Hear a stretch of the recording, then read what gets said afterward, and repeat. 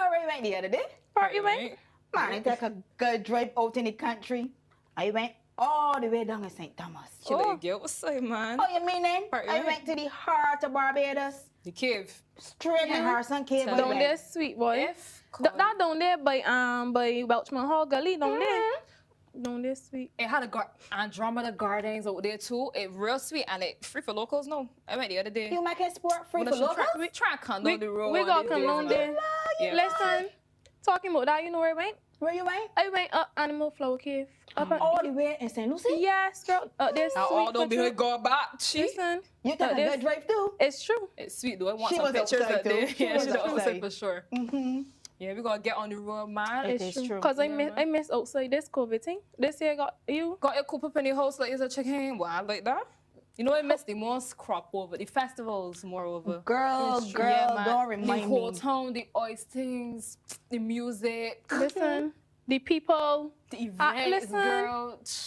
Well, we can't even be at the shop. Look how much people here. You know what I miss? Oh. I miss the drinks. I ain't know but one about. I miss the drinks. Well, the drinks ain't going away for me. Well, I miss hanging out at the village shop. Listen, Yeah, get sent boy. there from Oscar for me. Oscar told me that the boy don't have to be boat here. I gotta do all this physical distancing thing. We here stand up in the triangle. Oh, dear. Oscar, bring the girls some drinks, man. The usual. But yes, though, I really miss coming to the shop on a Saturdays. You know what's happening on Saturdays at the shop? The You sauce. listen, the sauce, pudding and sauce. Oscar got the best sauce out here. Telling you, with the Listen. extra pickle and ears for just $5, girl. Listen. Can't Ain't beat nothing. here. Listen, You can't be here I at don't know all. about one about. I really love my country. When I hear Barbados, all I could think about is the food and the drink. Oh, You fish don't talk. music. Listen, don't talk about the food here. Fish cake has rushed my blood. Listen, I always you put the had a fish handcuff, cake. listen. I ain't had one in long, boy. I So like I last got. eat like cuckoo. Truthfully, my You- granny met some last week. My grandmother does do a If sweet she just cuckoo put here. shit back in it. You know you gotta endorse the cuckoo. Yeah, boy. It's I know I true. can't get a cuckoo stir to save my life. It's true, I you wait gotta till be thankful. independence come wrong. And the Don't people that remind me live of in the independence. conkeys. I love independence. Ain't nothing like a conky on independence. Listen, Day. extra But raisins. that's- you got to put in the Telling raisins. you. It's true. But Yeah, look, we man. here talking, standing up at the shop. But nothing don't drink better than a nice tall glass of Marby. It's you. Listen, a cold glass too. Listen, I always got syrup in my house. Every single time. I know when I look like bark people, but I was a certain girl actually. But Marby's best from the bark. It must be Listen, from the I bark. don't know about My all grandmother stopped with that bar thing, but I like the syrup too. Yeah, better Wait, not. listen. Wait, you put down. that. Can't get no without it. Cheese on, brothers. Oscar taking along with these drinks, though. Oscar, you forget we are what? You look, he making them in there saying. He gonna be able to get you what himself, cause. I can't understand. Yeah, man. But I really enjoy times like these. It reminds me of the camaraderie, the people, the food, the dialect, everything Listen, Barbadian. to honestly though, right? I feel like we can soon be back outside, you know. I Yeah, feel, man. listen, All up and lost. better days ahead. Once we get this vaccine thing started and thing, I feel things can get But back you know, to we ain't too normal. bad, you know. What? We ain't bad. Because when I look around my beautiful country and I see the sand, the sun, the people, I feel Yeah. good. And look, even though we in a triangle, we can Still still here. talk. It's true. Yeah. You still get outside though, you go for a We hike outside. something. Run outside. Listen, Are you I outside. I outside too. Telling you.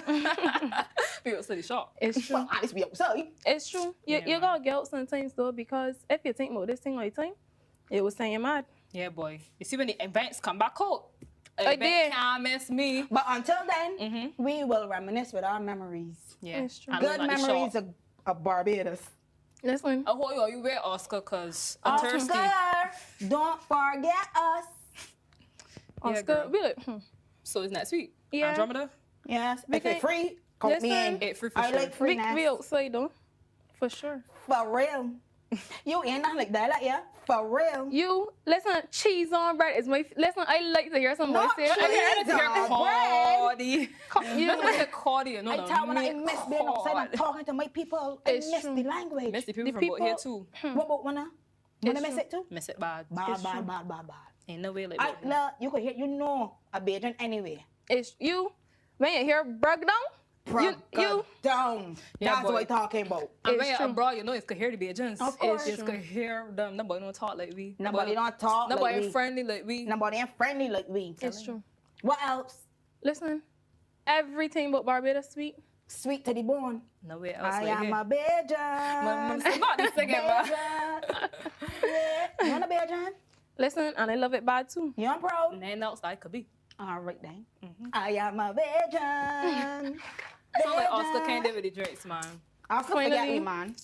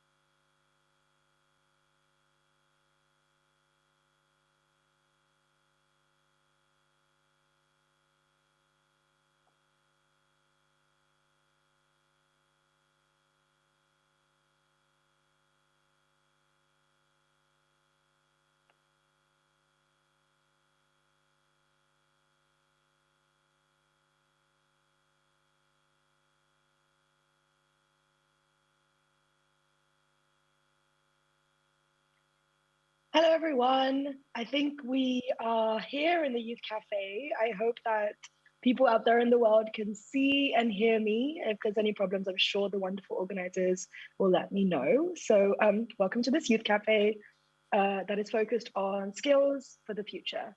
I would just like to say this is day 2 of the UNCTAD Youth Forum, and I'm so excited to see and hear from all of you across the world. Very much welcome. So today we have Brian Wong with us. So thank you so much, Brian, for joining us, and a very hearty welcome. So just to introduce Brian to anybody who might not already know his amazing work, Brian Wong is currently the managing director at Seacliff Partners, an angel investment firm in China focused on empowering startups in their pursuit for social problem solving using innovative technology solutions. He is also the founder and chairman of Riddim, a digital media company focused on sharing unique stories from the heart of China's youth and culture.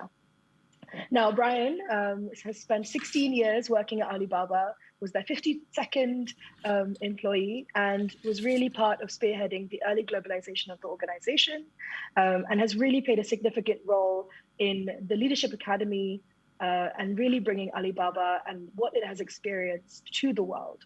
How I know Brian is our work to get close work together on the eFounders Fellowship Program, which was launched by Jack Ma in 2017, focused on empowering and supporting young digital entrepreneurs from Africa and Asia with an aim to create a digital ecosystem to reduce divides in developing countries.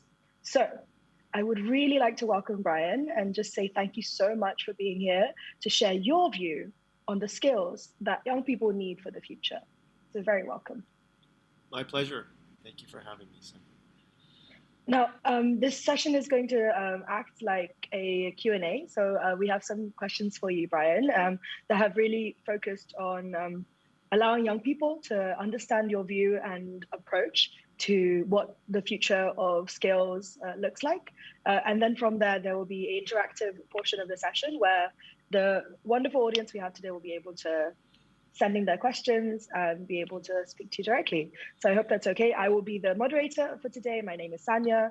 And if you have any questions, there's a way for you to do that through the system through which you're watching this. So to begin, Brian, I have a bit of a kind of up-to-date question for you right now.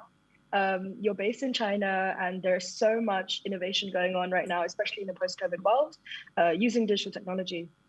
And you're, from what we understand, a lot in contact with startups. So what are the coolest products, technology, or businesses that you've seen so far, and what inspires you right now? I would love to hear that. Thank you. Sure. Well, first of all, it's great to be part of an UNCTAD program, and particularly the Youth Forum, and it's great to see you again, Sanya. I wish we could all be in Barbados, enjoying the beautiful setting there, and all being able to interact.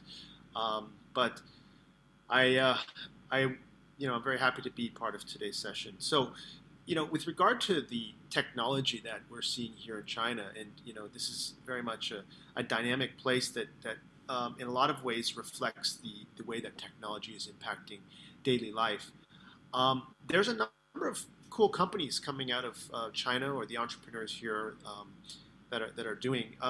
And I'll just name a few just to kind of reflect the different aspects of progress that's happening here.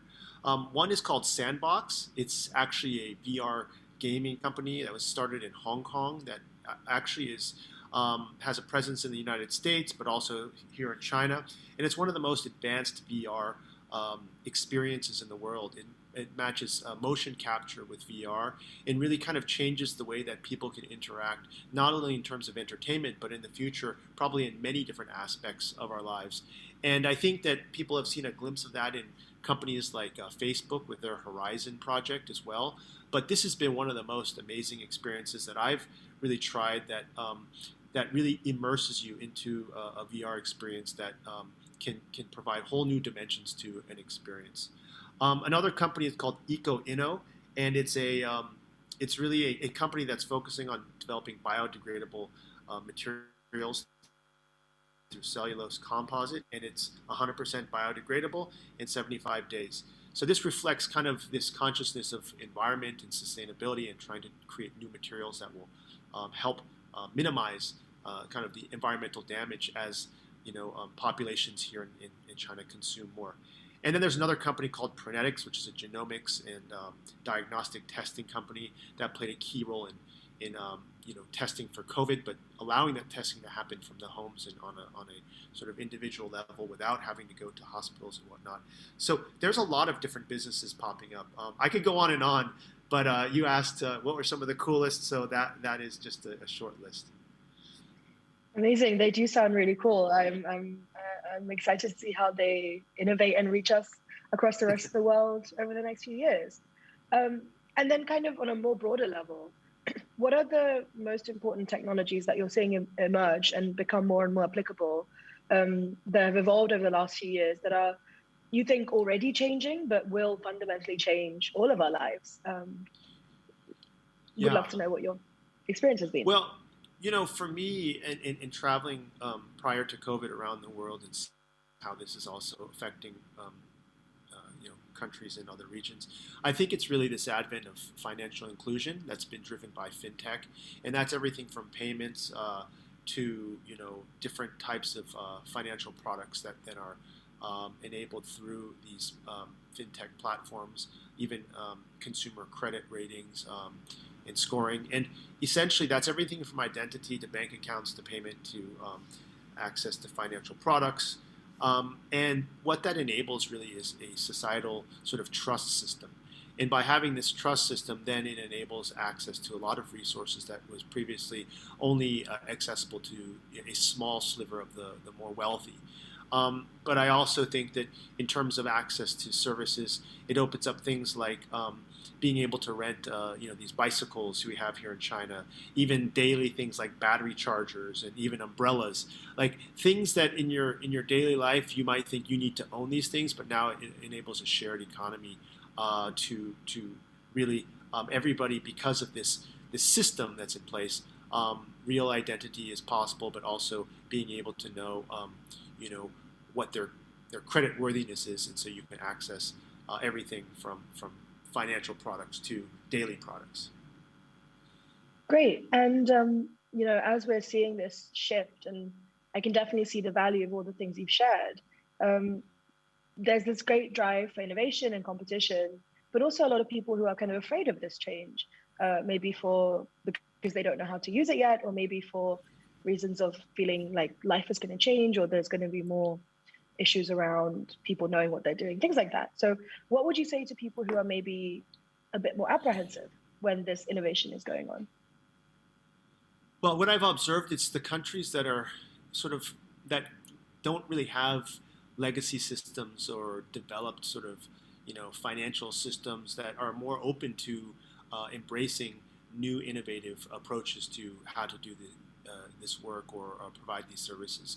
So while people might be apprehensive about change, I think the greatest amount of change is possible in those markets that don't have something yet to serve those needs. And the other response I would say is that if you're apprehensive now, just wait a few years as the world sort of evolves and changes, and things are only going to move forward. And so it's really incumbent upon you, the individual, to say at what point are you going to try and make the effort to learn how to utilize these new innovations and make it a part of your everyday life. But also, I think they provide new opportunities to, particularly young people, that they can create new new opportunities for themselves in the work that they do and how they utilize these new innovations. Thank you. And having worked at Alibaba, which really spearheaded this initial technological or digital business generation in a major part of the world, and developing your own business now, what do you feel that has changed in terms of the skills you need and what is really key to be successful when you're trying to do something new, something innovative, and something that's so technologically driven? Okay. Well, that's a good question. So you're getting into, what are the relevant skills kind of for today's world, and whether you're working at a highly sort of a fast-growing company or growing your own business, which skills would be most relevant? And I'd say that first of all, anyone that decides to join an early-stage startup, and particularly anyone who wants to create their own company, is really in for a challenging time, because it's never straightforward when you join these kinds of businesses. I'm sure you know that, Sanya, as an entrepreneur yourself. There are ups and downs. So what is it that's really going to motivate you to get through those hard times? Because there will definitely be hard times, and you're going to be asking yourself, why am I doing this? And I attribute the most important skill to having a strong sense of purpose and mission in what you're doing. That keeps you focused. It gives you the endurance, and it gives you the resilience to get through those difficult times. I think the second thing that's really important is your ability to communicate. And that sounds like a very soft skill, but it's actually much more valuable than I ever imagined as I get older. And I look at this, both internally to your team, but also externally to your stakeholders. And so how good are you at transmitting ideas, but also inspiring people to kind of move along in a direction that you believe in and you hope that you can take your company. Third is empathy. I think this is really underrated often, especially in this time where there's rising leadership style of kind of strongman politics. The much more important thing to have in all that is empathy, so you can understand the people you're working with, understand your team members, and really get into their just really be able to see things from their perspective, because I think that will make you more effective as a leader. And then finally, I think just knowing your strengths and your weaknesses, because as a leader, as someone who's trying to make change, you need to know where you're strong, but also who and what sort of help you need to complement you as you're going through your journey. Sorry, that's a long answer. No, that was so good. So I just want to recap that, because I think you gave such clear advice just now. So the first one you said was having a very clear understanding of your values and a very clear understanding of the why, right? Sense of mission. Yeah. Then the second thing you said was communication, being able to communicate that vision to other people and inspire them effectively. Third, and I think that, again, following on from that, would be empathy, yes?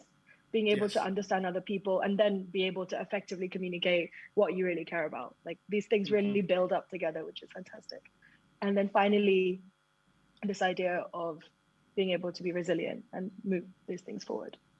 Yeah, and you're knowing your strengths, but also your weaknesses. Yeah, that's right. Amazing, fantastic. So I think if anybody who's watching who's maybe in the process of starting a business and maybe going through some of these challenges that are very common as entrepreneurs, definitely these skills will give them a lot of the things to think about. So thank you for that. Sure.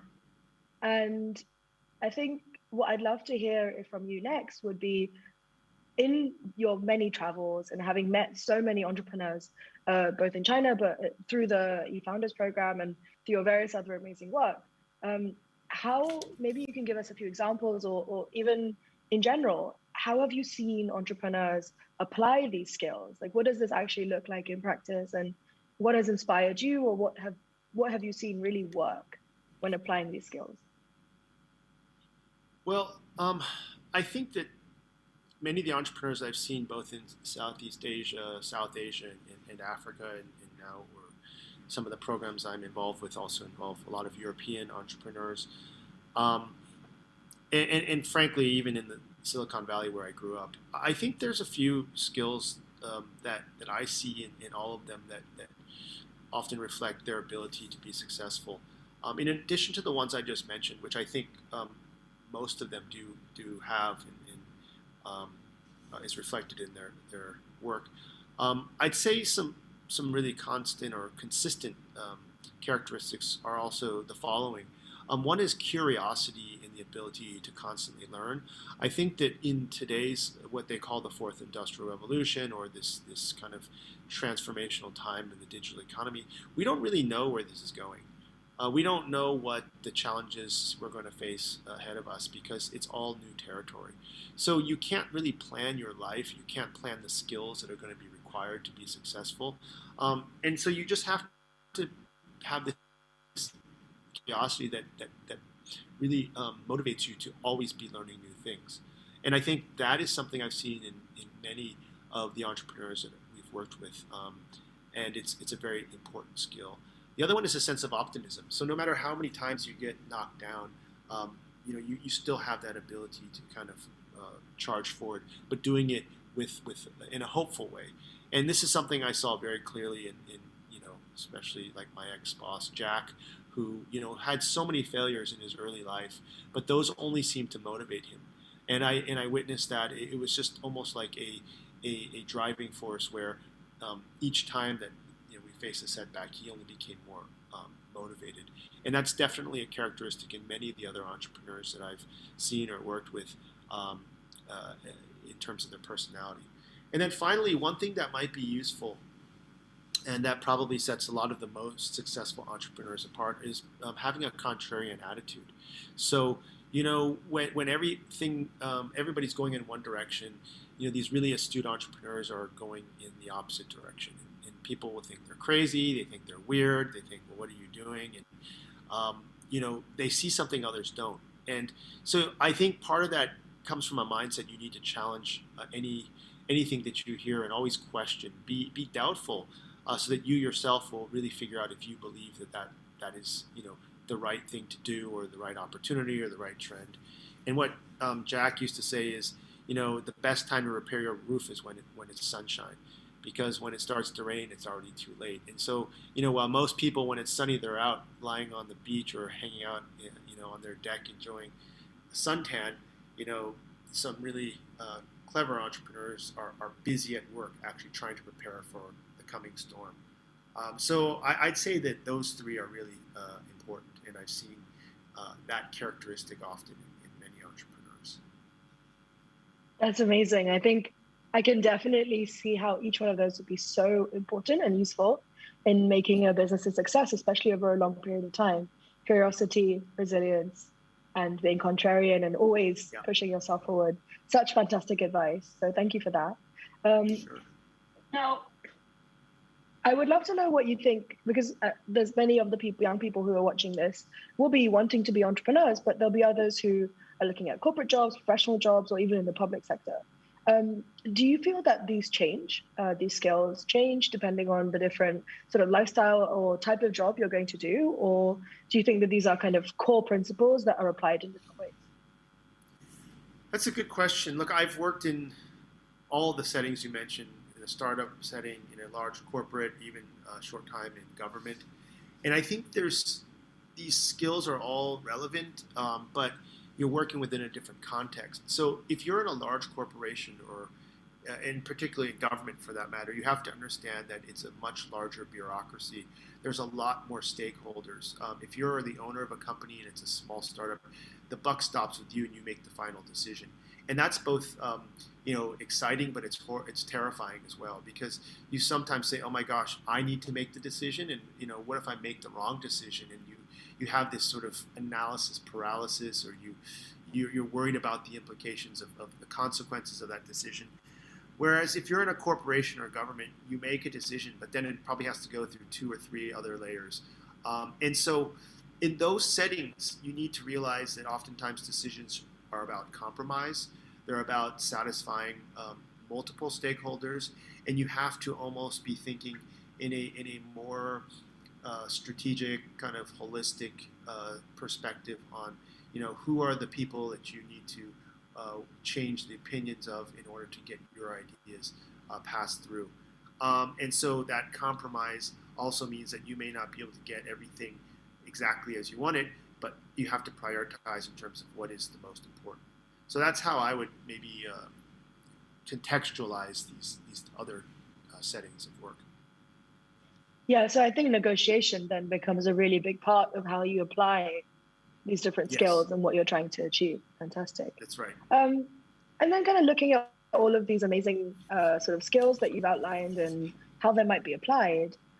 And I mean, as UNCTAD Youth, the big conversation we always have is around education, all these skills, and preparing young people for this so they can really lead this next phase of the world, where hopefully there is more equity, there is more prosperity for all people.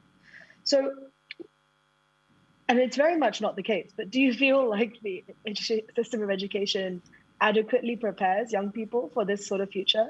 But also, what is missing in your mind, and what would you say young people should be actively seeking out to be able to gain these skills in the process of trying to, be at that forefront? So, Sonia, I know you're a graduate of Oxford, which is one of the oldest formal educational institutions in the English language world, and many of us go to colleges that have a long history, but unfortunately, the curriculum that goes along with those institutions is about as old as the institution, or some of the pedagogy and the ways that they teach are that. And so while that's a good foundation to have in many regards, I think that many of us would agree that what we have to face today in everyday life versus what we're taught in schools, there's still a gap. And I think that while schools continue to try and evolve their curriculum, they're always going to be a step behind because there's just time lag. And so what I think young people need to think about is how are they going to equip themselves with the most relevant skills by really trying to move towards a more self-directed learning process. I think schools provide you the opportunity to learn how to work together in a collaborative setting, that social component of education is also very important. But there's a lot of things now today that we learn self-directed and online in a way that might be more effective, because learning is through experience, and actually being an entrepreneur in some ways is one of the best learning experiences you can give yourself. But you still need the structure and the frameworks, but then you have to also be able to say, or be able to identify when those structures or frameworks may or may not be relevant to the context we're dealing with today. So in the digital economy, a lot of people are saying that this zero-sum game mentality no longer applies because of the advent of data and the characteristics of data. We actually can have a world that enables much more sharing and is much more of a win-win context as opposed to zero-sum. And the question then, if that's the case, is how do you create that world, and what do you do in your role as an entrepreneur to facilitate that paradigm shift and change? And then, when that happens, you're going to find that some of the academic institutions that you studied at are going to come asking you for input in terms of, wow, how is that possible, and what can we apply to our own curriculum to reflect that in what we teach. Yeah, that definitely resonates. And from what you said, it's kind of going back to that idea of having that learning mindset throughout your life, but also then questioning everything that you're doing and kind of going against the standard or the normal thing that people expect you to do. So that very much makes sense. Now, final question before we open up to the floor, and I really want to end by kind of coming back to you and your journey. If you were at the beginning of your career now, what skills would you focus on? What do you think you would advise a younger self to prepare yourself with for the future that you see right now? Wow, that's a good one. Well, I wish I was able to meet myself when I was younger to give me this advice, but I would say the one thing besides everything that I've shared already is that I would probably at a younger age try to do more things and take more risks without fear of failure. I think there's often a lot of peer pressure amongst your friends and maybe family that, you know, there's a certain path you need to take, and if you don't take that, people will perceive you in a way that is less favorable. But I think that, you know, I realize as loving and caring as my parents are, and good intention, they may or may not know the best answer for me because they just don't know what I'm thinking or what's important to me. But also, they might have a hard time seeing the future. I think it's important to listen to mentors and parents, but then you have to try things for yourself to know whether or not it resonates with you. So I had many different aspirations as a kid. I tried probably, you know, a few of them, but I probably would have liked to try even more. And then I probably would have been in a better position to make, you know, decisions in the long term. I don't think that I made bad decisions in the end. In fact, I'm very happy with the decisions I made. But it's a stressful process, and I guess part of that stress comes from fear of failure. Yeah, so that would probably be the one big piece of advice I'd have. And then maybe the second is, whatever you do, try to achieve a high level of mastery of that thing or that skill, because mastery of something also is a sense of achievement and satisfaction. And also, it's very important that you set a standard for yourself in whatever you do to achieve the highest level of that, because then that will translate into whatever you end up doing in the long run, and that will you know, carry you very far, regardless of what you choose to do. That's amazing advice. Thank you. And then now, before I ask a final question, I just want to invite the audience. This is the time. Ask questions. Please add them to the chat, and they'll come in my direction. But while we're doing that, just Brian, I'd like to ask you if you have any final thoughts or words of advice, wisdom that you would like to share with the many young people who are here today and will be watching this in the future. Sure. Look, I love doing these talks because you know, it's an opportunity for me to share some of my own reflections, and hopefully it's useful. I much prefer to see people in person because there's a great satisfaction in just talking to young people. But I would just summarize by saying that, you know, life is very difficult to predict. Don't be too hard on yourself if things don't turn out the way you expect. And everybody's dealt a different hand of cards. So when you're thinking about your life, try not to compare yourself to other people. Try and compare yourself to yourself and how you want to progress in your life and what is it that is most important to you in terms of your achievement. If you try and compare yourself to everyone else around you, chances are you're not going to be happy, because there's always someone bigger, better, richer, more handsome, more popular than you. But if you sort of set out for yourself in terms of what it is that you want to achieve, you use that as a barometer for your success, because you work towards that goal, that personal goal. And the second thing I'd say is it's very important to surround yourself with supportive people, positive people that are going to shape how you see yourself. They're going to encourage you and you're going to encourage them. The people you surround yourself with are are critical to your success.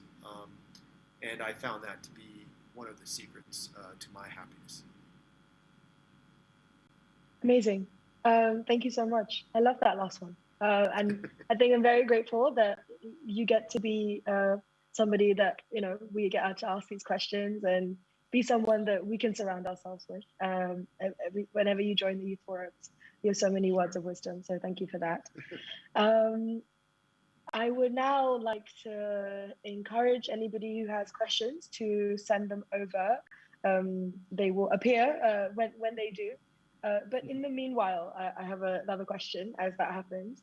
I would love to kind of hear a story of that. So you said that the people you surround yourself with have inspired you and allowed you to really get to where you are and hopefully still on your own journey.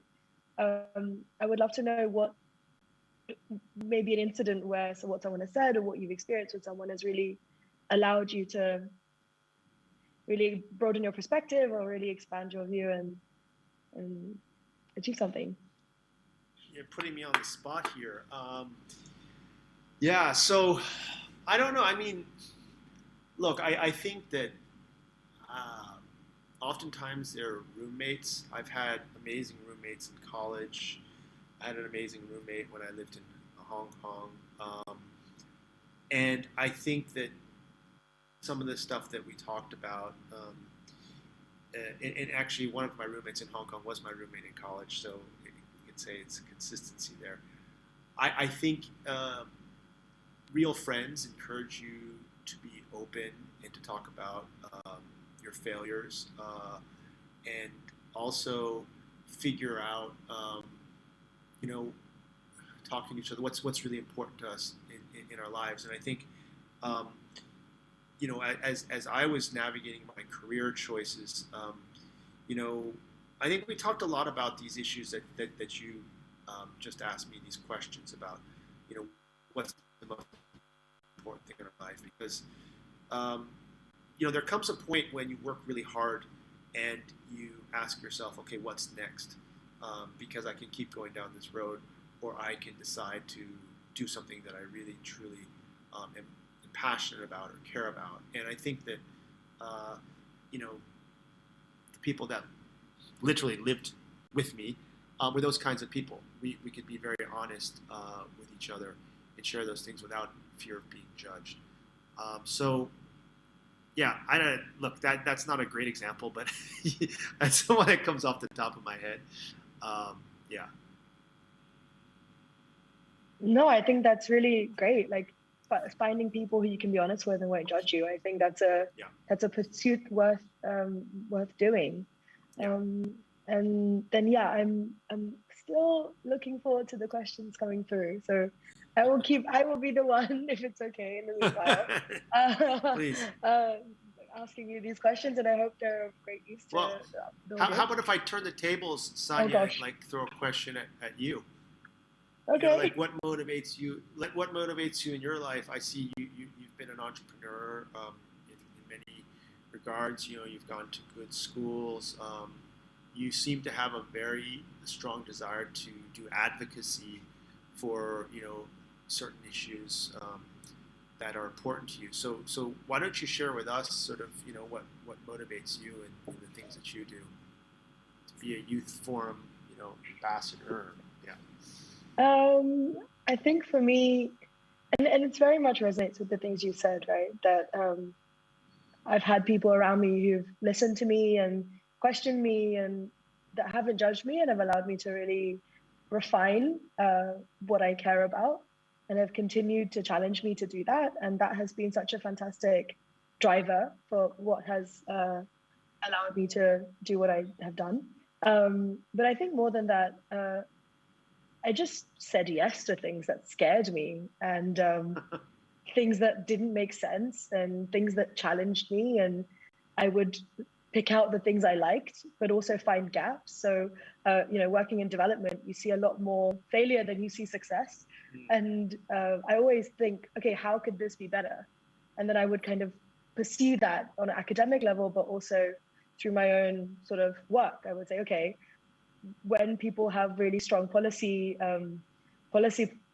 advice put in place, why doesn't that translate to what's happening on the ground? And it's usually because there isn't really solid kind of business or kind of strategic skill sets being applied at the same time. So that's why I went and got an MBA to be able to, put those things together, or whatever it is. And for me, the biggest thing I care about is, empowering individuals to solve the problems they see in the world.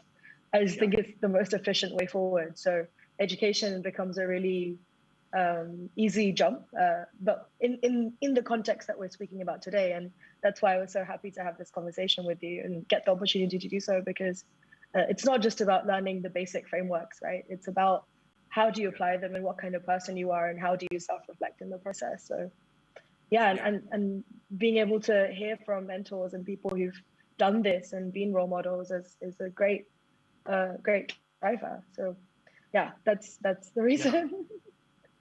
I think role models are more important than people realize, and one of the things that we can do for any community or society is try and highlight and identify more role models for young people, in their communities or in the countries. And I think it's not necessarily always about the people who are kind of living this extravagantly successful life. It's sometimes just seeing in your own community people who've been resilient and saying, okay, what made you get up again? And like you said, be motivated by those challenges and keep going. And I'd actually be really curious to hear from you is, what are you challenging right now? So what is your next challenge for yourself? What skills are you working on? Where are you what are you pursuing right now? Glad you asked.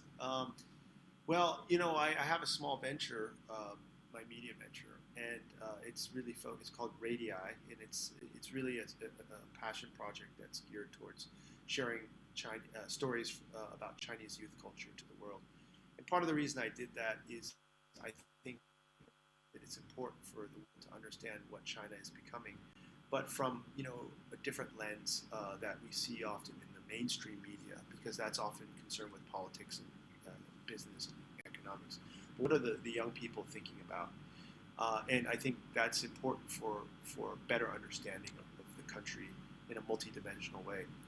My biggest challenge in all of this has been to really understand, what motivates young people. And it's, no matter kind of, how much I think that I know what I want from this, you realize that you need to listen also to, this younger generation and understand their thinking. This is where the empathy comes from, because what motivates, different generations can be very different. I think for me, it's been humbling and educational. But at the same time, it's rich with learning. And so, because I have my own children, but they're very young, I think this is almost like a starting point for me to get out of my own world and go into someone else's world. And in the process of that, I'm hoping that we can create something very meaningful. And then, like you used the word empower, I would like to empower this team to really take this and run with it and make it feel like it's something of their own. But that is it's much more challenging than it sounds, because a media company is dealing with ideas. We're not trying to sell widgets to the most number of people. We're trying to sell ideas to a group of people that have very subjective tastes. It's very subjective preferences for things. So both the creators and the audience are individuals or groups of people that I'm taking the time to try and better understand in this process. So that does sound like a kind of new adventure for you. And in the process of doing that, what have you discovered? You said you were trying to discover what drives young people. What has that been, or what has surprised you the most in that journey?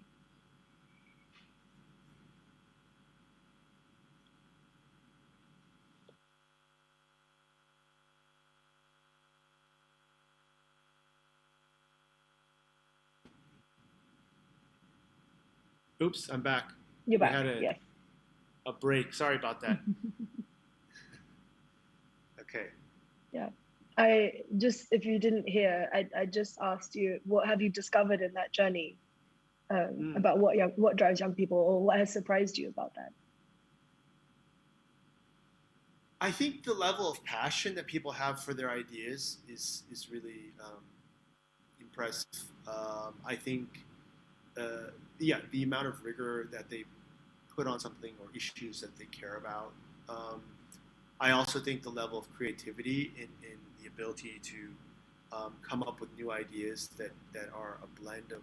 I mean, some of the people that I hang out with at the company were born like, you know, like one of our interns today, she's born in the year 2000, and I'm like, oh my gosh, year 2000, I was already, working in a full-time job, and I'd done X, Y, and Z, but in such a short time, these people that have been alive, they have so many ideas and so many opinions about things and visions for the world. So I think it's much more global than I would have expected. I think it's much richer in terms of the creativity that people have, and I think that frankly is what makes me optimistic, is the ability to envision and create or imagine a world that many people in my stage of life maybe don't see or haven't ever thought about, but you see that coming through in the stories that we write about and the artists and the work that they create, and that's very impressive. Thank you. Yeah, I definitely see that with so many young people, and I'm sure the audience, all of them are burning with a desire to really apply everything that they've learning today in this session, but throughout this whole forum. So Yes. we have last 2 minutes. So Okay. I think unfortunately our something around communication of the questions is not coming through. So, but I hope I've been able to kind of ask relevant and useful questions. Yes. And just on a final point, if there was one thing that you could have every single young person that's not only on this forum but across the world, if there was one thing you could tell young people, maybe for them to learn, something for them to pursue, something for them to think about or have hope for, what would that be? I would say that in life, what you give is what you get, and you should approach life despite, I think most people's natural habit is to be maybe a little protective, even closed. They might also fear that they, of missing out on something. Try and approach life with an open heart, a big heart, and be the first mover to give. And you might be impressed with what people come back with. Don't expect anything in return, but try and be overly generous. And I think even if you don't get anything back from the person that you give to, you're going to feel better in that process, because there is something special about this aspect of generosity and openness. And I also think if more people applied that in their lives, the world would be a better place. So that's very, how should I, Pollyannish, very idealistic, but I think it's a rule that I try and follow, and I've actually been quite happy, and Amazing. no regrets in my life. So yeah, hopefully people can think about applying that. Thank you. That's such a beautiful and hopeful and encouraging note to end on. So thank you, everyone. Right. Thank you to all the audience, and thank you especially to Brian for being such a fantastic participant in this forum and giving us such wonderful advice. So that's us signing off. Okay. Bye. Bye. Thank you. Thank you.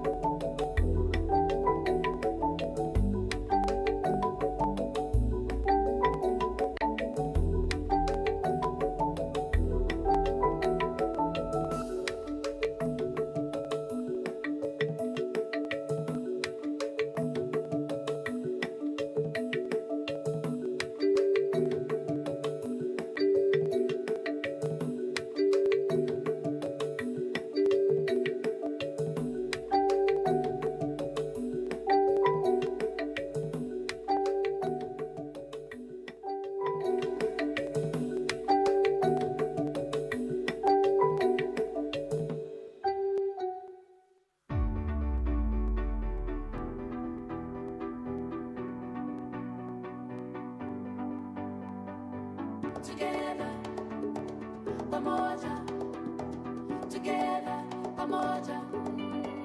I am a champion, leader of today, nothing in my way.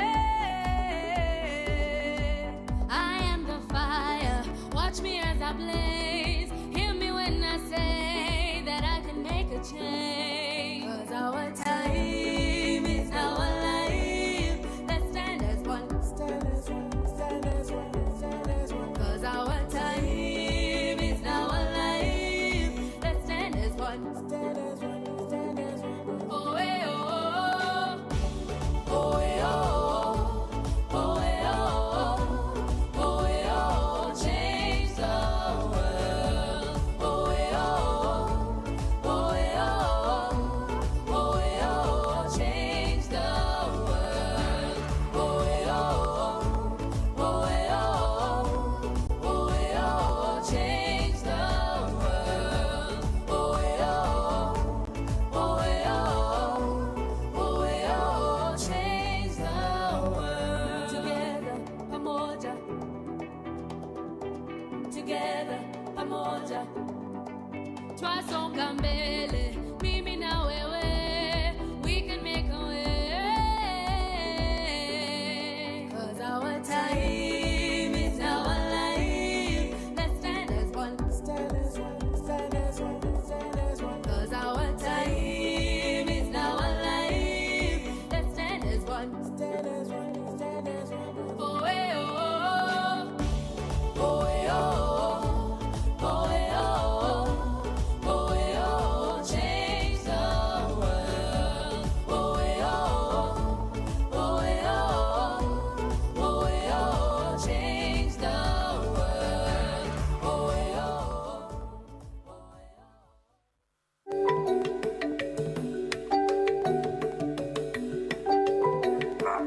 And over to you. Well, good afternoon from sunny South Africa. Good morning, good day, good evening, from whichever part of the world you are in. My name is Ndumiso Mgwabazulu. I am a strategist by trade. And today we're having a wonderful conversation with Ms. Isabella Durand, the Deputy Secretary General of UNCTAD. And this conversation is quite pertinent at the backdrop of the Youth Forum that we are currently participating in. I'm sure everybody is quite excited to be hearing from her. But today's session is not just a one-way discussion between the two of us. It is going to be such an interactive discussion with you participating. So up front, please pop all your questions in the Q&A box. But today is quite special, so please leave us your WhatsApp number with your question so that we can bring you into the conversation. We're not just going to read your question and answer it, but we want you to pose your question to the Deputy Secretary General directly to herself and engage with us in this conversation. With that said, Deputy Secretary General, I think the most interesting thing, when I thought about today's session, I was like, how do I open today? What do we start with? And I remembered that the UN Charter begins with, we the peoples. And I thought about, what does this mean? We the peoples. And I thought, well, and it came to me and it hit me that we the peoples mean not we the governments, we the corporates, we whoever, it's we the peoples. Everybody in the world belongs to the United Nations.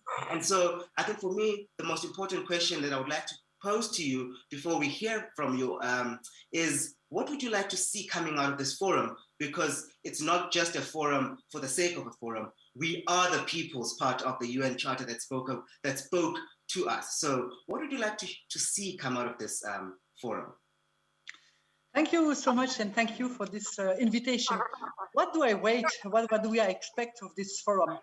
First of all, I expect really to discuss with you, to listen to the ideas, the proposal, the solution, and the feeling of the guest in this discussion. And I just want to add, yes, we are the people, and not only the government, not only the big unions, etc. It's all of us. It's also me. So I present myself. My name is Isabelle Durand. I am the number 2 of UNCTAD. I was the number 1 the last 8 months, and I started the preparation of this fantastic conference. And it's true that when I was 25 years old, I didn't imagine that today, several years after, I would be the number 2 of UNCTAD. I've been a minister in my country. I'm Belgian. I'm also been member of the European Parliament. And frankly, even if as you or as probably all of you, I was at that time full of ideal, full of will to change the world. I can tell you that today I have the same will to change the world. And I hope that you too, not only know you are idealists, but you will keep this engine as something which will help you, whatever you will do later, in the civil society, in the private sector, in the public service, I don't know where, or sometimes with big difficulties, sometimes with more facilities. In any case, keep this engine of idealism to do the things on the best way. So it's true that in UNCTAD, we are working on trade and development. That's huge. Trade and development means a lot of things. And I know that for your generation, especially, also for mine, of course, but especially for your generation, the climate issue is a key issue. A key issue because it's no longer a question, a theoretical question. It's really the situation in everywhere in the world where we are feeling what is happening. Of course, in Barbados, and in the small island with hurricanes, etc. But everywhere in the world, we are feeling what is happening, and we are feeling the level of emergency to act on that, to do something, to change the way to produce and to consume. And it's why I'm really interested to discuss with you, to feel where are the solutions that you would like to propose in order to really address soon this question of climate and not wait. I am in my past life, I am an ecologist. I am a former activist. So I know very much how important it is that the civil society, and especially the youth, could mobilize energy and advocacy to push in the good direction in order to take the appropriate decision for climate. Another issue, and especially since the beginning of the COVID and all the socioeconomic consequences, is of course the increasing of inequalities. I speak to all of you. I don't know exactly who you are. You are in different parts of the world with different experiences. But for sure, we know how important are inequalities today and how important it is to really include those who are left behind. And a lot of young people are left behind. I'm living in Europe, and I know, for instance, so many young people are losing their life in the Mediterranean in order to try to go into exile. That's an issue which is key. But also a lot of you probably have a lot of concern with their economic integration, how they will win their life, how they will generate income in order to start in a life without depending of the family or I don't know what. Third issue that I think that it's important to exchange or to discuss is the question of digitalization. Digitalization for you, maybe it's totally normal because you are more or less born with the digital or with a phone in your hand. Bon, it's not my case. Yes, I have a phone, of course, and I speak to you through this fantastic platform. Nevertheless, it's something, of course, which has changed our way to life, but it will change also in the future. And it's true that all the question of blockchain, big data, Internet of Things, not only buy some nice dress, my friends, through Amazon. I hope it's not through Amazon, but through a local producer. But I mean, digitalization, it's of course a lot of issues which could help development, support development, but which could also create a lot of inequalities in the benefit of the economic, of the digital economy, which are concentrated in China and the US for 90%. That's not correct, that's not just, but also on the way to really be an actor in this digital development. And the last issue that I think it's important to listen to discuss with you, it's bring me to your first question. How do you feel democracy? How do you feel the capacity for you as young people to be an actor in the big picture, in the big destiny for all of us? In the UN, but also in your city, also in your country, also in your region. I don't know in which organization or community where you are living. And I think that for me, democracy, it's not only the parliament or the government or the election. Of course, it's important. I was an elected, but I think that in addition to the elected people, there was a lot of things to do to democratize and really stimulate, encourage the participation of all citizens, the young, the old, the poor, the rich. All the people have to say something and to express their view and to share also how they could govern together the issues of the world. So democracy for me a question, because I feel so many people angry about democracy, angry about their government. They are not really adapted, they are not doing what they have to do. We hate them, they are too rich, they are too far from us. So I think that it's important to discuss that and to look how in new generation, and especially in the framework of this conference, how you could really influence the process of UNCTAD 15, but also how after UNCTAD 15, how you can influence the process where you are living, in your country, in your city, in your university. I don't know where in the world, but I think it's important that democracy could be shared with the new generation as a value as such that we have really to let change, but also to respect. That's what I wanted to say in the beginning, but I'm more interested to listen to your question and trying to see where are your concerns. Thank you so much, Deputy Secretary General. I think the young people are really processing and are taking it in, and shortly we're going to see the strings of questions coming in. Remember to put it on the chat box and put your WhatsApp number so you can join us. So whilst we wait for young people to join us and come in to answer these questions, I think you touched on something very important when you spoke about democracies into UNCTAD 15. I just want to know, where do you see the future of multilateralism going? Multilateralism, which means, of course, the dialogue between the nations, is a little bit in the story. The last years, we feel that a lot of people mistrust multilateralism, feel that multilateralism is for nothing, without results, without enough results regarding the big challenges that I mentioned. So, frankly, I feel and I know, and that's my conviction, that multilateralism is more than ever needed for all of us, even if it's difficult, even if it's slow, even if it's deliver not enough results or not results that we would like to have. I think that as such, the fact that we are speaking together is key. Secondly, multilateralism is not only a conversation, it's more than that. It's really solidarity, values that we have to share. And on that, the UN Charter is something which is for common good. And I know that in a lot of countries or in communities or group of people, there are so many problems and so many feelings that it doesn't work, that sometimes there is a kind of disappointment or discouragement regarding multilateralism. I hope, and I would like to also to listen from you how you feel that. It's true that it's far from you because it's in New York, it's in Geneva. Where is it? Who are those people? They are discussing with ambassador. Who are those ambassadors? Do they are legitimate enough in order to speak on our behalf? That's all important question. And I think that this discussion that we will have and around UNCTAD 15, it's also how we have to revitalize multilateralism, how we could better add civil society, youth, gender issues, contribution from new groups, new emerging groups having some ideas and proposals, because not only the state are the only one representing their population. Of course, they are fully legitimate by elections, and I respect that totally. But in addition to them, we have to revitalize multilateralism through other means, pressure, advocacy, presence, participation, and that's also something which could give a little bit more new energy in multilateralism.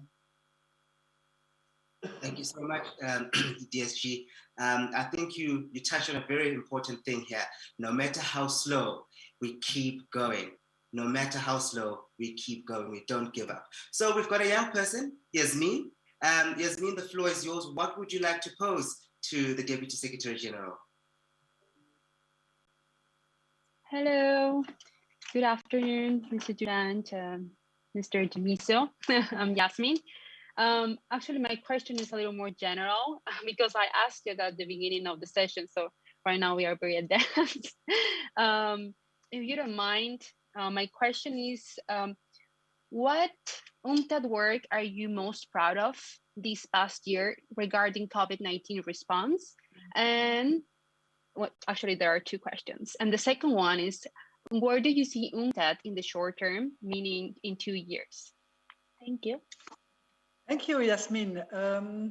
What I'm the most proud, I think that all what we did regarding address the asymmetry between the fiscal space in the developing countries and the fiscal space in the developed countries. You know that in the developed countries, they were able to support and to really pay and finance the support for the companies, for the economy, for the people without job because of the lockdown, etc. They did a lot.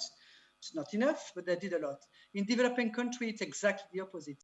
Nothing was possible, or maybe nothing, in order to support. And I think that we wanted really, from the beginning of the crisis, not only the question of vaccine and the sanitary issues, but the socioeconomic issues, we really advocate strongly for that issue, financing for development, supporting developing countries in the efforts that they have to do. And we did so many things that sometimes we said before are now on the table. After 6 months or 1 year of pandemic, now even in the IMF, they are discussing things that UNCTAD put on the table a long time ago without any success until now. And now, for instance, this question of special drawing rights, I will not explain the detail, but the way to really help smoothly and rapidly the developing countries. That's something that I'm very proud of, because that's really also one of the core business of UNCTAD. On the other hand, we have done a lot on digitalization, and especially with women and with new entrepreneurs, because of course during the lockdown a lot of people couldn't not have access to the shops, etc., and a lot of progress were made in digitalization and with some platforms. And I think especially to the women, they did a lot during this period, especially in the developing countries, in order to provide food, in order to, from the rural areas to the cities, and all the contact that we have had with them in order to share experience between them. I think that it was also very useful to highlight the importance of the efforts of women and the possibility of digitalization. That two things very different, that, well, a lot of others, but that's the two issues that come to my mind spontaneously. Where UNCTAD will be in the next 2 years? I hope that really we could really, UNCTAD is a treasure. We have a lot of fantastic report, analysis, capacity to help to assist countries. But I think that we have also to really adapt all and repurpose all our material to the new world. For the new world, I mean, it's not the best world, but the world, not post-pandemic because it's not the end, but the world where we know that we could lose more than 10 years because of the socioeconomic devastating effect of the COVID. And it's why in the next 2 years, I hope that we could be everywhere, in developing countries, in New York, in Washington, in order to really change and really address the question in a different way. We cannot only build back better, we have to build differently. We cannot accept the same things. The hyper-globalization, that's the end of this kind of process. It's a process which was not really helpful for sure, especially for developing countries. So I hope that we can continue but adapt and repurpose our material or toolbox to the world with more, unfortunately, more inequalities, asymmetries that we have to correct. And the voice of the global south has to be heard very vocally, more vocally. We have to do that in the next 2 years. That sounds great. I would love to see that. Also, regarding, you said like the digitalization, what about all these young people that they don't even have access to education? I mean, when they have the technology, how are they going to manage it if they don't even know, they don't even have access to it? You know what I mean? That's really why we are there. We are not working on we are not a private company. We are really working on the digital literacy. It's important not only to have a connectivity, but to understand how you can not only be a client of the big platform, but an actor, a person using technology to help development, to not only to exchange pictures with you and me on Instagram or I don't know what, or well, that's nice, that's just communication, that's fun. But more than that, how this technology could really help them. And they have to understand the business model of the digitalization, which is not exactly the same that the previous one.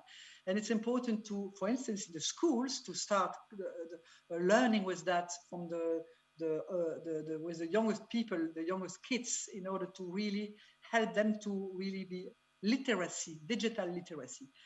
That's not easy. That's not easy because it requires, first of all, connection, but it requires also the capacity to organize all those things. But sometimes I feel that in the UN, they have in mind that it's especially the connectivity.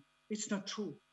Connectivity will not solve all the problem. There is a lot of things to do for the young, for the young people, but also for the oldest, and even sometimes for the politicians. Which are not exactly understanding how it works, and which is a different word. It's not only the question of the Secretary of State of IT in the government. It's a question of all government to use technology for health, for education, for in all the fields, and not only just to connect the people in order to have access to the administration or the ministries. So that's really a big change. Of course, it changed every day. It changed, and I think that a lot of people are understanding more and more. But a lot of efforts have to be done for literacy for all. Thank you so much. I don't want to take over here. So thank you so much. Pleasure. Bye-bye, Yasmin. Thank you so much, Yasmin. Ms. Durant, the questions that are coming in, they are popping in, you're dropping gems. People really want to engage. And so we've got Nicole with us. The floor is yours. Please pose your question and so we can have a fruitful discussion.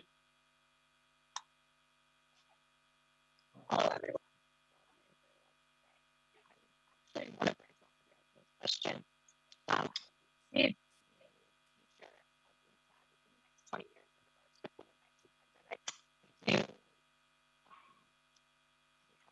We are struggling to hear the sound. We are struggling to get you through. Please, I'm not sure whether it's your mic or maybe once you fix that and we try again.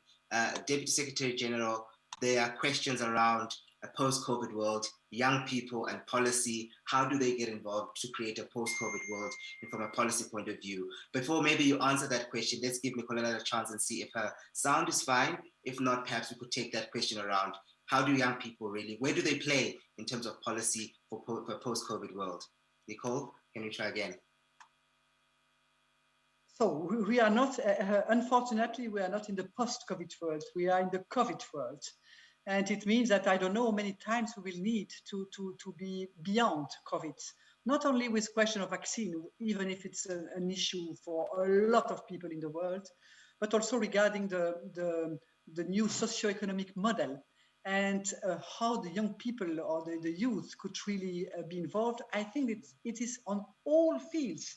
It's related to how after COVID we will organize trade on another way than the hyper-globalization, which all the problem that we have, that COVID-19 has exacerbated. How young people will participate to create their own economies, their own project, or participate to economic projects in their country.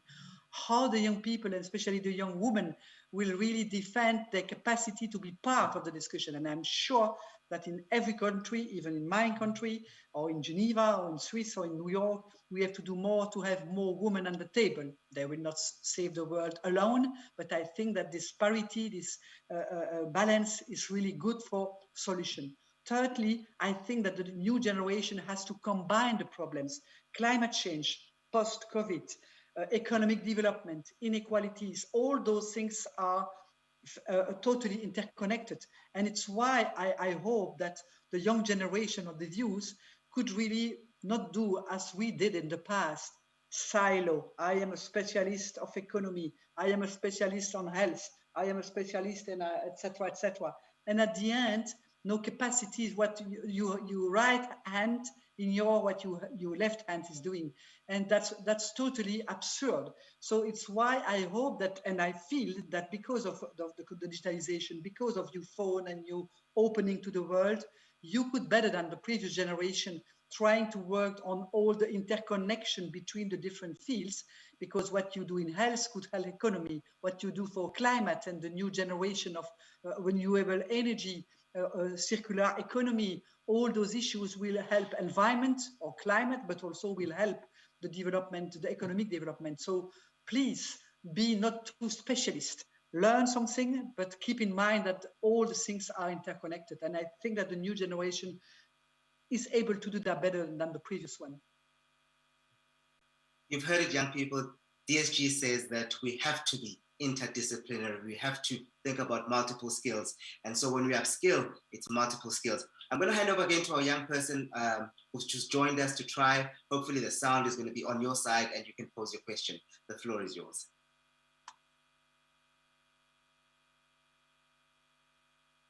Branching off to what you just said, my first question was, how do you see the future with the COVID-19 within the next 20 years, specifically within the younger generations? You brought up young women and how we are now beginning to become more inclusive into decision making. And I personally think it's going to get better and better, but we still have a lot of struggles along the way. But with digital, like globalization and being more digital, how do you think it will be in the next 20 years? Do you think more women will be involved? And how can I, as a young woman, start now? I'm turning 26. So how can I work on myself to empower myself and other young women that are like myself to push forward past the barriers of COVID-19 and to really become inclusive with all of the topics that we've been discussing on this whole forum? Like, as a woman yourself, I really would like to get some advice from you, and I'm sure the other women in this forum as well would like to hear how we can push forward through this and keep our mindset right, and to keep our goals set on the right, keep our goals set in stone, and really keep working to achieve our goals in the next 20 years to prepare for like prosperity for all and include everyone from all over the world, women, men, everyone, bring it all together. How would you say? Thank you, Nicole, for your question. Well, big question, of course. I don't know exactly how the world will be in the next 20 years. But what I know, and especially I start with the end of your question, the first thing that you have to do yourself and all the young women in the room, it's believe in yourself. Be confident on your capacity. Be sure that you have something to bring to the society in any case. And sometimes the big enemy for women is themselves, because we are not trusting enough. We are sometimes listening to people saying, okay, that's not for you. No, don't start with that. Do something which is more adapted to your life, or when you have a family, etc. I think that believing in yourself, in your capacity to do what you feel that you have to do, I don't know which is your training, which is your origin, etc., whatever. I think that it's important that in the field that you are really convinced that you could do something, you are skilled for that, that's your aspiration, do it. Go, and don't hesitate too long. Is it good, not good? Go. Experiment, and with different experimentation, you will finally find your way. As I told you, well, my first training is nurse, so that's not really something that in the beginning, I found that it could lead me where I am today. But I learned a lot. I was a nurse, I was a teacher, I was an activist in the civil society, and then a politician, and now a UN person. I think that you have to find the green line in your life to really mobilize your energy. Even when you are mother of family, of course, it's another period in the life where it's sometimes a little bit difficult, but I think that men, and I say that to the men in the room, that's a question for all of us, not only for the mothers, and we have to share all the domestic work. And it's why when you ask me something which is more economic than personal, I think that, for instance, the way that we calculate the GDP without including all these domestic issues, which is a lot of value in the world. Imagine what it represents in the world. If we put in the GDP domestic job, all activities in house, in order to allow all the other, because without domestic issues, there is not economic activities. And if we add the question of environment and all the impact on environment and the way to prevent impact on environment, it would change completely the GDP. And probably the rich country would be maybe less rich, and the poor country could be a little bit more rich. And the comparison and the capacity to measure the progress in development. The progress in development is not only money, it's not only the level of the GDP, it's not only the level of performance of the economy with the traditional criteria. We have to change that, and that's a task for you also to in the international system to change the way to measure. And I think that a lot of emerging movements in the economic world, but also regarding the consequences of the COVID, shows that we have to change this way to measure the progress of development in the world. So believe in you, I'm sure that you will do things very interesting.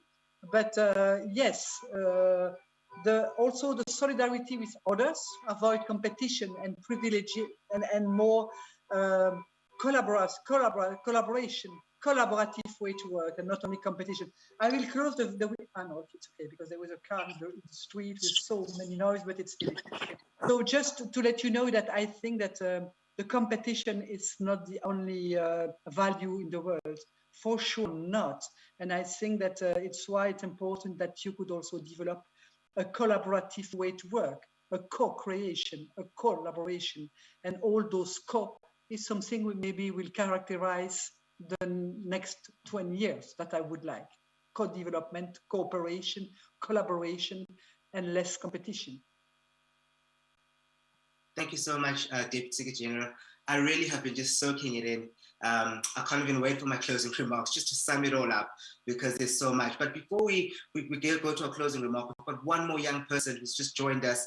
Lukani, you've got literally a few seconds to ask your question before we run out of time. The floor is yours. Thank you very much, and thank you very much, Deputy Secretary General. My question's quite a simple one. I'd like to ask how can we as young people get also who want to go into a diplomatic career, what routes do you feel we should take, the appropriate route, and any obstacles or barriers we should look out for? Thank you. I think that, first of all, hello. And I feel that, yes, diplomatic skills is something which is, of course, key for all of us if you would like to change the world. And that's a big difference between advocacy and share your vision, but also trying to listen to the other. I don't know from which country you are. Where are you? I'm UK, England. In the UK, okay, good. So we are not so far from each other. I'm in Brussels. But I mean, listen to what is happening and listen to the culture of the other is something which is absolutely key. You cannot speak on the same way if you would like to solve a problem, to vote a resolution. Even in your group, you have to prepare your declaration for UNCTAD 15. You have to listen to where are the other. I think that it's really developed empathetic approach. It means that you have, first of all, to listen to the other and trying to identify which are the issues which are problematic for them in order to find a way to negotiate differently, not only to just polarize the good and the black and the white, the good and the bad. I think that that's really the most important skill. Diplomacy is not only big car, black cars with ambassador in the car. Of course, they do their job. But in addition to their job, we have to have a capacity at all levels of the society to listen to start from another angle, another perspective that only where you are living. You are living in London or in the UK, but probably you are from another origin, at least the color of your skin. So I don't know from which country or your family or I don't know who, but I think that listen to that, trying to take into consideration identities, culture, and sometimes it's against your own value, but you have to speak even with people where you don't share the same value. Otherwise, you speak just to a small group with convinced people, nice. That's interesting to really have enough energy. but you will not change the world alone. And you can be right, but be right alone. And then what happened? So it's really important to accept, to listen and to speak from another perspective than the perspective that we are used to. That's the best, I think, the best recommendation for all diplomatic paths. You know, I wish we had all the time in the world to continue these important discussions. There are many questions that I'm seeing coming in that have not been answered, but I'm sure that across the Youth Forum and all the Youth O'Clocks we're going to have in other sessions, at some point in time, young person out there who didn't get an answer, you will come across that answer, you will find it, because we're here to have all these multiple discussions and they're all interconnected. So ladies and gentlemen, you've heard it from Deputy Secretary General Isabel Durant. She spoke about growth and redefining it. Spread your wings, try. Multilateralism is difficult, but we've got to try and we mustn't give up. And he said, most important thing, have a broad set of skills as young people. Collaborate. Cooperation is the future is the future for the next 20 years and beyond. I really, really wish we had more time to continue these conversations, but unfortunately, from us, we have to say goodbye. Good night to those who are going to bed. God bless. And remember, the UN Charter says, we the peoples. It's our place, it's our home of safety. Thank you very much and goodbye. Goodbye, Dumiso.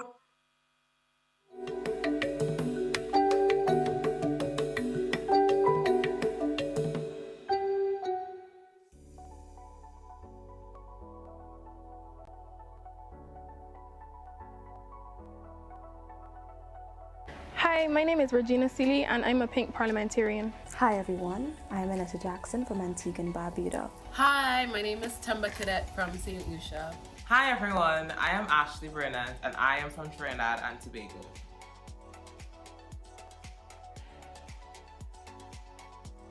To me, a gender equal world looks like one where men and women have equal opportunities, as well as one where women are not disproportionately affected by issues such as domestic violence. I also believe that in a gender equal world, both women and men are compensated equally for performing the same functions.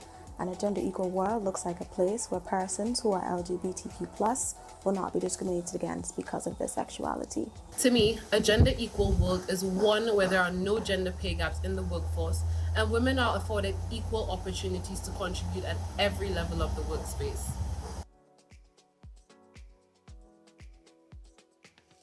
Two gaps or barriers that challenges us in achieving gender equality is one, the lack of effective and proper legislation that protects gender and sexual minority groups as well as other vulnerable communities. And the second barrier is the lack of education and sensitization that exists amongst our society, our education system, and within our governments.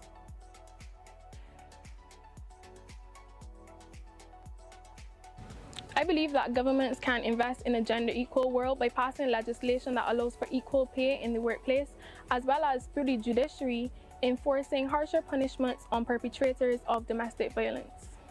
Governments can invest in a gender equal world through initiatives as simple as funding and supporting women's-based initiatives that focus on women's empowerment, our sexual and reproductive health, as well as our rights to peace and security.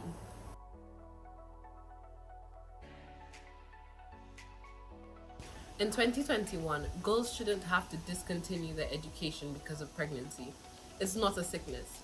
A policy I'd like to see passed is one that encourages young girls to continue their education whilst pregnant, as long as they're physically able to do so.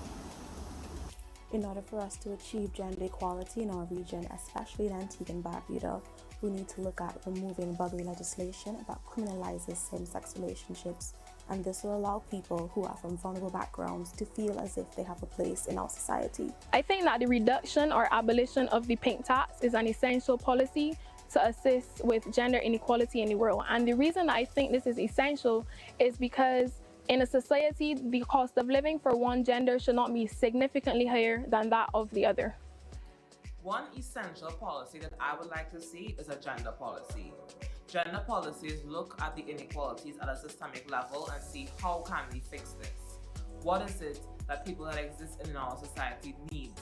It also applies a gender lens to ensure that resources are equitably distributed, that proper legislation is implemented, and really, really works towards achieving a gender equal society.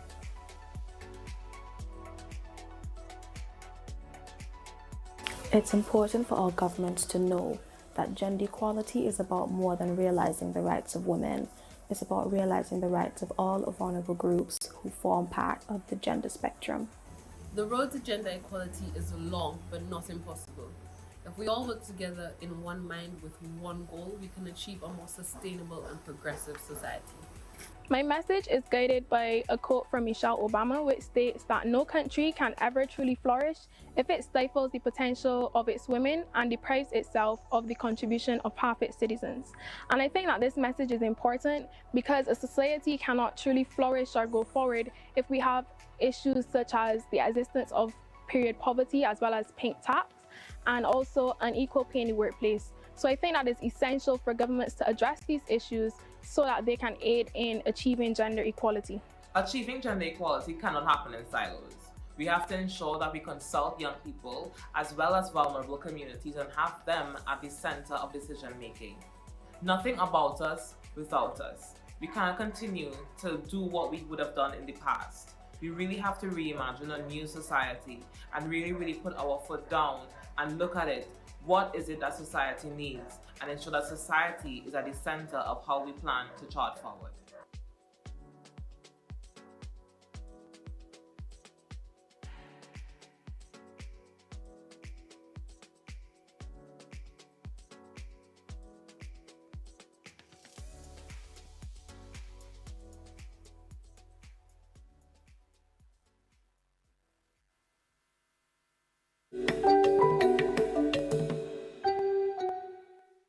Good day to all, and welcome to the UNCTAD Youth Forum.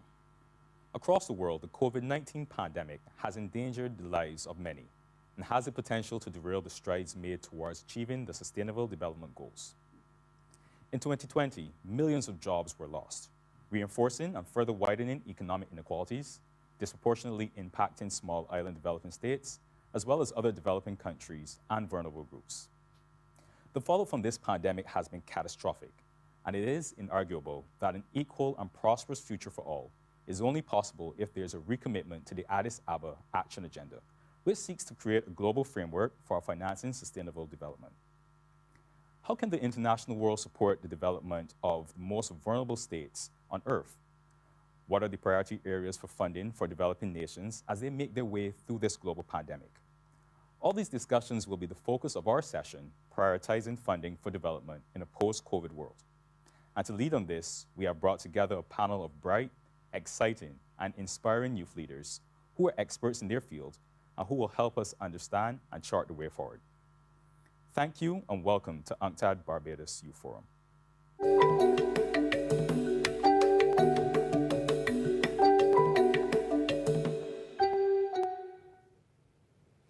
Hello, good day, and welcome to all viewers and participants across the world, wherever you may be.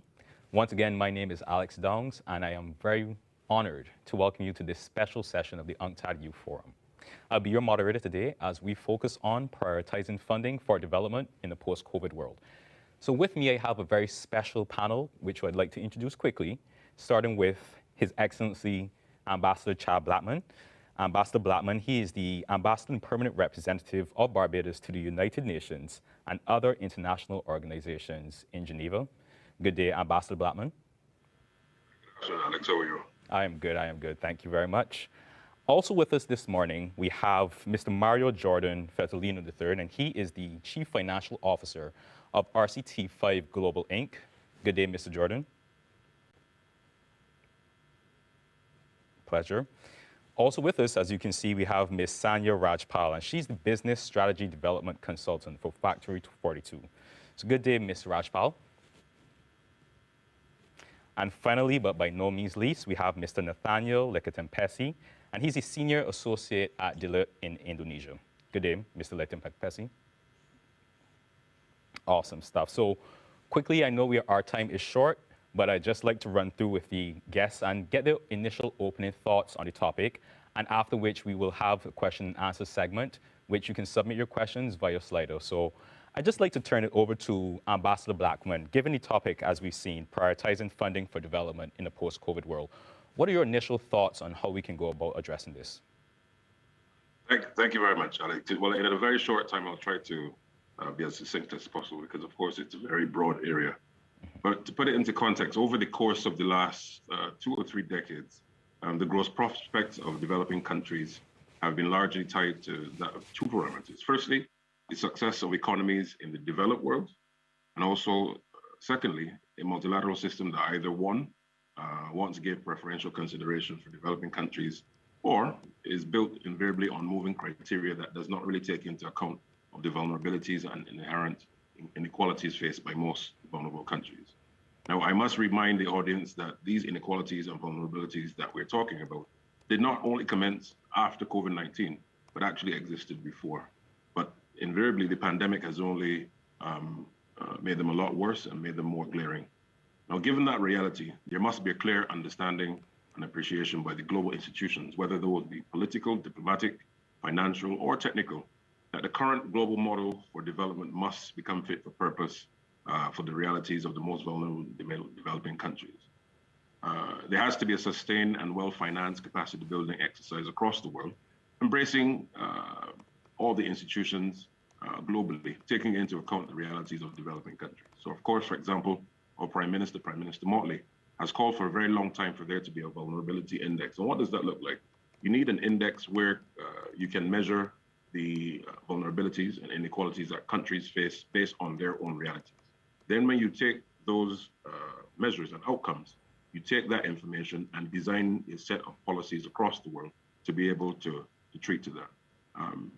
But there also has to be a level of use of talents in ways that they have not done before.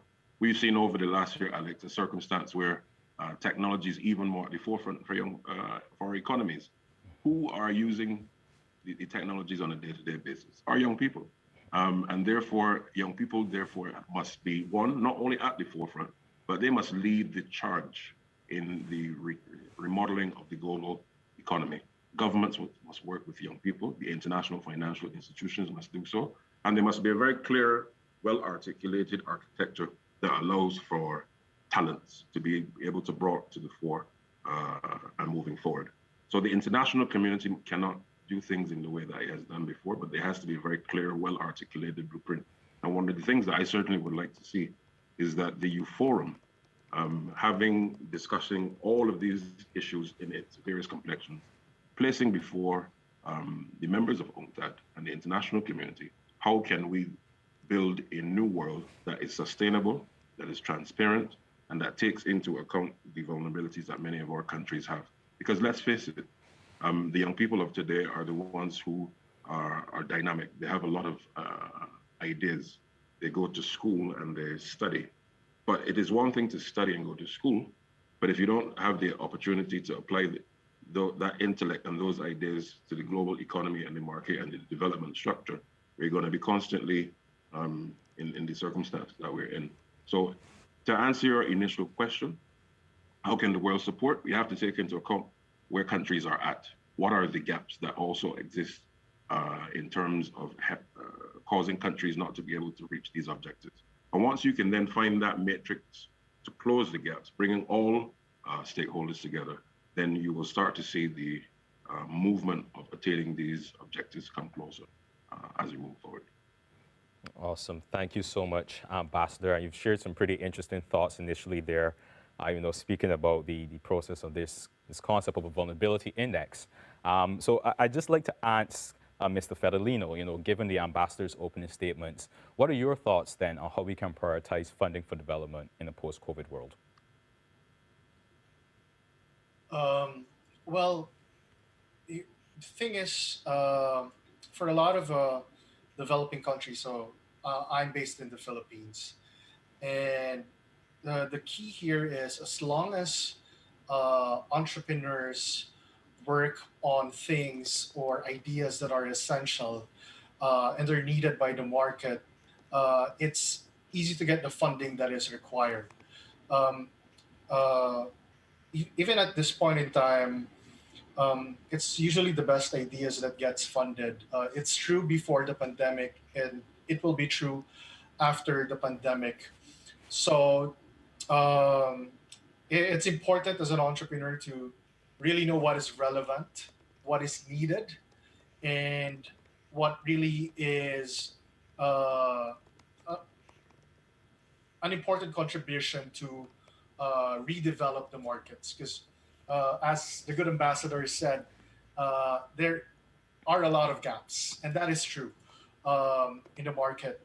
And entrepreneurs, I think there's a lot of people who lost their jobs during the pandemic, and this is actually a good opportunity for this brilliant people, this really a lot of the smart people who came from corporate and lost their jobs to come up with solutions that can contribute to our respective countries.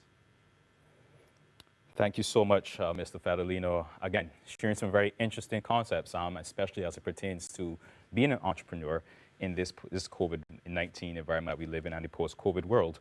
Also, quickly, I'd just like to get the opening thoughts of Ms. Raj Paul. If you could share your thoughts on how do we prioritize funding for development in this post-COVID world? Yeah, so I think what COVID has done is really shown us the profound gaps that already exist within our social and economic systems across healthcare, but actually across social equality, education, pretty much every aspect of our world. What that means is that there's a lot more investment needed, which will flow in, which means more funding, more opportunities, more investment, and more profit. This is actually an opportunity for every single young person who's currently looking at the market and thinking, how can I be part of this next phase of development for your own country, your own communities?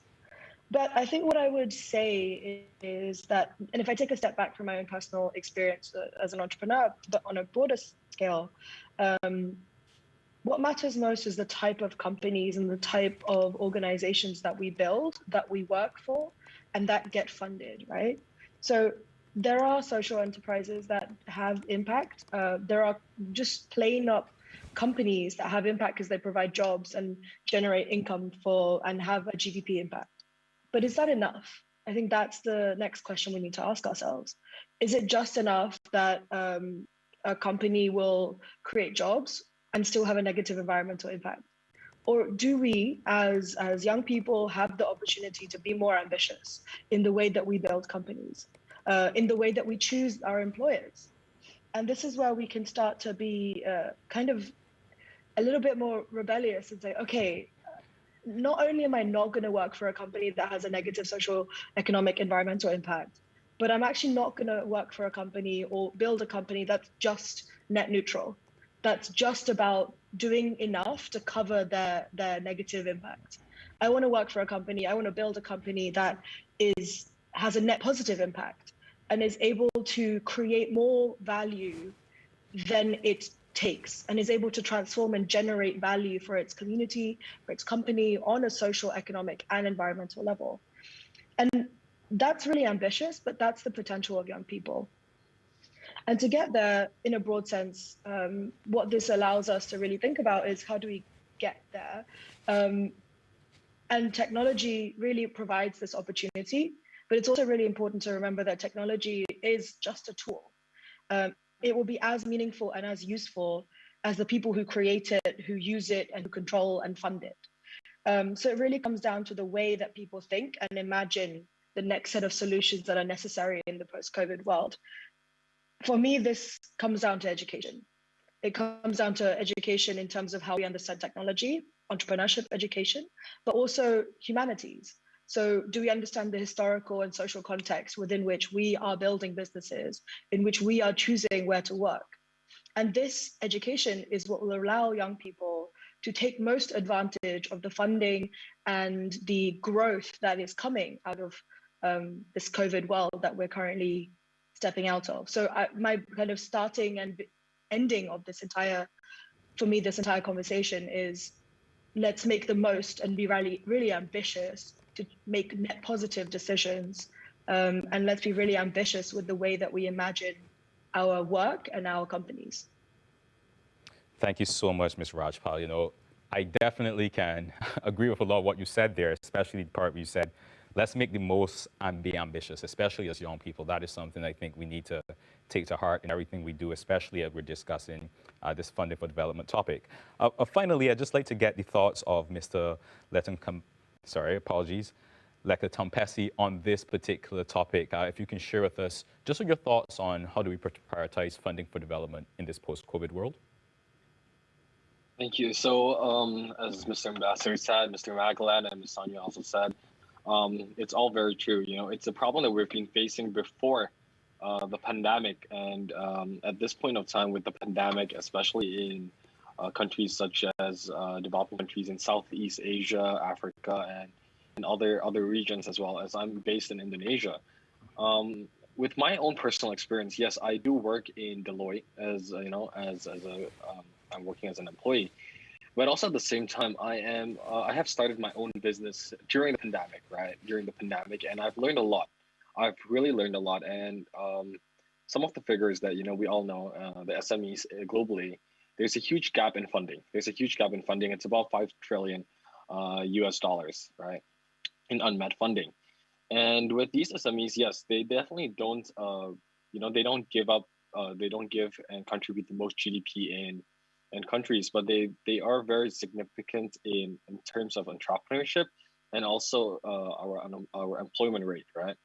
And let's say in Indonesia, one of the biggest problems and issues of these companies, or whether it's new startups trying to grow or existing companies trying to survive during the pandemic, is funding.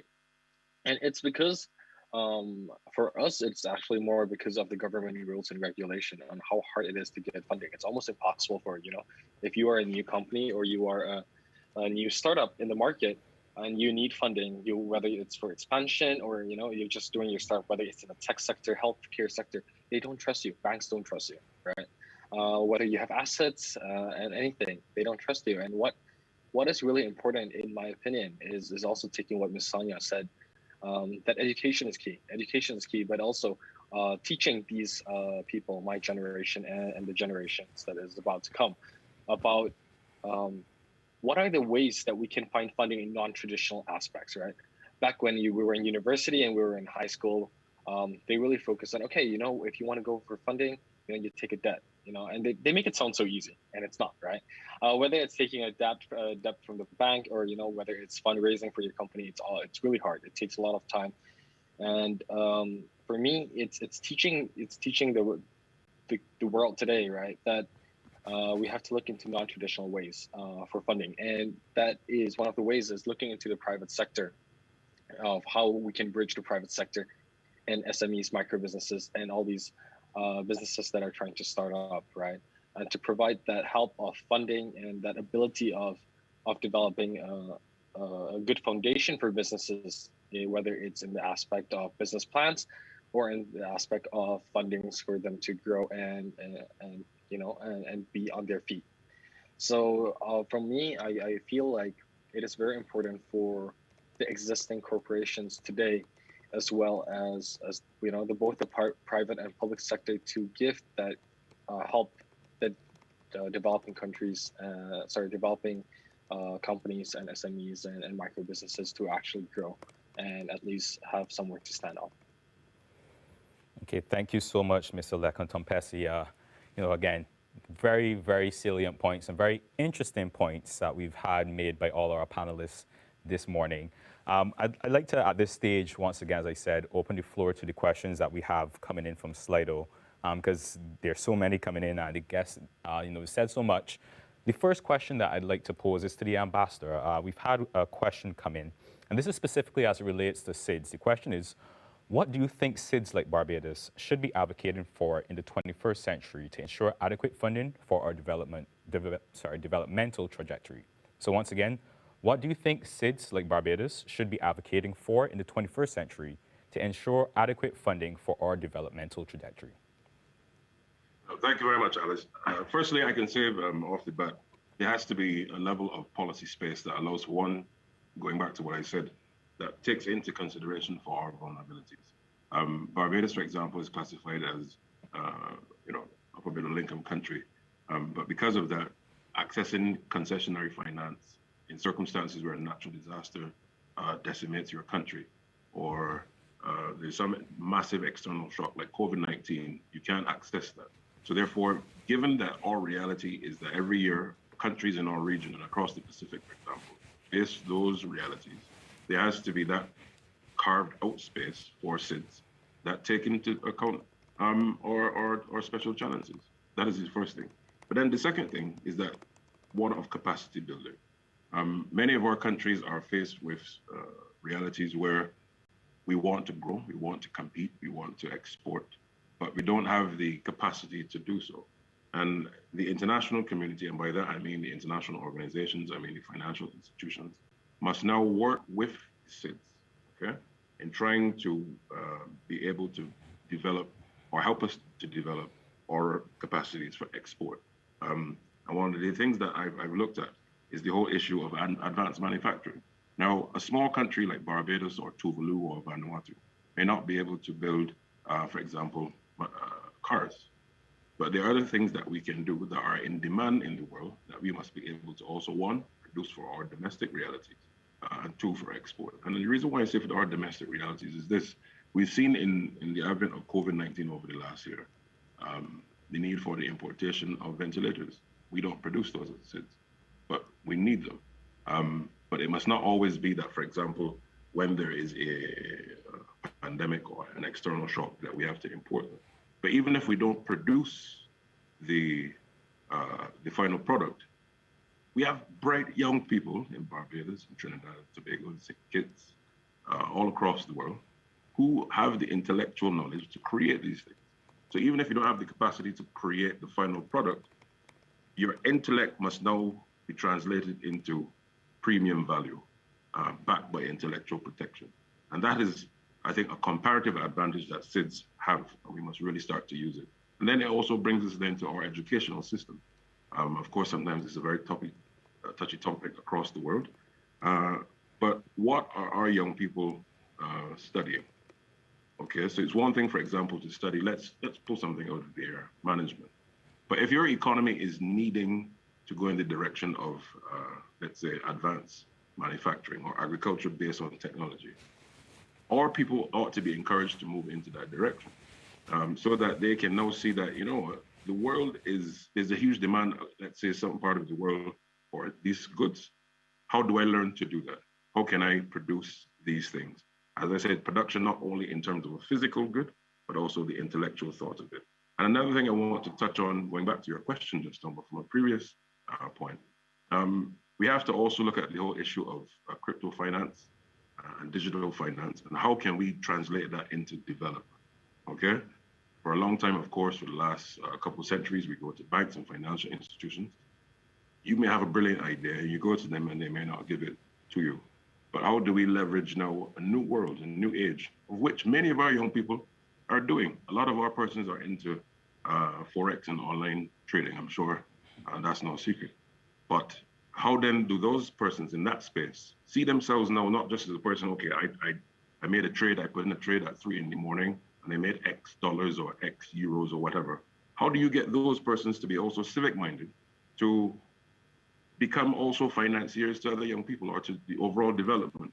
So we have to rethink the development model. And a lot of the ideas that we want, or the objectives that we want to see at SIDS, many of them, not all of them, many of them lie within our own sphere. So again, there has to be a rethinking of what we have. And I think if we can have an internal national audit per country and per region to see what are our strengths, what are our comparative advantages, and then to see what are our goals, to try to close that gap to see where they are. And if there are gaps that we can't supply domestically, which institution across the world can help us to plug that gap? So those are my initial thoughts in terms of the question of how SIDS ought to really advance going forward in terms of our interests. Okay, thank you so much, Ambassador. Once again, a lot of food for thought there, especially as it pertains to small, either developing states, such as Barbados and the other Caribbean countries. We know that every year we face several challenges ranging from the environmental impacts, and we're susceptible also to financial impacts. So that's a very interesting point I think all the listeners and viewers will take to heart. I'd like to ask a question next to Mr. Federlino. And this is more specifically focusing on, the discussion of young people being entrepreneurs and how do we then fund those ventures and so on. And I'd like to just ask you quickly then, what role do small, medium enterprises play in financing development, and what should their focus then be? Well,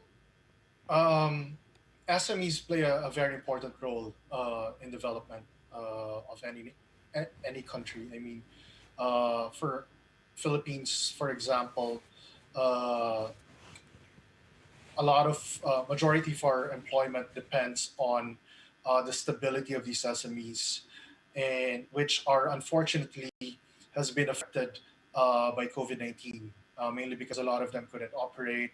And up to this point, there's still a lot in the travel and hospitality sector who could not run their business back to their normal capacity. And obviously, the impact trickles down to basic employment and to families all around the country. So it's very important to support this sector financially, to give them aid and to give them funding. But then again, it boils down to how these SMEs try to react in the post-pandemic world. As with any resilient business, whether you're big or you're small, you need to know how, entrepreneurs should be able to adapt to the changes in the environment. So you can provide so much support for small businesses, but at the end of the day, you're the captain of your ship. And you need to be prepared for what comes next. And whether it's to operate with limited resources or to know how to pivot your business into something that works in this environment, that is basically dependent on the entrepreneur, the leader of these small businesses. I'll give you an example. A year ago, before the pandemic, we were into financing. So we've been financing small businesses here and in Myanmar. So we've been providing debt and even creative financing, like factoring and receivables discounting. But so a lot of small businesses have been dependent on us.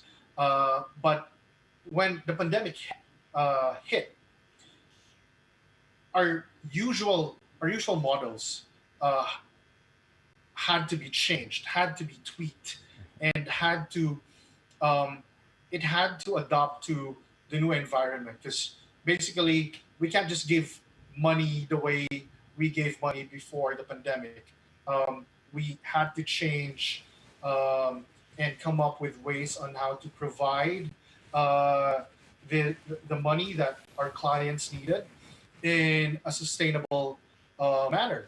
Because at the end of the day, businesses operate on sustainable cash flows. Again, it's a funnel. The whole economy is a funnel. What an SME earns is trickled down to the most basic unit, which is the families of people who work for these businesses. So as a financing entity, we have to make sure that, okay, yes, we have to operate in a safer manner because we also have to protect the capital and the operations of our business. But at the same time, we also thought about the impact of what we do to our clients, to our stakeholders. So this holistic thinking on how we operate and our impact to every player around our small ecosystem has to be taken into consideration. So for all SMEs globally who has been affected by the pandemic, that is, I think, the most important thing that you have to do. Always assess how your action and how the decisions you make as a corporation, as a small business, affect the immediate stakeholders within your ecosystem. And when we say stakeholders, these are your employees, these are your investors, these are your suppliers, and your clients. So if you're able to protect that ecosystem around you, then it will essentially trickle down to all of the other players surrounding those stakeholders. So that's how important small businesses and entrepreneurs are in this whole ecosystem. Very good points once again, Mr. Federlino. As I've been here making my notes and listening to the speakers, as I said, each statement that you've been making has been hitting home on the point, especially that point you would have made in terms of assessing the decisions you make and who those decisions then would affect. That kind of leads into my next question I have for Ms. Rajpal. As we've been speaking about, SMEs and those, the issues surrounding like funding and development and financing, obviously knowing that we're well into the 21st century, and as the ambassador would have said earlier, technology has become that main point. I'd just like to ask you, which smart technologies do you see helping bridge the financial gap of the youth? Thank you for that question. So I think before I jump into any details, I'd like to present a bit of an optimistic view of the future. About 10 years ago, JP Morgan, Rockefeller, and GIN, which is the Impact Investment Network, predicted a 400 billion to 1 trillion market size for impact investment. We overshot that to be roughly around 2 trillion. Right now, the impact investment market is about 2 trillion at its best estimates of funding being put into creating impact, particularly in the developing world. All of that being the private funding, let alone public funding. And that's only the beginning. Right now, we're looking at a $2.5 trillion gap between where we are right now and what we need to achieve the SDGs in the next 10 years. For me, this is a really optimistic view, because what it presents is that the world, the private sector, alongside the public sector, is willing to invest in technology, in innovation, and in creating impact, social, environmental, economic impact. And young people get to be at the forefront of that for many reasons. One, because we're the biggest population, pretty much, at this point, but also because we are the ones who are able to innovate and be ambitious, as I said previously. But what was necessary to ensure that young people, particularly in emerging markets, have the opportunity to really take advantage of this next 10 years of growth is autonomy in the kind of technology that they're able to access. As the ambassador was saying, there is a lot of new technologies that are upcoming, which solve a lot of the problems that have already been pointed out today. For example, the issue around trust, about large institutions not trusting young people, not trusting young entrepreneurs. Well, decentralization, crypto, and various other forms of Web 3.0 actually offer solutions which make it a trustless system and allow quick innovation that is funded and is tracked in a way that is secure and is safe, and allows for entrepreneurs to access funding quickly and innovate. So what I would say is, before we even jump into the details of what technology young people should be looking at or what they should be looking at, again, I think it comes back to the same point, is I would really emphasize the importance of ambition, both in terms of the broader impact of whatever technology you use, but also of looking beyond kind of, a lot of emerging markets try to compete to get to the same level of where the developed world already is. A lot of young people that come from the global south or emerging economies think they need to catch up with the US or the UK or Europe before they can start to innovate. And they look to what's already happening to try and replicate it in their own context. And I would challenge that and say, actually, there's a whole new wave of technology that's coming. and focus on that and innovate beyond what's already happening. Don't try and catch up. You can lead a completely new version of technological innovation. And I don't know, I think that level of vision is what I would really hope young people have when it comes to technology and the next 10 years of growth. And then kind of going into the specifics of what sort of technology is upcoming. As has already been mentioned, crypto financing and blockchain as in general is a really, for me, a really big part of that, to facilitate decentralization, to facilitate a system where trust isn't given to young people or entrepreneurs by large institutions that have an interest in maintaining their own power, but is actually part of a community of people who are willing to work together to solve problems and use technology to do so. And then and beyond that, kind of artificial intelligence, machine learning, quantum computing, there is a long list of technological innovation that is really exciting. And I mean, I'm not anywhere near enough qualified to tell you that these are the ones that are most relevant. But what I would say is not many people are. Like there isn't, you could probably do an engineering degree and get the basis, or learn programming and get the basis. But at the end of the day, when you're innovating, everybody's starting from relatively the same place, and everybody gets to learn and innovate together. So I think the other thing I would really say is that these smart technologies that are coming, like the IoT, Web 3.0, quantum computing, they offer a level of democratization because everybody's trying something new. So I would just, like, what I would say to young people is look for a company that is, or a solution that is doing more harm than it started off with, doing more good than it could do harm. And then be ambitious with the sort of people you work with and the sort of solutions you come up with. And then finally, own and really lead the next generation of technology that's upcoming, particularly looking at the ones I'd mentioned, but go out and find what's already happening and imagine better. Change is coming, but the question for young people is, can we do better change? Investment is coming in and it's only going to grow.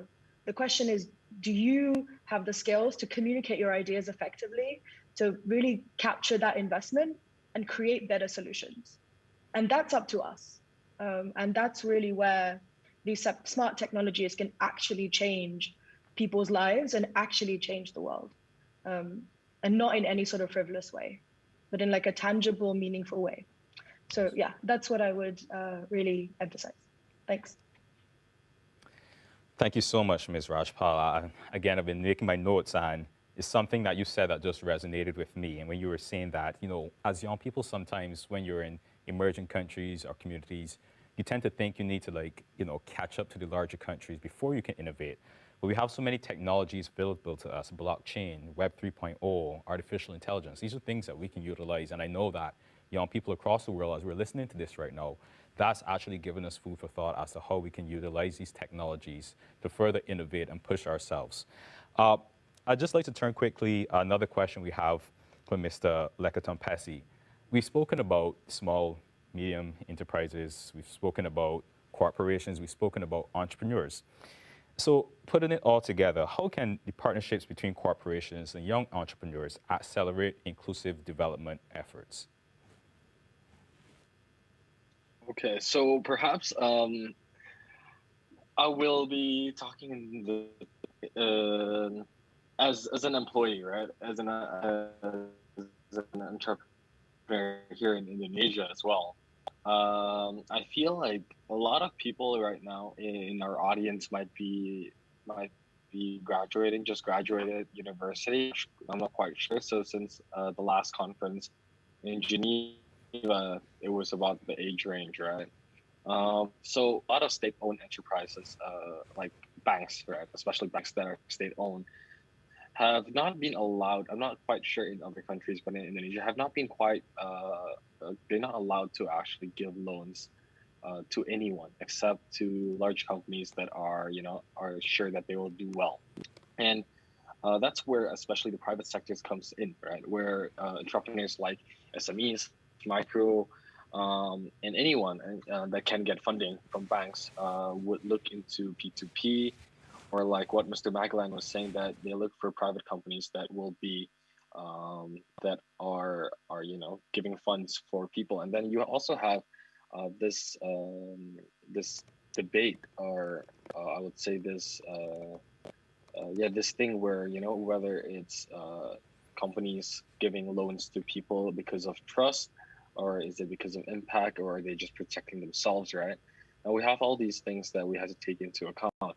So actually, Mr. Ambassador was saying about trading, forex, and cryptocurrencies, right? And me as an entrepreneur, maybe I can share you a bit about my story. Is that when I started building my own company, we were looking for funds, and we couldn't go to banks because banks were closed. And even banks were open, they gave us an interest rate of about 7 to 12%. And if we go to P2P lending or private investors in Indonesia, it's about 2 to 5% a month for interest rates, right? So that's up to 60% a year. Almost no company would ever be able to pay back on time or afford it. So let's say entrepreneurs like me, what I did was, I'll share, because I guess some of you guys might here be trying to start up, and maybe it's a tip from me. So what I did was I started to actually save up all my money from working in working in Deloitte, and actually I put it through forex trading, right? And that's right. The thing is, sometimes we can't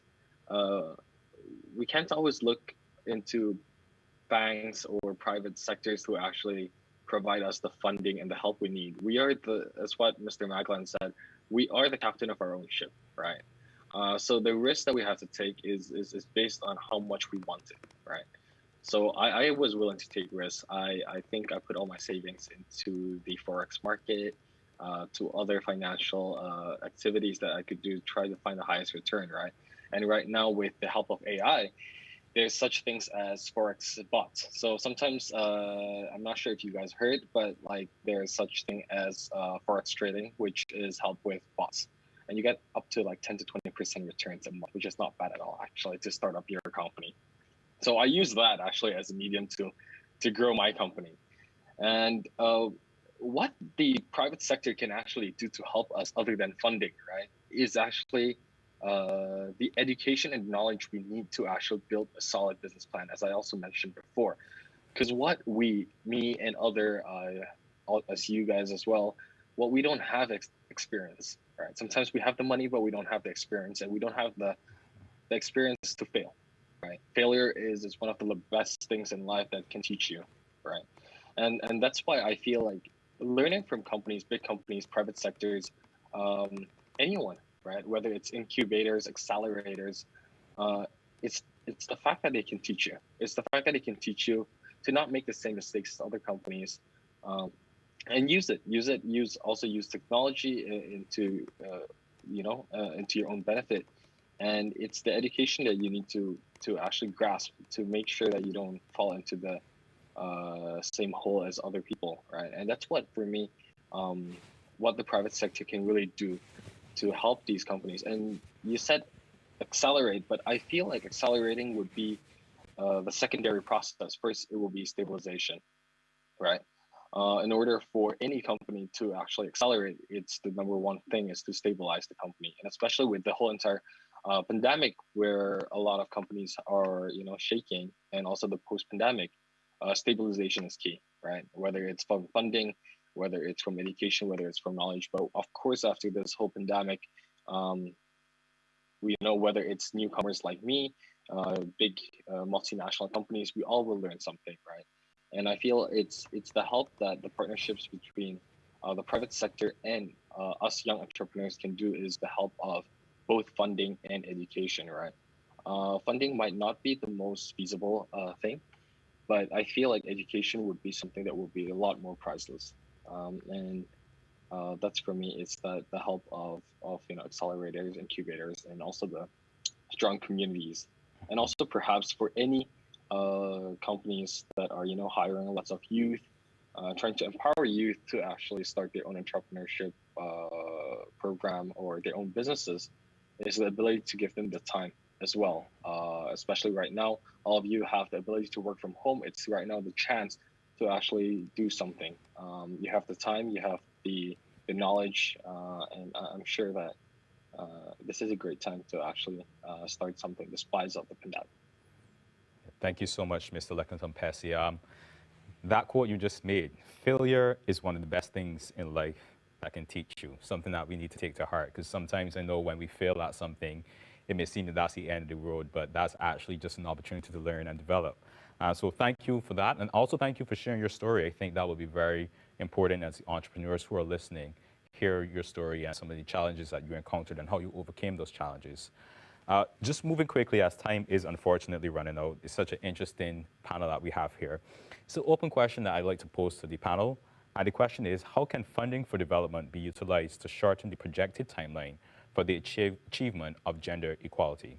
So I'd like to open that to anyone in the panel who would like to address that.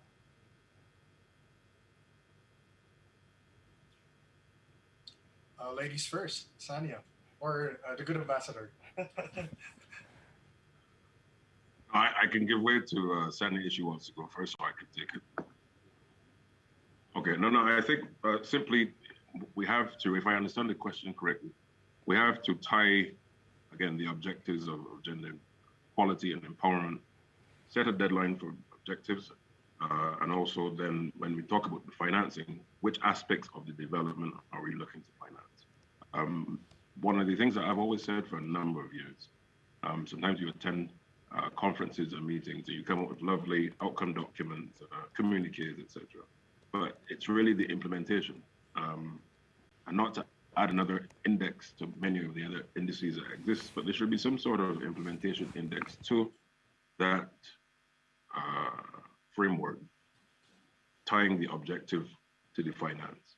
So that within, let's say, 2 years, 3 years, different partners may have different responsibilities, different stakeholders. So it may be governments, it may be banks, it may be international institutions, but each of them will have a commitment or best endeavor timeline of what to achieve in terms of working towards the specific objectives as well. But I think it's something that can work. I think it's something that ought to be done. And if it's been done already, how do you ramp it up and spread it across the board that it becomes commonplace in the international community? Okay, thank you so much, Ambassador. Would any of the other panelists like to answer the question? I'm gonna go, I guess. No worries. Just like I said, technology is a tool, so is funding. So at the end of the day, who has it, what they do with it, what they imagine with it, who gives it to them, and with what boundaries. That's everything. So how much we fund someone, how much we support them, how much do we limit their ability to innovate with that funding, makes all the difference.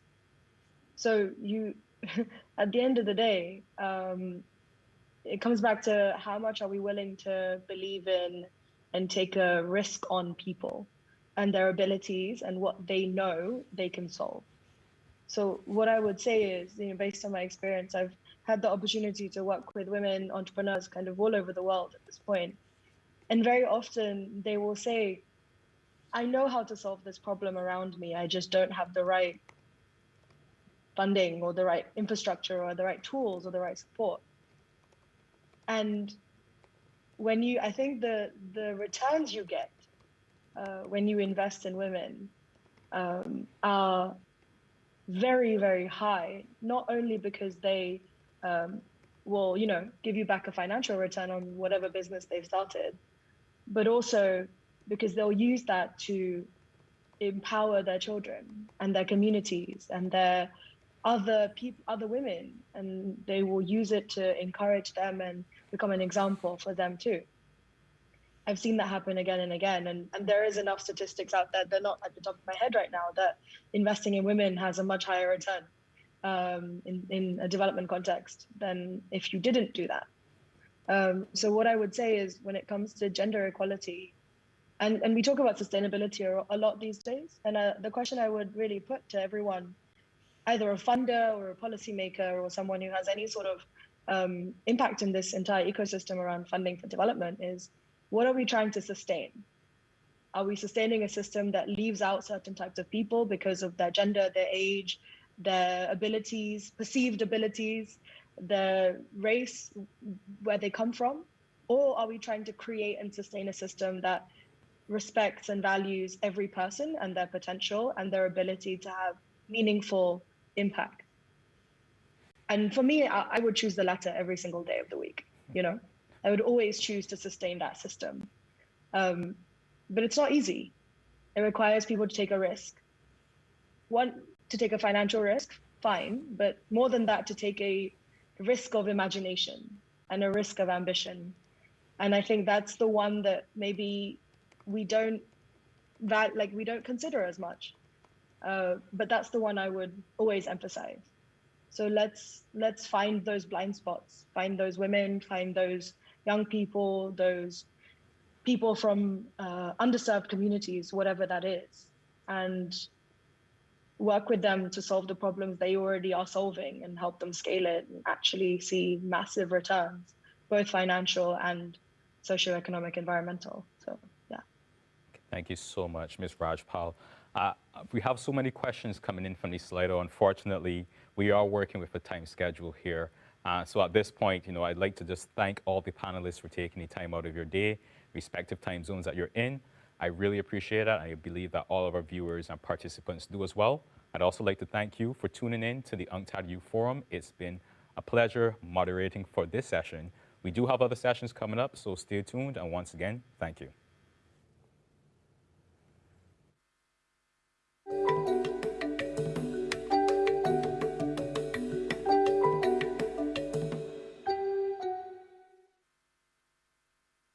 Strumming my pain with his fingers, singing my life with his words, killing me softly with his song, killing me softly with his song, telling my whole life with his words, killing me softly with his song. Brown skinned, doused in cocoa butter. She's a vocal, soulful mother of her own universe. A supernova occurs when we converse, cause the spark between us burns brighter than a dying star. It's pulling me in. The gravity of her presence within my life exceeds any other by far. So if I fall, the impact might leave a scar when it's all over. If it does, I might have a chip on my shoulder, heavier than a 40-ton boulder. That's a feeling I can't just shrug off. It's hard to let go when you're killing me so soft, so softly. Satin pillowcases for the days when you call me and say you on your way. If you were sent by the universe after I give you the world, it's only right that I give you your space. This is a lot of food for thought. I want to give you a taste of this soul food. You've been strumming my pain in every note. I hear my name, but I think I'm supposed to be killed so softly by you. Strumming my pain with his fingers, singing my life with his words, killing me softly with his song, killing me softly with his song, telling my whole life with his words, killing me softly with his song.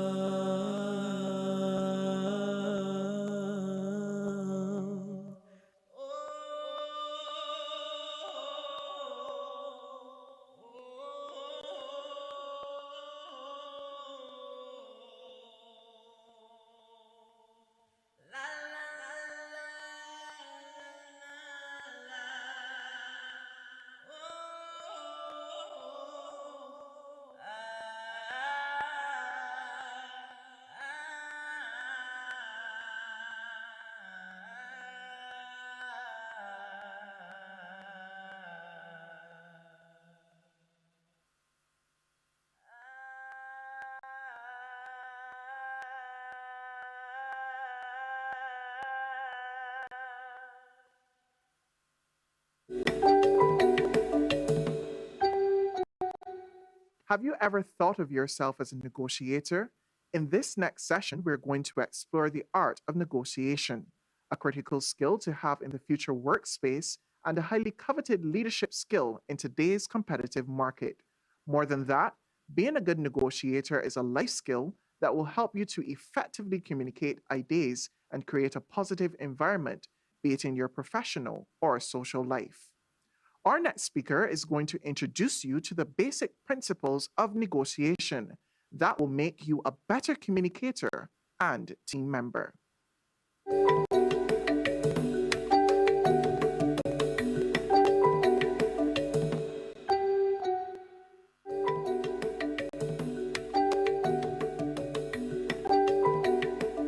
Okay, can I just there? Yeah.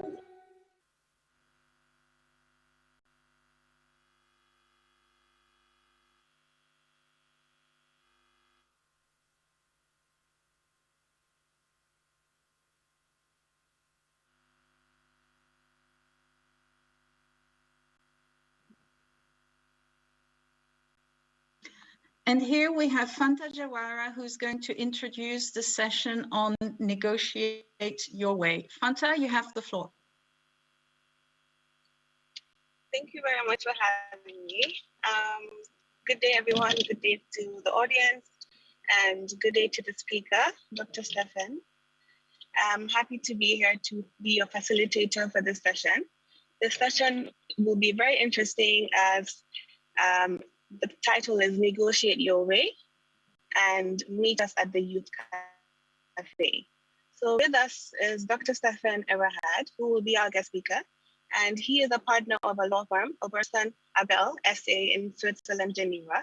He advises on business law with a particular focus on M&A, corporate, and contract law.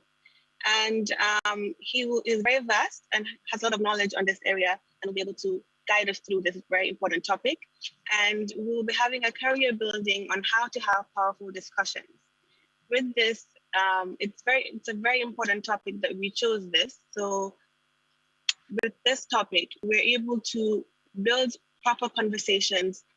We'll be able to learn how to convey the information that we want to with our audience, with our staff, with the people that we work with at home, or even with our colleagues. So this is a very important topic that we will have Dr. Stefan Everhad guide us through, and it will go step by step and in depth in this discussion with us, and we'll be able to learn a lot during this discussion. So he will guide us in the next 30 minutes on this discussion, and after which we will wrap up and have written questions that he will be able to answer after the session. Unfortunately, he will not be answering it during the session, but he will be very happy to answer it afterwards. So we're looking forward to having a very insightful discussion with Dr. Stefan Everhad, and hopefully with the questions that you pose to him, he can answer them after the session. So we welcome you, Dr. Stefan, and we hope that everyone, the audience, would learn a lot and can input what they have onto this. Thank you. Good morning, good afternoon, good evening, wherever you sit on the world. It is a pleasure for me to talk to you today in this session dealing with negotiation. It will be quite a challenge to talk about negotiation in such a short time. You could imagine a negotiation workshop or program that lasts 3 months or 3 weeks, but we will do it in 40 minutes. But I have a plan for this, so I guess you can take something valuable out of this session. It will be very general about negotiation methods, about negotiation technique, but it will be also extremely practical, totally down to earth. I hope you will join, you will subscribe to this characterization once you see the method. Even so, of course, sometimes the jargon can be a bit lofty and theoretical. The way you're invited to use it, it will be extremely practical. So if you think I sound a bit like Roger Federer, then there can be some reason to that. I grew up in the same city as as Roger Federer did in Basel, but now I'm sitting in Geneva, so I greet you from Geneva. Where shall we start? There are two important things in this approach that I will have in the presentation. Two important things I want to say from the outset. We are not talking about how to sell how to be a good salesman. It's not about character or habitus, because we know there are people who are just better at just talking people into something. And this is not what we believe is negotiation technique as such. We will look into preparation, and preparation is something everybody can do, whether you are shy or not. When you're well prepared for a negotiation, you really can get what you have bigger chances to get what you want, and this has nothing to do with just being very swift with your with talking. And then we will maybe I will bring this up, but it's just that we don't lose out of sight a bit also the context of our session. We will think here and there about the special position of the weak negotiator. Let's say you are mostly at the beginning of your career, so maybe you wonder, well, why should somebody have my way? If I come here, I'm 22 or I'm 25 or something like this. And here maybe we will be able to bring up some ideas. We will then, the course of the presentation is going through some key concepts. It's some jargon, but it's very useful to know it, and then use one method. First, some definitions. Just what are we talking about when we talk about negotiation theory or negotiation concepts? It's not negotiation as you felt it already. It's not about just being good at selling spices in a market or something like this. But it is a very much broader concept of negotiation. That can also go into where shall we go on vacation in the family, or negotiating or mediating around a dispute among people who quarrel and it's not really business, for example. So negotiation is a dialogue centered on a problem that needs to be resolved and or a resource that needs to be allocated through a mutually acceptable agreement. So this is how we look at negotiation. So depending on your background, if you are now doing business studies, you will of course have clear ideas of what would be your next negotiation, but you can be in psychology studies, so you will maybe have in mind negotiations around dispute at the workplace or in the family. You can be in science and you have to negotiate some grant from an institution, or you are in government and then again you will have to negotiate the building of some infrastructure somewhere, or the creation of a new regulation for kindergartens and so on and so forth. So it's very broad. So in negotiation there are some basic tensions which I want to bring to the forefront at the beginning of this little presentation.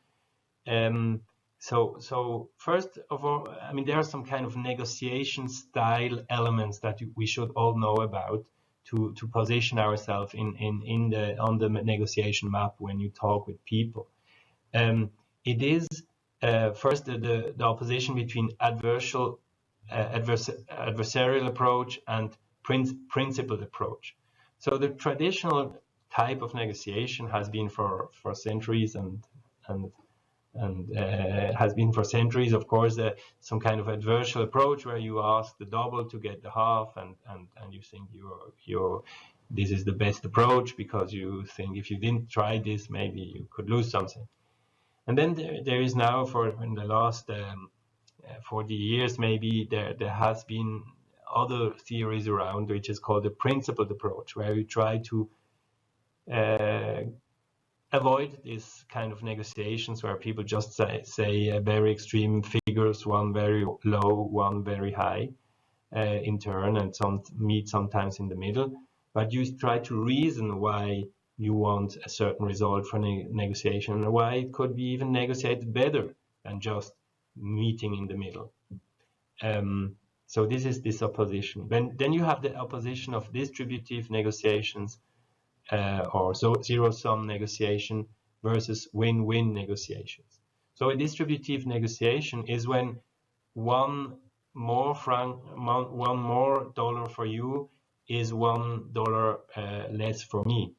And there are these kind of negotiations where in a certain way doing a lot of theory is useless because you will not be a repeat actor. It's not a repeat negotiation, or you are not a repeat player with regard to a certain person. So it's much more difficult to convince somebody to find a good deal with concessions, mutual concessions, if you do just one deal. If you just buy an apple on a vacation spot where you are just once buying this apple and you see this person never again, it's very difficult to convince him to make a better price for you.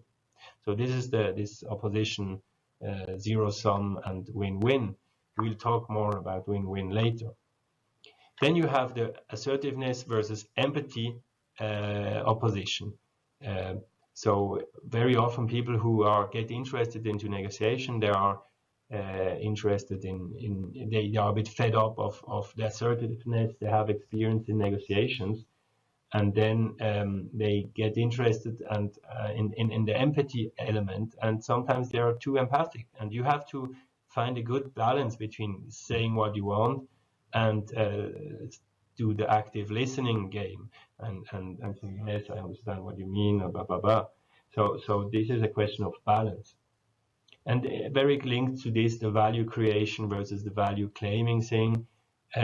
You can make great deals, have great ideas how the other party is better off with a complex deal. But of course, you also have to look for your side. And if you create value, you have to take some of this value. Otherwise, you maybe you failed a bit with your exercise. Let's talk about some key concepts. I like, for example, zone of possible agreements. We will not talk about all the concepts here. Zone of possible agreements is the zone that, if you look at it in a very objective way, that where your agreement will be. If your agreement is outside of the zone of possible agreement, then you most probably didn't achieve your goals, or you didn't follow the instructions you had from your principal or employer or whatever. So this is very this is a very reassuring concept. Sometimes a negotiation is meant to be lost. You cannot always win your negotiation, and a good negotiation technique does not mean that you will have that you will get to something and then you sign a contract or you find a solution. Sometimes the solution is no solution because you're meant to walk away if you are out of this zone of possible agreements. So when you prepare the negotiation, you have to figure out what is this zone, and you don't have to be out of this zone. Then another interesting term for me is high ball, low ball. So when people are in the old technique of just saying double the price to get half the price, to hope to get half of this double, to get to the price they aim at, this is of course some kind of immature kind of negotiation, and this should be avoided. And if somebody does this, you can explain, look, you're just exaggerating, this is not serious, so let's figure out what's the theory behind your prices, and maybe we meet at some point on a principled basis, and not just by throwing out on one side very high numbers, on the other side very low numbers. Okay, so maybe another one is that anchoring is an important concept you will encounter in negotiation. With dropping some names, some numbers, and so on, you can influence the negotiation, because everything you do and you say will anchor the negotiation at some level. Of course, this could be developed further, but let's move on. Maybe a very important point, why are we talking about these concepts? concepts which look theoretical. It is because precisely we are in a negotiation preparation dynamic and not in the negotiation at the table, where you would not use these terms except maybe highball, lowball, but you would not use these terms at the table of the negotiation. You are in your boardroom or in your preparation room with a whiteboard, and you are preparing this negotiation in a team. And the more words you know about negotiation, the better you will be able to talk in a very subtle way about your negotiation. So it's really the granularity of your negotiation will be higher if you have a rich vocabulary to express what you mean, and it will be lower if you just say, oh, well, let's propose the double of the price or half of the price. Okay, so that's the meaning of these terms. It's not so much to talk, to do the negotiation itself, it is to prepare it. Here another concept that is very interesting. It is the time funnel. I mean, this is a bit now, of course, a lawyer's vision. I mean, I'm a negotiating lawyer, a transactional lawyer. I'm not a litigating lawyer. I don't go to court. But I'm always quite clear in my mind on the fact that negotiations are not at all times in the process equal. If you're early on in the process and everybody's in good moods, then you have a lot of leeway and a lot of creativity that can be used. This is all on the left of the screen. It's the funnel that is wide open, and you can go back to old ideas and change the course and stuff like this.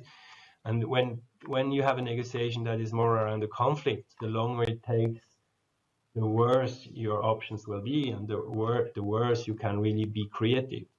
And so this is why when litigation lawyers say they are negotiating, they are totally somewhere else on the funnel than when a normal person that just has projects, business and dreams and plans is negotiating. When you are negotiating in the tribunal, very often you're not doing creative negotiation. That's then just trying to avoid the ultimate catastrophe. So always think that you have to use your time in the beginning well. Okay? So what is the technique we'll talk about? It is the technique that comes from Harvard program on negotiation is a bit some kind of one of the epicenters of negotiation theory in the world. And the book around this is called Getting to Yes. It's very famous. It's also in a certain way very simple. It's not a thick book of theory. It's very practical. And it is this book. It's a book from 1991. And it is this book that has brought up concepts that we use constantly in negotiation now. For example, positions versus interests to be distinguished. That we'll talk about it later. Separate the people from the problem. That is absolutely key. It's actually something that you can be very well informed about negotiation theory, and you forget it constantly. Actually, I met my wife in Harvard, and we also did both the negotiation program. But when we quarrel, then we quarrel like kids, and all the negotiation theory is forgotten. So this is just some kind of a reminder that the better you prepare, maybe sometimes you can try not to forget the theory. So much for this part. Then there is always this belief that positional negotiation styles or blocks negotiations, and then in this book is set out in a certain way. I mean, it's not that crystal clear as now in this simplified presentation, but it is a preparation technique that turns around 8 parameters that are the issues, the interests, the options, the criteria, alternatives, commitment, communication, and relationship. And then here is there is also BATNA that should be here. Now, how will we do this in 20 more minutes? All that stuff, and you will wonder, that sounds very theoretical. We will never get there. But we talk about something very practical. It is a piece of paper with 4 lines on it that creates 8 boxes, and you prepare your negotiation going through these 8 boxes. And actually, once you get experience, you don't even use all the boxes. Sometimes you have this intuition that the box number, the important box, will be the BATNA box at the right, at the bottom, and maybe the commitment box at the left, at the bottom. So I mean, you will see why I say these things. This will be very clear afterwards. So it's a very practical, hands-on technique. Here you can see this piece of paper. There is a post-it where it's written telco, project gold at 19 or 70 or whatever, 70/30 for the next telephone conference. I mean, that's of course now business logic of negotiation, but that's how you would use this technique. So first, the first box is the list of issues you want to negotiate. We will not lose time on this one, but then you get to box 2, and you will figure out what are your interests in this negotiation. Because as we mentioned, we have to distinguish interests from positions. And so it will be important that you know your interests in the negotiation, and you know the other party's interests and concerns. And then you make some hit list of what is my most important interest and what is probably the other person's most important interest. So that seems very easy, but now what is the difference between positions and interests? And on this, there is a very famous little anecdote that is probably known by all people who are interested into negotiation theory. It's this famous anecdote of the 2 kids quarreling about an orange. And so both kids are shouting and tearing on the orange, and the mother says, "Stop quarreling, give me the orange." The mother takes a knife, cuts it in 2, and that's it. "Here, take half of the orange. You are 1/2, you 1/2. And then the kids look at each other and say, "Oh, what a bad deal." Now, what happened? The fact is that one kid wanted to have the peel or the zest of the orange to bake some cake, and the other kid wanted to have the pulp or the fruit of the orange to do some juice. Now, you will see this at once. As I imagine you are very quick thinkers all. Of course, the best deal would have been one kid gets all the zest or all the peel, and the other kid gets the pulp or the fruit, and then they have 100% of that what was really important to them.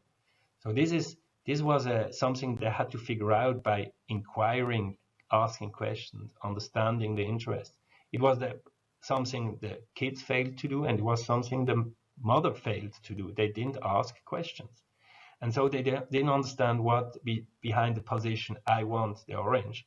They did not distinguish this from I want orange for a cake and I want the orange for a juice. And this was poor. So this is what we try to figure out in this box when we prepare. And then once you have understood your interest, you will figure out what can you invent. I mean, here in the orange story, it was, okay, I mean, we don't have to cut the orange in 2, we do something else. You take all the peel, you take all the juice. And this is creating options to make a better deal. You can say, for example, you hire an apartment for the summer, and you say, make a lower rent for me, and I will walk your dog, and I will paint your fence. And this is the idea of creating options, where you create stuff that is important for the other, but cheap for you, and vice versa. And this is the heart of the win-win universe. This is where negotiation gets creative, gets fun, creates friendship, creates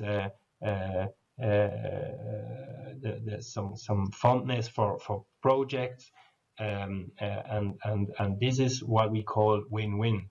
Win-win is not the deal where you win and you have a counterparty that was not smart enough to understand that it lost or something like this. Win-win is really fun. Sometimes it's used in a cynical manner, the term win-win. But this has a deep meaning once you get into this logic of the principled negotiation. And that's what's key here is sharing information. That's how you get to the principled negotiation. Okay? So win-win, options, creating a bigger pie, having creative ideas to make a complex deal. This is the heart of the win-win universe. Next box is legitimacy and criteria. So here we figure out what will be the right price.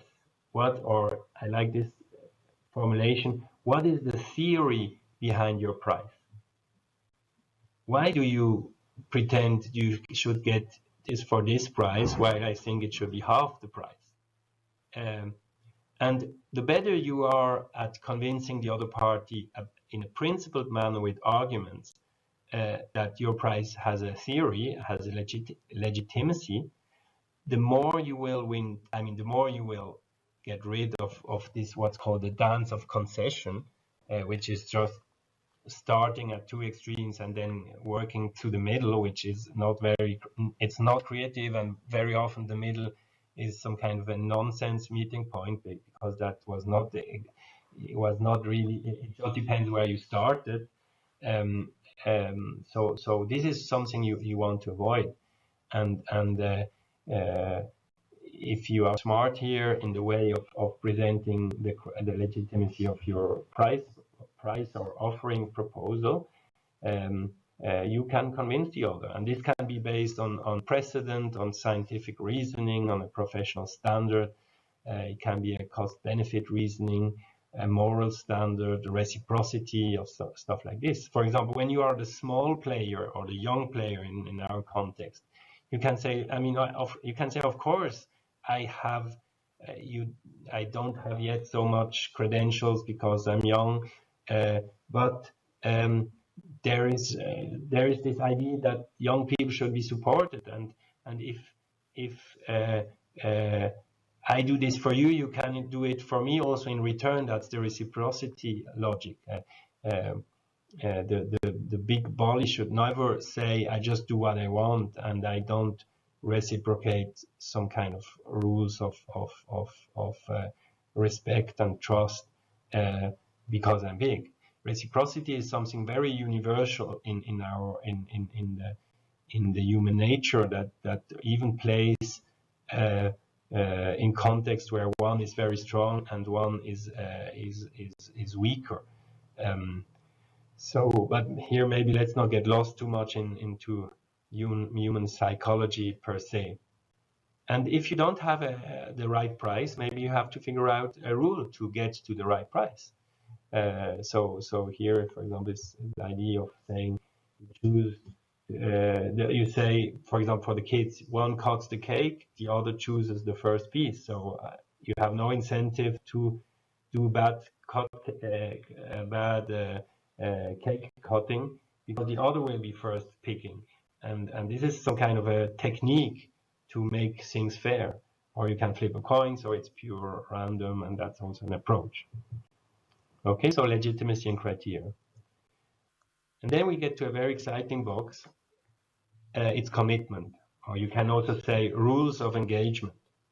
So that sounds very strange and very theoretical again, but this box is interesting when you have negotiations that take several rounds. It doesn't work if you buy an apple in a store. It's not important to think about the box commitment. But if you have a long negotiation, I remember once we negotiated something about helicopter engines, and it took months and months and months and months. And in such a negotiation, you can already think in phases, or also political negotiation. You have phases, and then you have to brief your team very well. There are many questions that have to be solved when you negotiate that are not really about what's the end product, what's the text, the contract that we sign, or the end decision that says we go we go on to vacations to the sea, or we go to the mountain, or something like this.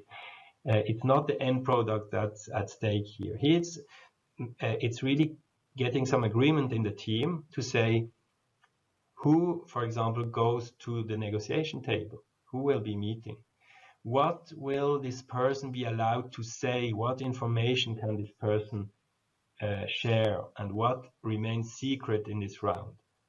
And then, of course, we also wonder, are we sure the other person who is at the table shares all information, or is there something we have to do to get this information? And then you can also think about permissions or authority in a corporate sense.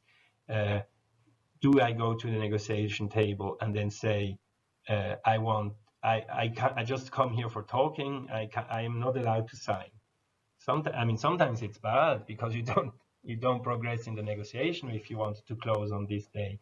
But sometimes it's very smart. You say, look, I just come to listen. I don't have yet, my wife is not yet in agreement, so I cannot commit yet. Of course, that's a very strong pressure.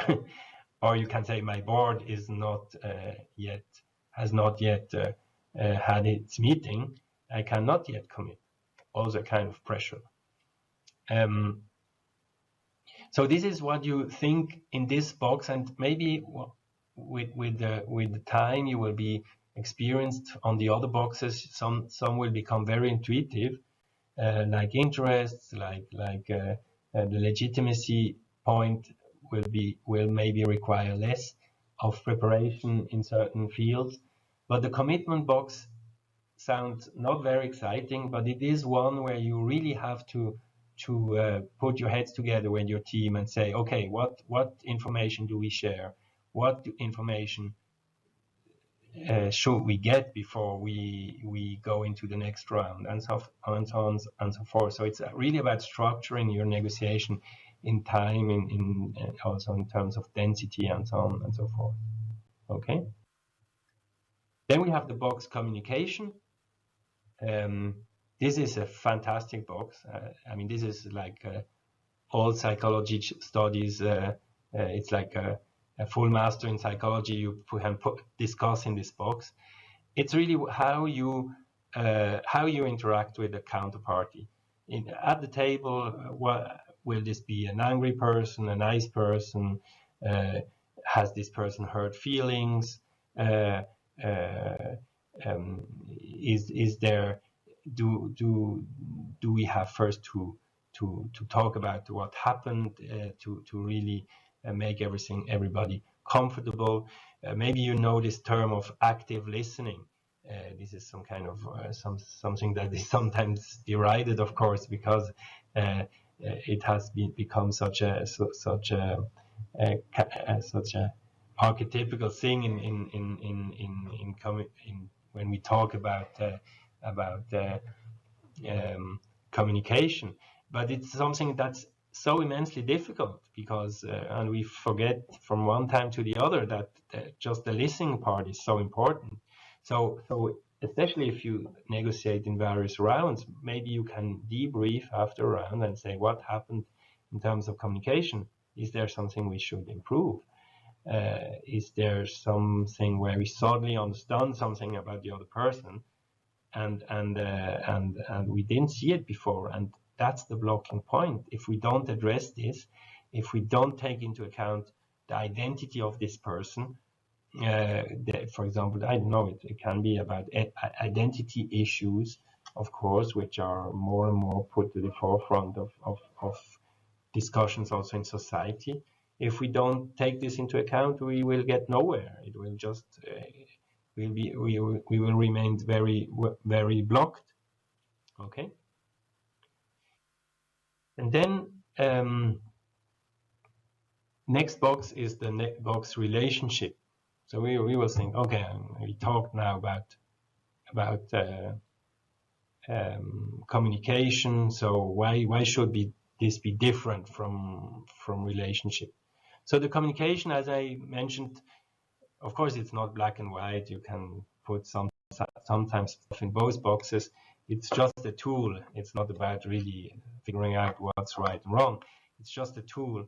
And the communication thing, I see it more as the figuring out what you say at the table of the negotiation, at this virtual, I mean, of course, there's not always a table, but it's a virtual table of negotiation. It's really the place where people exchange the information. It can also be by email, but that is really what happens when you have the interaction.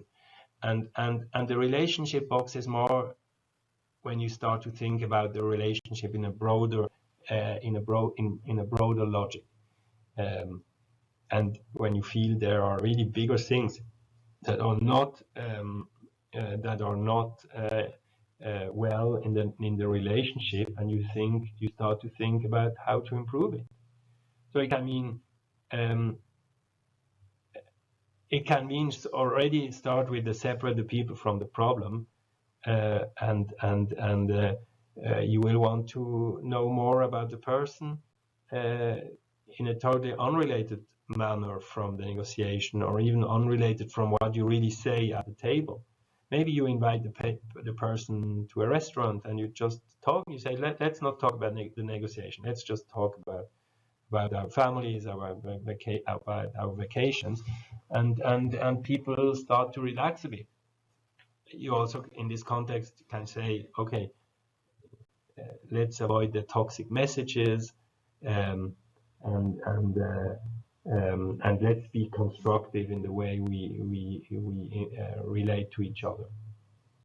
I like always this picture or this image of the two statesmen that talk to each other, and you imagine this. I mean, this is some kind of Geneva setup, but of course a Washington setup or something, where people are at a conference and they are sitting in front of each other, and there is a little flag, and it's written the name of the countries, and there are water bottles around, and they have 3 meters of distance from each other, and this is this face-to-face setup. And then think of the context where you have a side-by-side setup. You have two statesmen who sit on a sofa and they just talk and have in front of them a map, and just talk about borders, or they have something prepared by their staff, and that's what they have to talk about. But they sit next to each other and look into the same document. So this seems to be it's a very strong message you can send by moving from face to face in the relationship to side by side. Okay.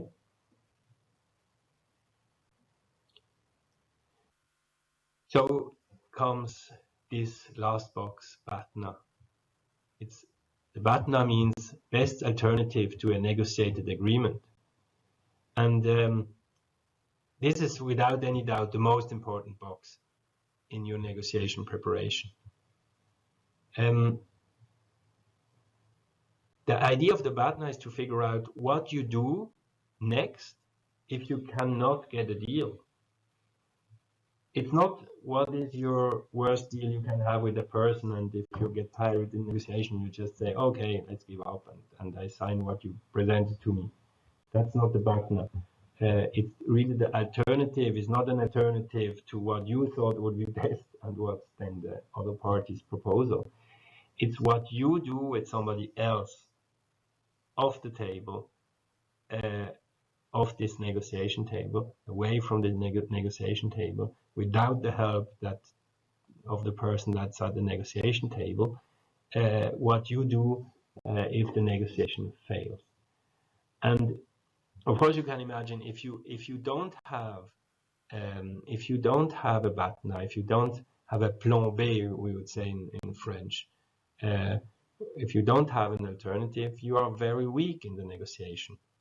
And conversely, if you have a lot of BATNAs, if you have a lot of a plan B, a plan B, a plan C, a plan D, and so on in cascade, and every plan is after all quite okay, then you're very strong in the negotiation. You can negotiate with Microsoft and say, look, I don't care, I can also go with Apple, and that's fine for us also. Then you get strong. You don't even have to say it. People will feel that you're comfortable and that you have alternatives. So one negotiation lesson one lesson in negotiation, and the key one, especially if you are young and maybe feel that as a young person, or maybe also just structurally in a weak position, you are not listened. The best way to improve your chances is to improve your alternatives. Sometimes a plan B, an alternative, can become better than your plan A. And then you just walk away from this negotiation. You go to plan B, which is better than plan A. Okay? And with a friend of mine, a friend who also taught a lot of negotiation, he always told me, you see, you can teach negotiation in 3 months. That's like the Harvard program, 3 months module. In 3 weeks, you can teach it in 3 days or in 3 hours, and so on. Of course, always most difficult. But you can even negotiation in 3 words. And these 3 words are: improve your alternatives. Improve your alternatives. If you do that well, you will be strong in the negotiation, even if you are a weak part, like just by terms of balance sheet or something like this. But if you have something good to propose and you have more than one person who wants it, then negotiations can become interesting and a winning adventure for you. Okay, and having this alternative is the best price control ever. So let's recap the 7 points, or I mean it's 8 points, but it's 8 boxes, but 7 points to analyze. The interest to understand what's behind the scene. Why do we really want something? Why does the other person really want something? Go through, invent options. There is this concept of 3D negotiation. It means you do in this BATNA spirit, finding alternatives. You go off the table to find other solutions that have nothing to do with what you thought of at the table of the negotiation. Then you figure out the legitimacy of your price to convince the other person of your price. You figure out how to structure multi-phase negotiation in the commitment or rules of engagement box number 4. You figure out how you can improve the communication in the negotiation. When you talk with the counterpart, you figure out how you can improve the relationship at a more macro level, with, I don't know, at the level of a company or countries or something like this. What can be done unrelated now with this micro negotiation going on in a more macro sense. And then you always figure out what you do if the negotiation fails.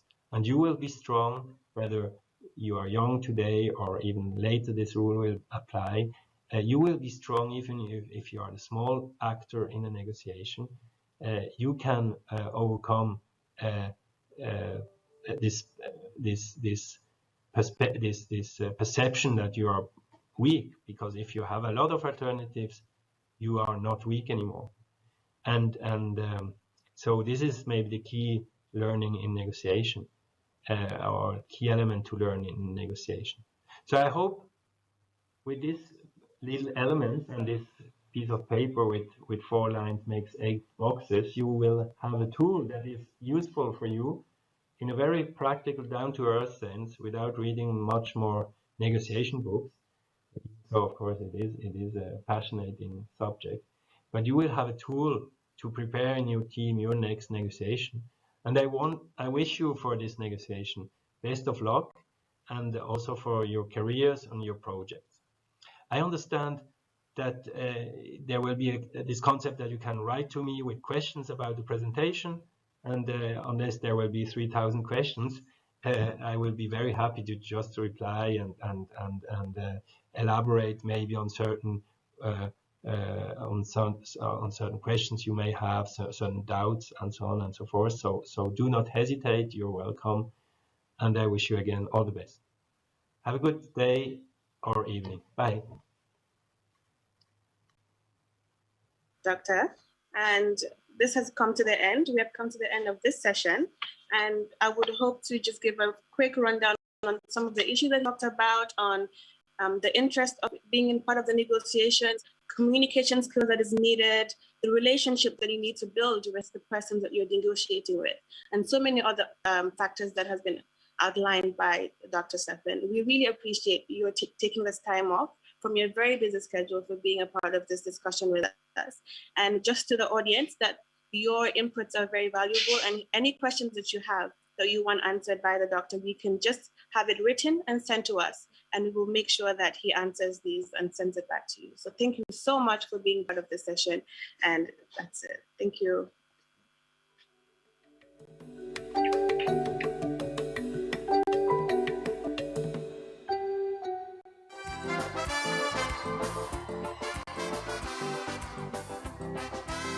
Good evening.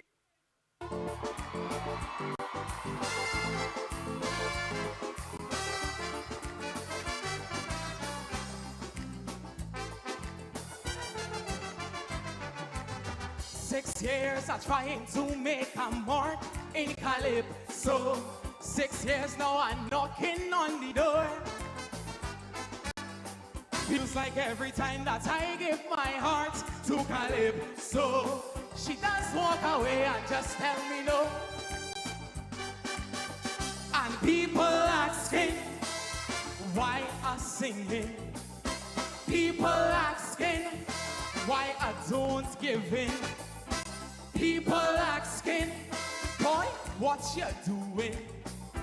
People asking if I like to lose, but I tell them no, no, no, no, no. Tell them no, no, no, no, no. Tell them no, no, no.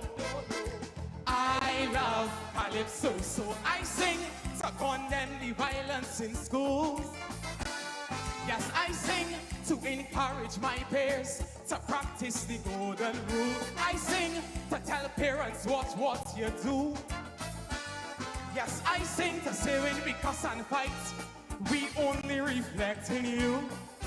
That is why I sing. 'Cause I've got to say these things. Listen, so I'll sing, I'll sing, I'll sing, even though tonight I get in.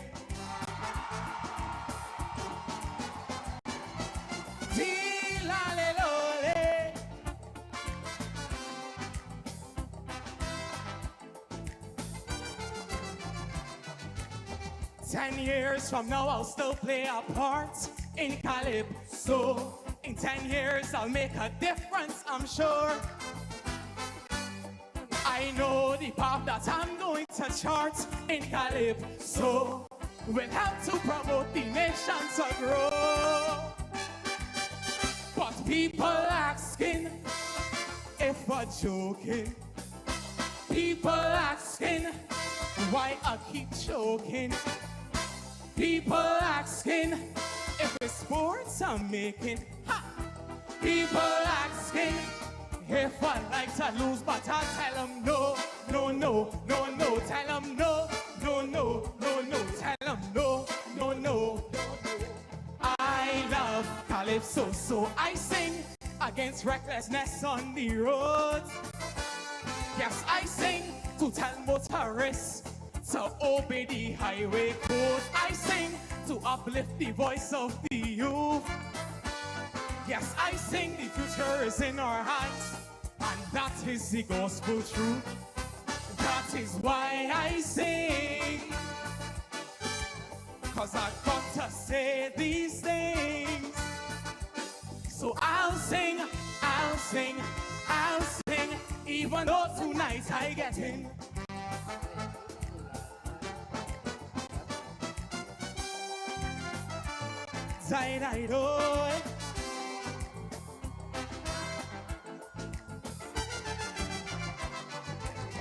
Tonight I don't intend to skylark with Calypso.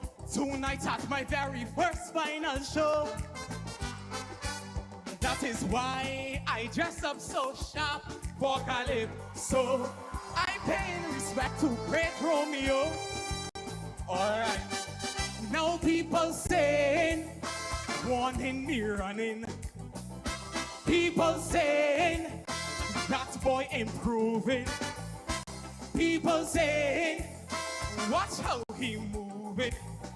But people saying, how he still can't win. But I tell him no, no, no, no, no. Tell him no, no, no, no, no. Tell him no, no, no, no, no. I come for calypso, so I sing to promote the power of choice. Yes, I sing to make sure that Kaiso still remains the people's voice. I sing as a living testimony. Yes, I sing cause tonight I have the chance to win Junior Monarchy. So this is why I sing, cause I got to say these things. Watch me, so I'll sing, I'll sing, I'll sing, cause tonight I could be the king, the king. I'll sing, I'll sing, I'll sing, cause tonight I could be the king.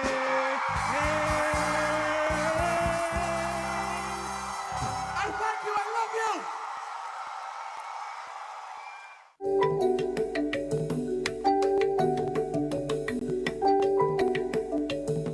Does that?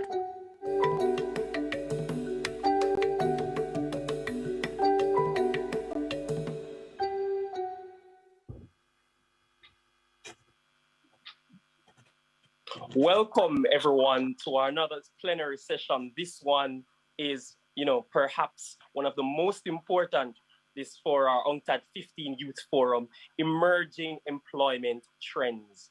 And, in quick fashion, we've all seen and underscored the fact that the changing times are exacerbated by the pandemic and as well by automation and a globalized world. We're seeing the need now that young people and as well all working professionals are having to change their tune, change how they work, and perhaps the entire future of how we view labor, employment, and just how it is that we go about our work and activities. All of that might be upended, and we have to change and to see how it is that we have to adapt in this new world. And just as for the motto for our forum, pull up, change the rhythm, it says from inequality and vulnerability to prosperity for all. In that same way, for true prosperity, we want to keep up to date with the trends and ensure that young persons are having a prosperous future. This one will be an excellent session. I'm joined by three excellent guest speakers who are the ones who guide you through the session, who know much more than me. And I want to just tell you a briefly bit about them. First, we're going into, we have Miss Brittany Braithwaite, we have Miss Sophie Onyango, we have Miss Eliza Amalia. Miss Brittany is a regional and national labor policy contributor. She's also current president of the Human Resources Management Association. Miss Sophie is the founder and CEO of Employ, which is an e-recruitment service operating in Africa, particularly Uganda, Kenya, Tanzania, Rwanda. She has a key focus on especially candidate recruitment, sourcing, assessment. And Eliza as well is the coordinator of the Youth Action Hub of Indonesia. She promotes accessible, sustainable development and integrated creative economy and business products. Ladies and gentlemen, this is an exciting session on a wealth of panelists, and I cannot wait for you to get involved. Just to remind you how we're getting into this session, I will be starting with each of the panelists who speak for their 6 minutes maximum, and then we're going to get into some bit of questions. So then you'll have your opportunities to send your questions in the chat as well. So ensure you're keeping locked in with us and you are ensuring that this is an engaged session as much as possible. This is all about you, ladies and gentlemen. Thank you for being here. If I want to start with Brittany, first of all, as we keeping promptly on time. Brittany, just as we said before, you've been involved in regional and national labor policy. Just to start us off, what would you say is, just tell us a bit about, as an introduction, about this emerging time, this digital world, and how that might help facilitate or showing us to the need to necessitate a change. Thanks, Shamar, for having me. And hello, everybody. So excited to be here today. I think it's so important for us to understand the nuances of the employment, dynamic worldwide. And I'd say particularly to young people, keeping abreast of the trends and the types of jobs that are emerging, as well as the industries in which they're emerging, are critically important. So when we look at the OECD Employment Outlook report for 2021, and that's available on the World Wide Net, you can just Google it. We see that there's a prediction of really slow recovery for, hard skill jobs, but there is a rapid recovery for soft skilled jobs.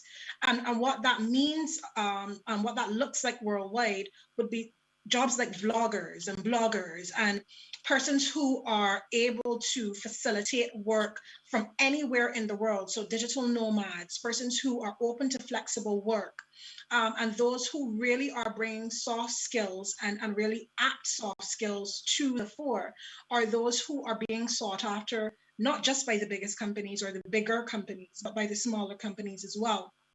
It also means that, well, I keep saying post the pandemic, but I don't know when that is going to be. I don't know when post pandemic will actually be. So let's talk about just life, right? This is what life is now. That means we have to assess the type of skill set that is being desired by the world market, and not just your home market, but the world market. It may not mean that, and I mean, a couple of years ago, one would think that the only job in digital technology would be if you're coding. That's not so. There's so many other soft skills that you can curate.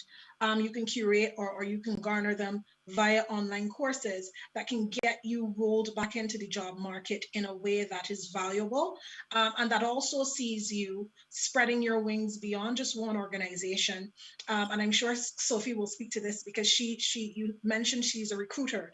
So I'm sure she'll be able to lend advice on how you can engage even more productively as a digital nomad and a person who can extend yourself in this digital age. I'll give my personal experience in this digital age has been that I've been able to expand my services beyond the region, and that's in labor advisory services internationally, even more than pre-pandemic times, because persons are actively seeking these services online versus just in country.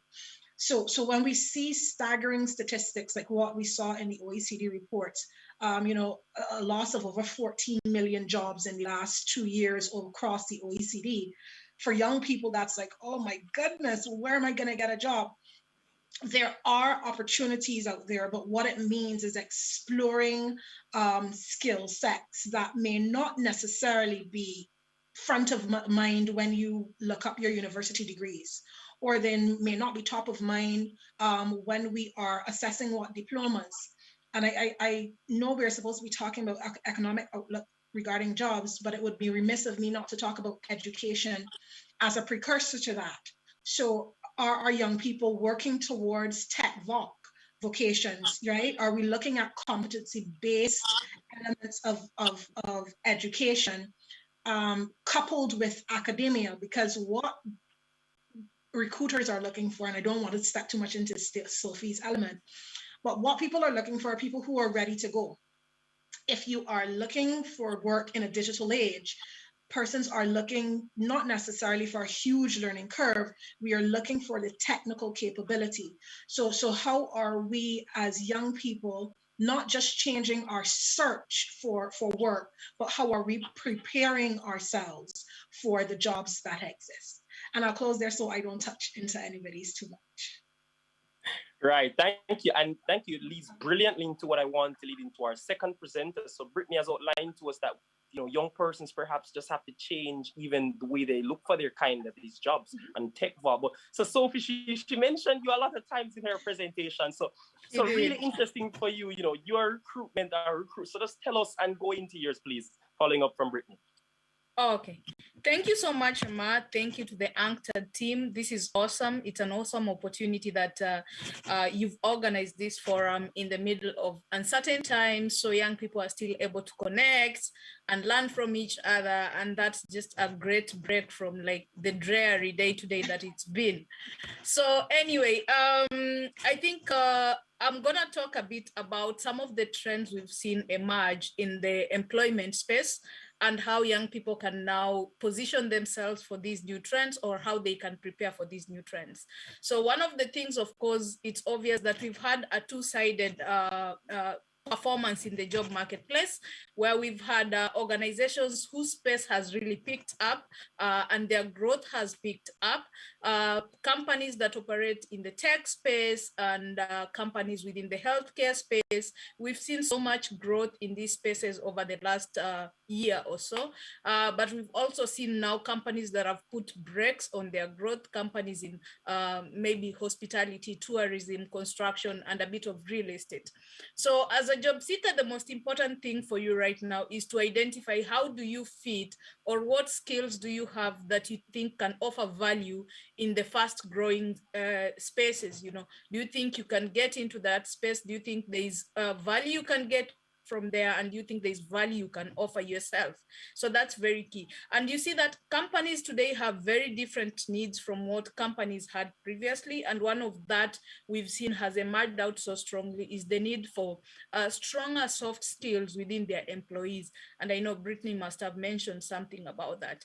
I think previously, when things were a bit more smooth, and companies had enough resource, the marketplace was constant, it was very difficult for companies to see gaps in soft skills. Not really difficult, it wasn't as apparent as it is today. So companies are looking for people who have a soft skill in terms of decision making, critical thinking. They're also looking very much for people with very good tech skills. And this isn't just as a fact of the pandemic. We saw even prior to the pandemic, there was so much global competition, and companies were being pushed to increase on efficiency in order to compete better. And to increase on efficiency, they needed to incorporate more of technology. And so you find that they needed a workforce that was ready to deal with this technology. So definitely job seekers have to up their own technical skills. And as Brittany mentioned, most of these technical skills can actually just be found online. So that's what's there. And then another shift that has been interesting is also the empowerment of the job seeker. We expected a more weakened workforce courtesy of the layoffs that we've seen, but we've seen a more empowered workforce and a market that's actually tilting into a job seeker market as opposed to a recruiter market of what we were having previously. So I think this is because job seekers have more access to technology. They have several profiles online on different mediums. We have mediums that are niche, like GitHub, where now these job seekers can have a stronger sense of community among themselves, and of course a stronger sense of empowerment. So companies have to actually appeal more to job seekers by building better employer brands, where they do not just appeal to job seekers as good employers in terms of the salary and the packages they're offering. They're also appealing as good employers. They're appealing to the more emotional, I don't know to call them psychological causes or psychological needs of employers. I mean, are you as a company able to provide your employees with the social needs they need, like maternal catering for the new mothers in your organization? How is your maternity leave and paternity leave? These are things that job seekers are really looking out for. Are you as a company providing social good to the greater society? We've been seeing a lot of I think I may call it activism that's emerging, especially with the younger generations. They want to work within organizations where they feel like they're contributing to the climate, they're contributing to the environment, they're contributing to social causes. So you find this is some shift that has happened that companies need to be aware about. One thing that has also emerged is flexible work. Not emerged, it's substantially grown over this period. And for these flexible work arrangements, for this I'll speak mostly to job seekers. Yes, employers have to set up the right frameworks to encourage flexible works and all that, but job seekers have to set themselves out there and showcase their skills and their experience and their knowledge and how they're capable of managing flexible work arrangements.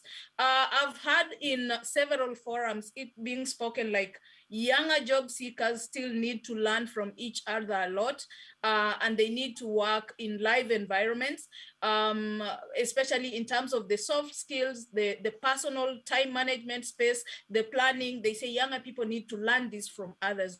But I'm thinking if the young people are able to prove to the organization, to prove in interviews that they are capable of planning their own work, planning their own time, managing their own, not just the work aspect, but now the mental aspect that comes from working in a collaborative environment, you know, the mental health part of it. Job seekers should be able to prove this to panels in interviews and in workspaces for them to have access also to the benefits of flexible, and also be able just to tap into the full potential they can drive from a flexible work environment. So these are just some of the skills that I'm gonna talk, some of the trends that I'm gonna talk about today. Of course, the other ones will include things like the penetration of technology in how the day-to-day running of organizations is done, and that includes even up until the recruitment stage. How organizations are now selecting talent, where the first selection processes are not just happening via a human-to-human interaction, but via a human-to-technology interaction, and how job seekers are able to appeal to the requirements of the technologies used in the recruitment processes, like the artificial intelligence and such. All right, thank you, Sophie. I think you provided an excellent insight into the job seekers, the recruiters, and so, you know, we're gonna have a lot of space for questions. I hope the persons in the chat are listening really keenly. We're gonna have a lot of time for you to get your questions. I might prompt them with some questions as well. So ensure you're sending it in the chat. We have our chat moderators who are watching, you're going to send it in. Remember, this forum is about prosperity and removing inequality for you. We're going to go into our other presenter for right now, which is Eliza. And Eliza, I think Sophie would have told us a lot about the job seeker. So can you continue and tell us, you know, just about the job market, the business creation?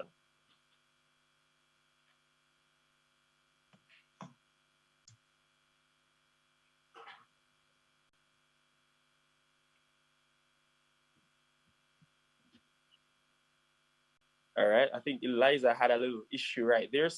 So in the meantime, while I wait for her to come on back, I want to, you know, just jump back to something, for example, Sophie, that you said a while ago. You know, at the end there, you said that, you know, what's also important, a lot of human technology interaction, and as well the social good and how persons are looking for that. You know, if I'm in the chat right now, one of these persons saying, boy, Sophie is also good enough, but like I'm here and listen, where do I get these? Which ones right now? I'm in my room since Corona. What would you say are, you know, some of these, for example, occupations that these persons should be looking out for that are on the rise? These ones you mentioned can provide the social good, but as well have that human to technology kind of interaction that you mentioned. So just things for them to look out for.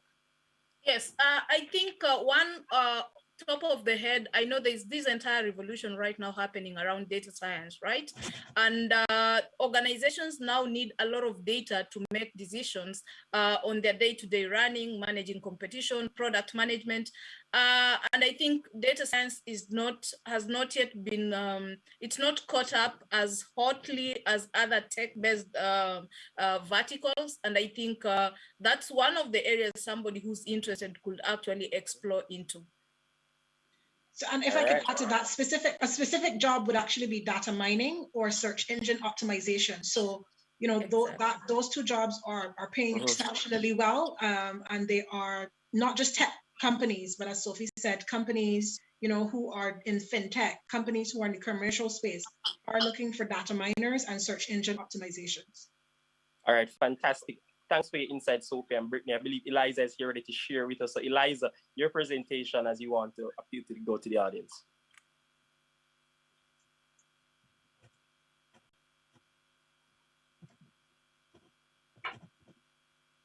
Okay, she's not with us just as yet once more. So I might just go back to Brittany again, where you were speaking about, you know, a lot of the, you know, the statistics you were speaking from the OECD and just about how young persons have lost jobs. Or in fact, I think if Eliza's ready to join us, we can actually go into her. I think it's been so exciting waiting for her. Yes. Yes, Yes, I'm Eliza, you can sorry. go ahead. Brittany, still hold that question. The chat wants to hear it. Okay, thank you. So the future of labor market of youth is highly influenced by their initial experience, education, training, and skills, as well as access to labor market and competitiveness, which can be seen from the recent data from ILO. Why there's still 21% of young people who are not in employment, education, or training. So we need to keep innovating to some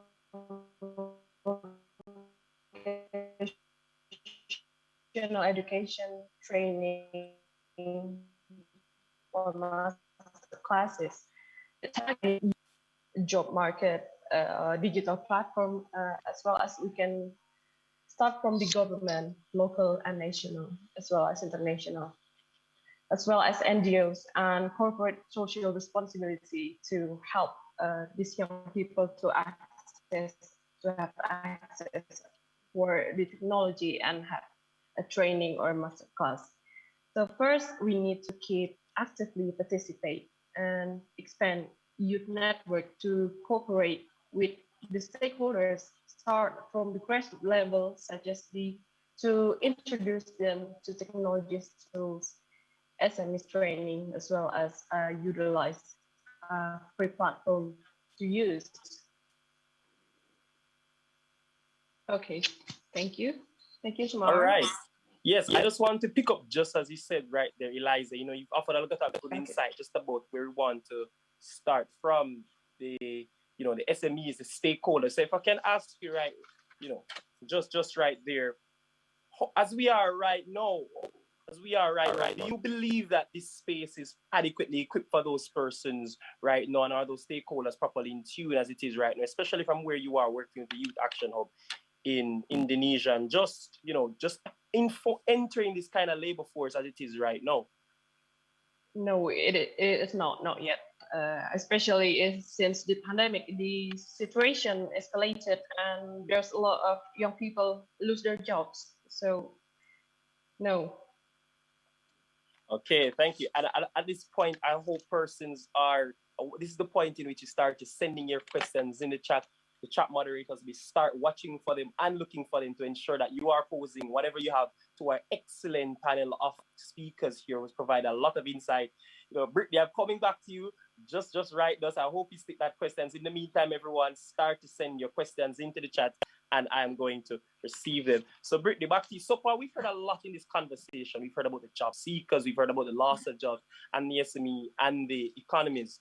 What I want to go back to asking you is, you had spoken a lot about the statistics and the loss of jobs.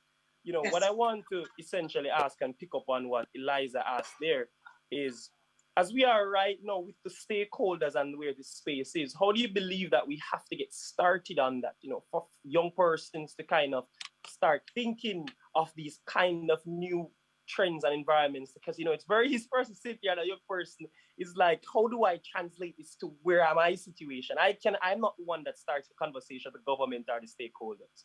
Right. And if we're going to get really granular about it, I think it's important for persons to be doing the type of research that we would have done in preparation for this panel, if I'm going to be very frank, which is, you know, and that can be a simple Google search, really assessing what's happening in the market, subject to what you're interested in. And your interest or your core interest may be, as Sophie said, hospitality. Hospitality is being transformed by the digital economy. I mean, transformed. So 5 or 10 years ago, you wouldn't need, for example, if you had somebody managing your property, that person may not need to understand social media management, but that's critical now because your property can have more bookings through Airbnb.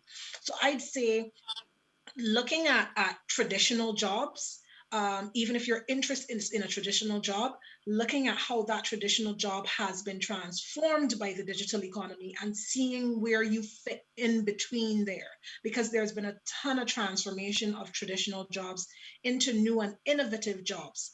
And I think that's where young people will find nuance of the job market and how interesting it can get. All right, thank you. You know, you've provided a lot of insight there. Sophie, I want to jump back really quick over to you. So Brittany spoke right there about perhaps in this space, it's great for a young person to even think of even their current jobs or what they're in right now. How can they transform that for the digital space and to rethink how it is that this applies in terms of this current environment? Picking up on that, what do you believe, therefore, if they're trying to adapt and implement that what Brittany just said a while ago, what do you think are those skills, as you find as a recruiter, that young person should hone in on to ensure that, hey, I'm allowing my focus to be able to be flexible and adaptable? You spoke of the soft skills and strong skills. So just inform our persons who are watching us today. Yes, thank you. So the thing is, with the whole technology revolution, and that's which it's been accelerated actually by the pandemic, where one-on-one interaction was slowed down, and even smaller organizations or service organizations actually had to move into the digital space. We are seeing more companies that were traditionally service companies refer to themselves as technology companies. So technology has permeated into all organizations, and that's why that's a very timely question. So yes, one of the things that young people need to do is to adopt soft skills, because it's also the soft skill revolution of the world, of the labor market right now, where soft skills have proven immensely valuable to both organizations and young people as they try now to readjust to the emerging environments. And one of the key soft skills around this we see is flexibility. So how flexible are you? Where else can you offer value within your organization? And how do you protect your job and protect your own interest while you work somewhere? So as organizations lay off people, let's say in maybe the warehouse or the warehouse department, how can you like secure your future by showcasing skills that will be useful within that particular organization? Because if you came forward and said, hey, I think I have these new ideas where we can now introduce maybe this kind of tech or this kind of software or this kind of solution to help us maybe manage this delivery process efficiently and reduce costs in this particular function, you'll find you are able to prove valuable, not just within that organizational setup, within any organization or any third party that you get to interact with out there. Because ultimately, young people, I always look at job seekers as a two-sided coin, and one side is a job seeker, the second side is an entrepreneur, at least in Africa. That's how we are. You are either always looking for a job or looking to start a business, right?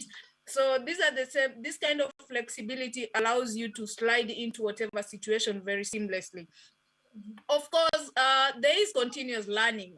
Just because you don't have skills in something doesn't mean you can't gain those skills. So there is continuous learning. Which platforms do you need to visit to learn these skills? Which platforms do you need to talk to understand which skills do you need to learn?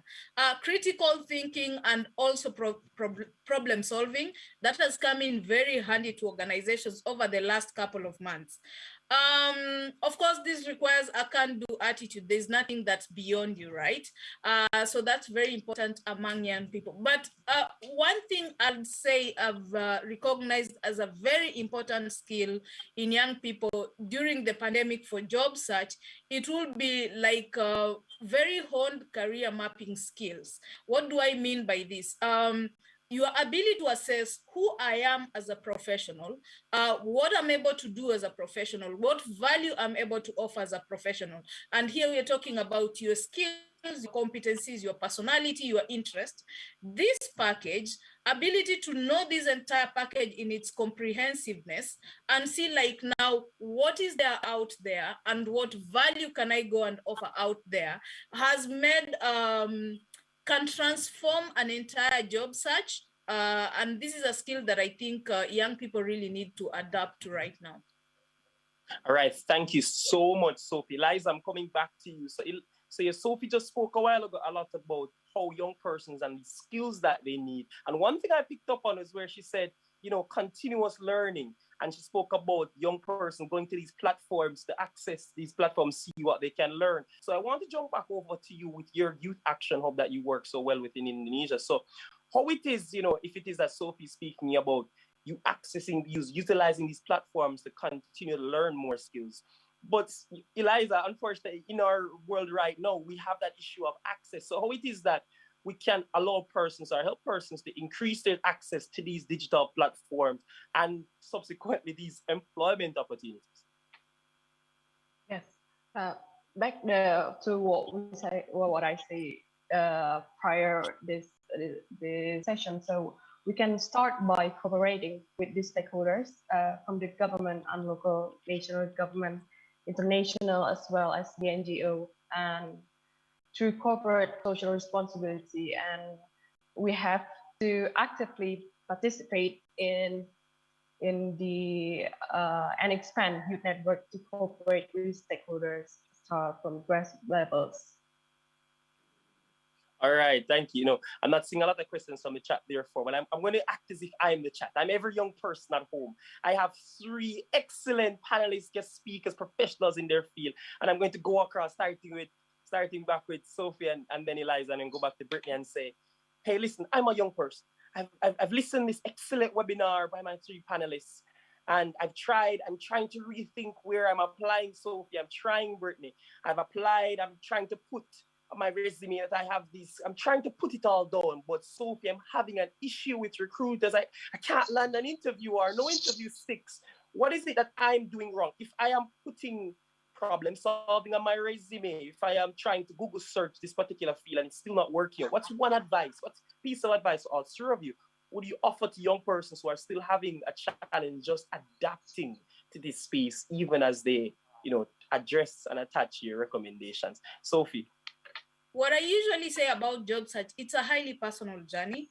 Every individual is highly unique in terms of their entire package and how it needs to be packaged and who this package now needs to be targeted for. So I think I would commend any young person who does their own self-discovery journey, and then they try to work with Google to read on how do they need to to package themselves, because if recruiters are not calling them for interviews, there's definitely something that's not very streamlined with how they're packaging themselves. So yes, I will commend any young person who's trying to package themselves with the help and support of Google. But at some point, I always say this process needs some kind of third-party support. There could be things that only a third-party person could see about you and how you're communicating that you may not be able to recognize about yourself. So if you can walk into recruiters' offices and ask them, honestly, I would like to understand what is it that I'm doing wrong. A good number of recruiters empathize with job seekers because we were all job seekers at some point, and we understand the kind of struggles that we did go through. So a good recruiter will actually sit you down and let you know, okay, this is what I think you need to change. This is what you need to streamline. This is what you need to communicate. So go that step further and walk into people's offices. And I don't just mean by recruitment consultants. I mean even HR managers within companies. Take that bold step, and people usually find it sometimes attractive, like you've gone beyond the normal, you've gone beyond sitting behind your computer, and you're actually knocking people's doors and talking to people about it. It would communicate a certain quality that will actually really stand out, and that would be great. The other thing that I would like to advise is that you need to stand out. The most important thing is that you need to stand out. You are unique, like we communicated. You need to communicate how unique you are, and not just how unique you are, how your uniqueness is going to add value to the particular position we are talking about. All right, thank you. Eliza, she said you need to stand out, how your particular skill is going to highlight you. Just if you want to pick up on that, the persons in the chat, Eliza, I'm freaking out. Nothing is sticking. I'm finding it hard in this emerging employment trend world. How do you advise us?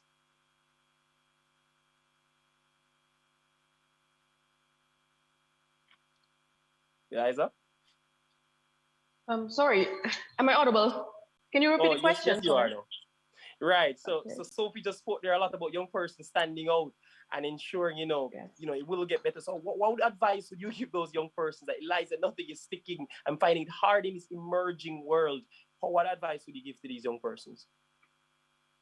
So we need to keep learning, keep learning and keep learning. So also utilize the technologies as educational tools. And I hope the some kind of master classes or vocational education and training also available for free for young people to learn from the internet, and that will be helpful to increase their skills to enter the competitive job market.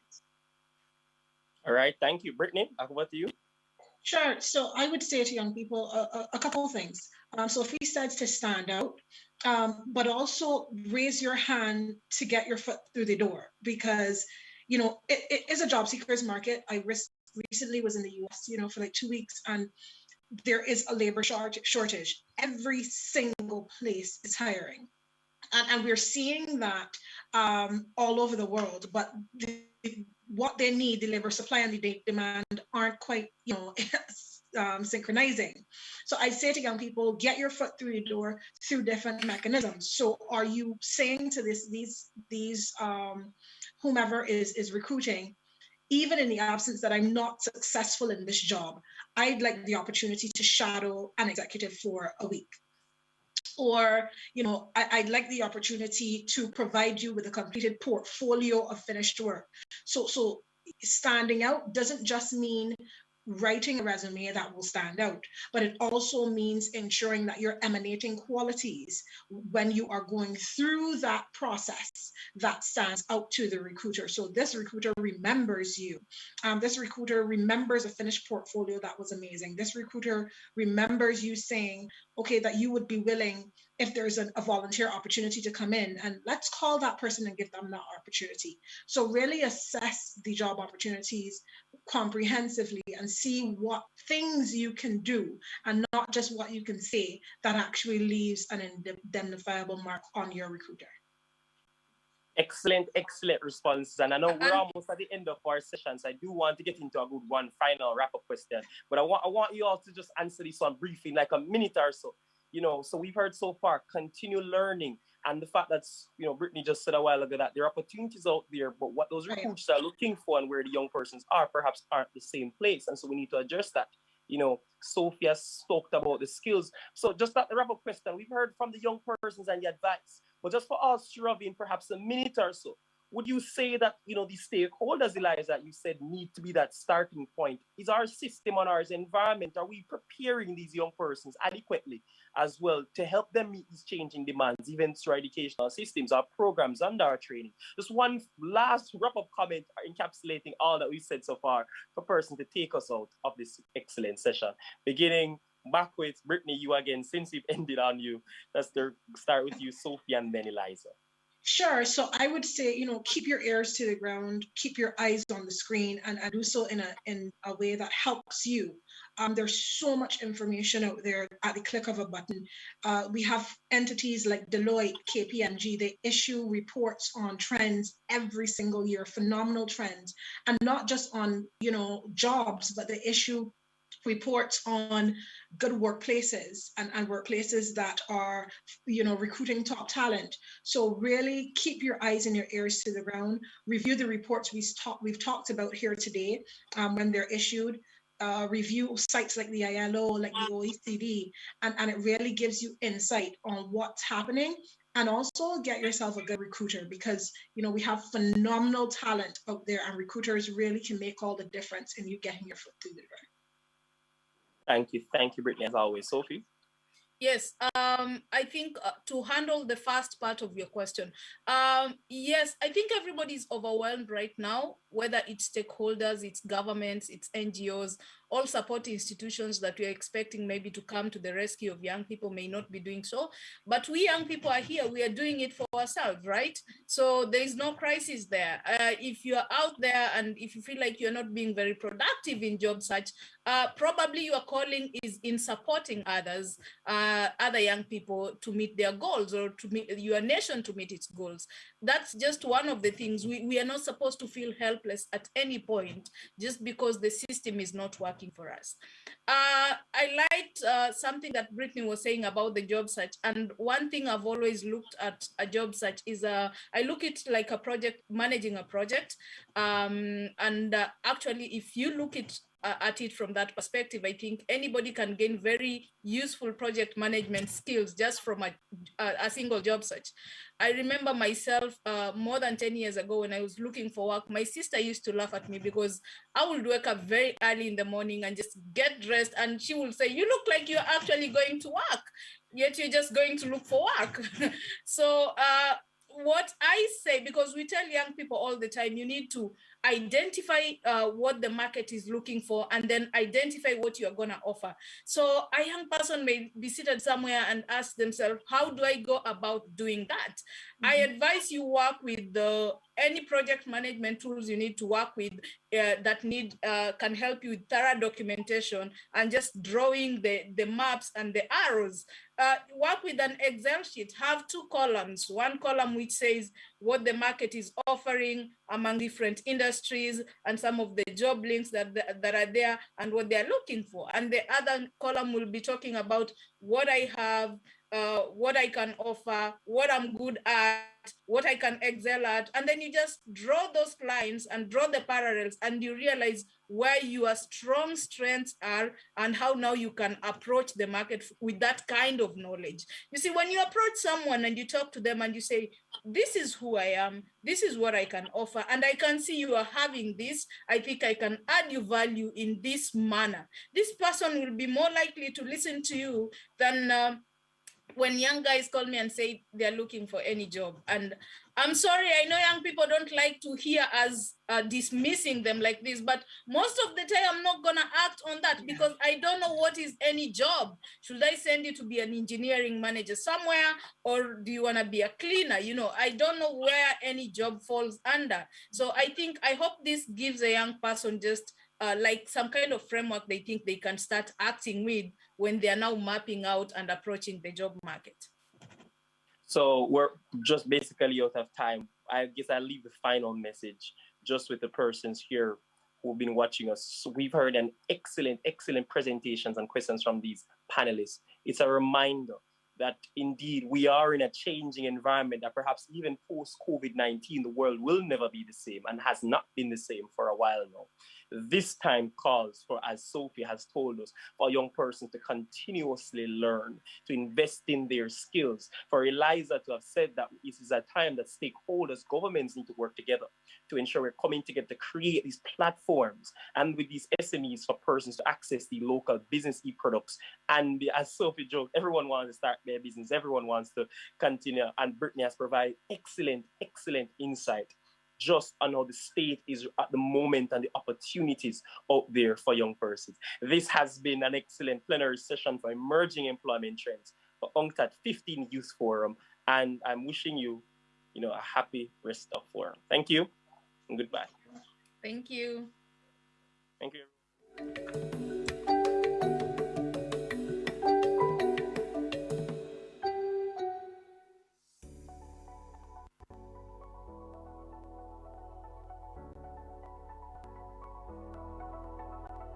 Equality is a goal that many persons, organizations, and countries have been trying to achieve for numerous years. And although strides have been made, many parts of the globe still have to undergo development for holistic equality to be had. What equality means to me is that regardless of sex, gender, sexual orientation, race, nationality, or any other characteristic that comprises someone's individuality, that they are appreciated, loved, and respected for who they are and given equal opportunity to succeed in every aspect of their life. Inequality has been ongoing for too long. It is time for equality to prevail.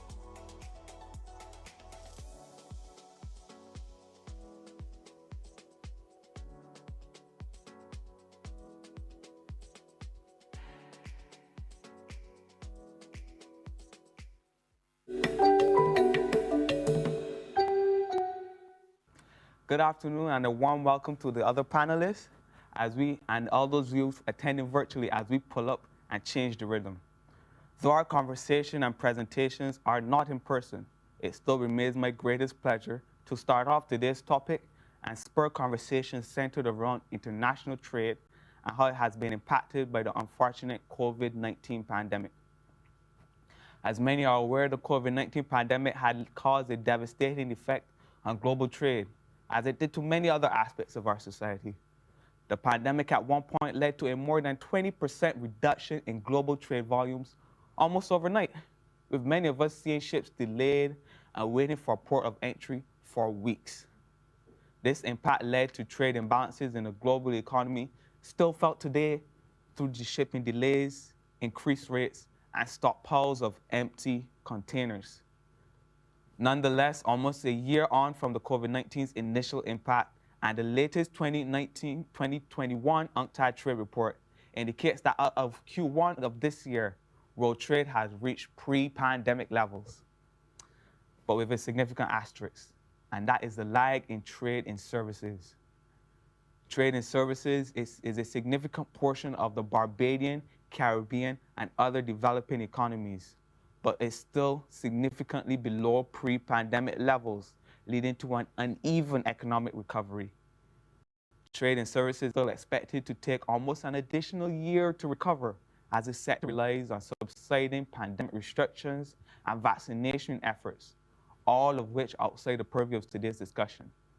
But the question still remains, what can be done to aid service-dependent economies? And what resilient measures do service-based economies need to implement to outlast this slump? But amid this rather gloomy backdrop for our service economies, the pandemic offers a light through the accelerated trend of e-commerce and digital economy. The rapid growth before and during calls into question whether the old adage of trade liberalization still matters in an increasingly digital age. E-commerce opens up the possibility for our developing economies to leapfrog stages of conventional trade development. And the digital economy allows for our small countries to gain a foothold in the international trade order through tools such as the internet. So how do developing economies capitalize on this shift? What will the future of trade look like? And how does this future incorporate youth? Finally, it is important to recognize that barriers both developing and developed economies face in international trade prior to the pandemic still persist and have even worsened. Challenges for small developing nations to attain high technical barriers to trade, sanitary and phytosanitary measures plague the Caribbean especially, and are only compounded due to the region's reluctance to farm unions to increase volumes and reduce costs. In addition to this, failures of the WTO to reach agreements on agricultural issues, special and differential treatment, and most importantly, its enforcement mechanism still lingers, making the international trade environment challenging. So this begs the question, what can be done regionally to meet these technical challenges? And what are the global steps needed to address these long-held issues? I hope what I've said today not only serves to spur today's introduction and topic, but also highlight some important issues which we all should consider. Trade remains an effective tool for efficient and economic growth, an effect that leads away from inequality and vulnerability to prosperity for all. I thank you.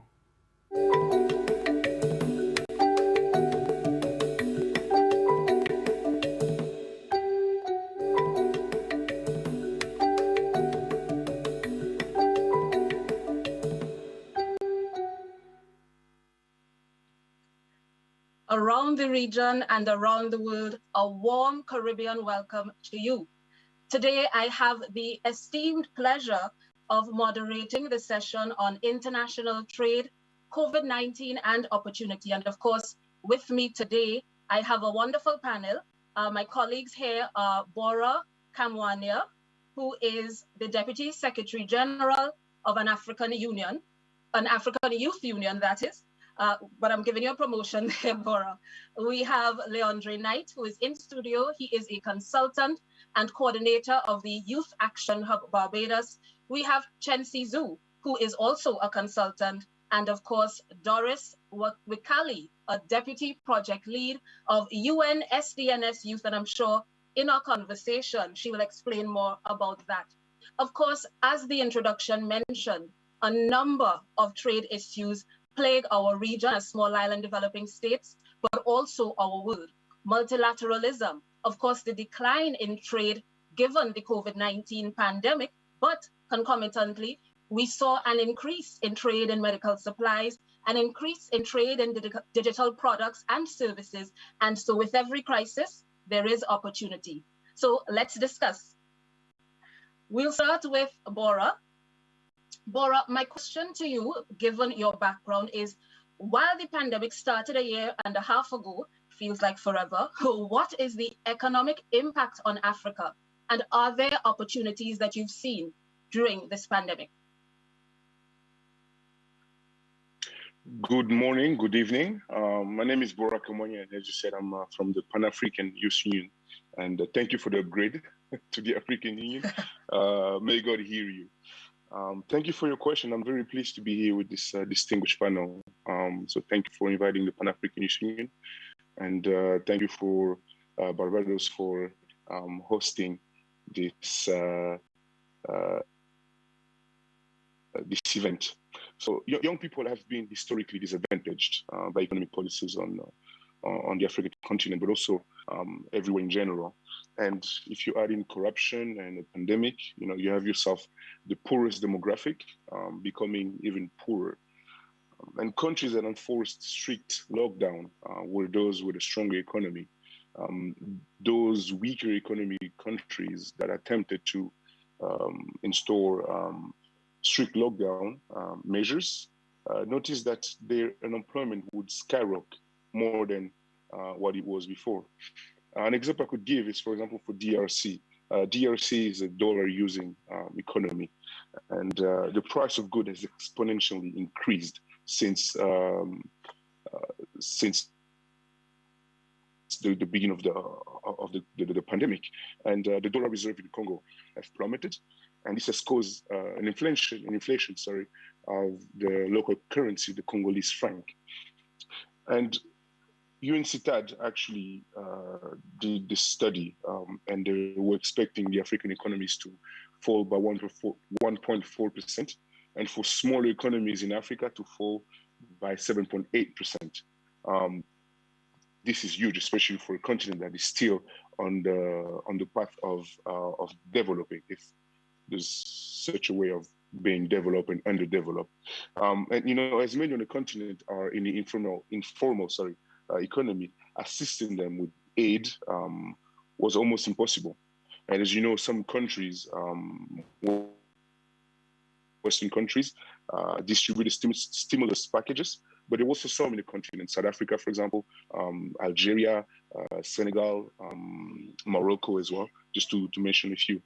I would finish by saying that, post-COVID, our economy and for our social recovery, we need to include people from the diaspora and young people.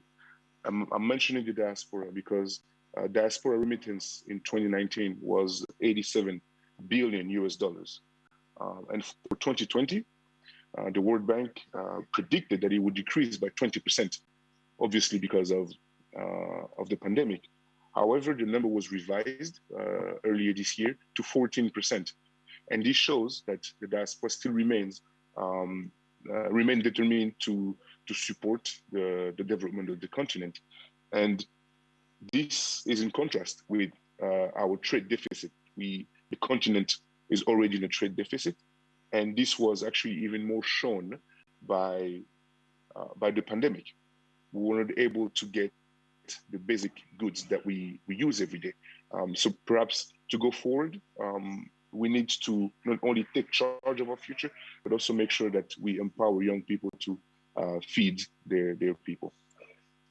Thank you, Bora. I want to move from Africa to the Caribbean. And you touched on something there, the connection between trade and employment. And so we've seen, again, the devastating impacts of the pandemic on the tourism sector in particular. And so I want to go to Leandre. Leandre, in Barbados, services accounts for a significant portion of the economy there, including, of course, the tourism industry. Now, the tourism industry has suffered a lot during this pandemic, as you may know, and there is no end in sight for us. What does that mean for youth unemployment or youth employment? And do you see shifts happening at work that youth can benefit from? Yes, thank you. Thank you so much for having me here. It's been a pleasure to address the panel and address all the youth around the world. So yes, as you would have mentioned, that the COVID-19 pandemic still has a very, very lingering impact on tourism, especially in the Caribbean and especially in Barbados. And moving on, we don't see those numbers, expecting those numbers to return to pre-pandemic levels probably up to another year or so. So really and truly, there's been massive unemployment, I would say, well, for sure in the tourism sector as well. And that has also put a lag, or I would say a hamper in those young people who would have aimed at going into the tourism sector to not have opportunities now within the tourism sector. So now you're seeing people who are coming out of schools or who are in schools studying for positions that are not necessarily there anymore. You know, so that's a significant issue that needs to be addressed.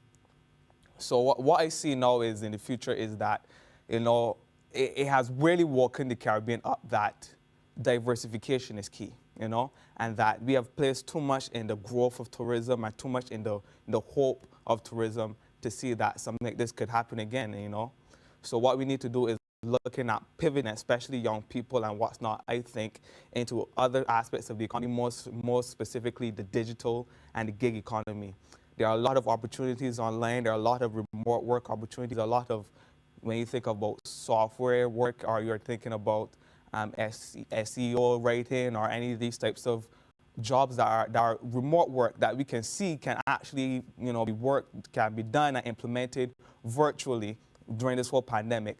That is an opportunity that I think that a lot of youth can capitalize on. There's a massive market out there for people to work online and to get into that economy. And as such, I think that's definitely one of the ways that we as youth, and especially in the Caribbean, need to look at. Another thing I think is also as relevant would be looking at becoming more of an export-oriented region as well.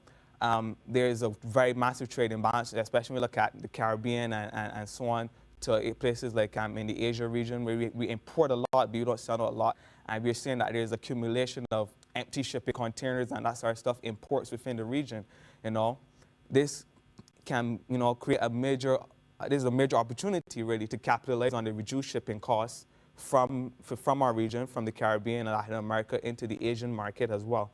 So when you see opportunities like that where we have a reduced shipping costs or reduced costs, we need to look at finding areas in which we can create products, high value products. I'm looking at leather goods or watches or any of these types of stuff, all these lenses. You know, we have a lens tech here in Barbados. We need to look at pivoting to those export markets within the Asia region as well to capitalize on this opportunity that may be fleeting.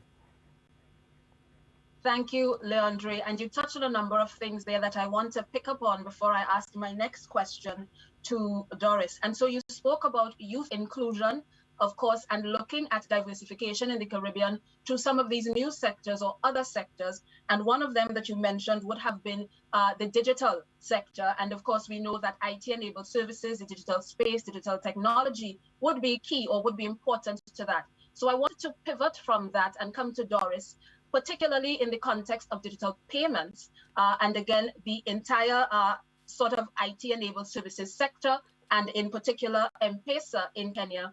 And I want to ask you, Doris, how could digital payments like M-Pesa and new technology trends in Africa be leveraged to make international trade more inclusive for marginalized youth in that region and perhaps across the world?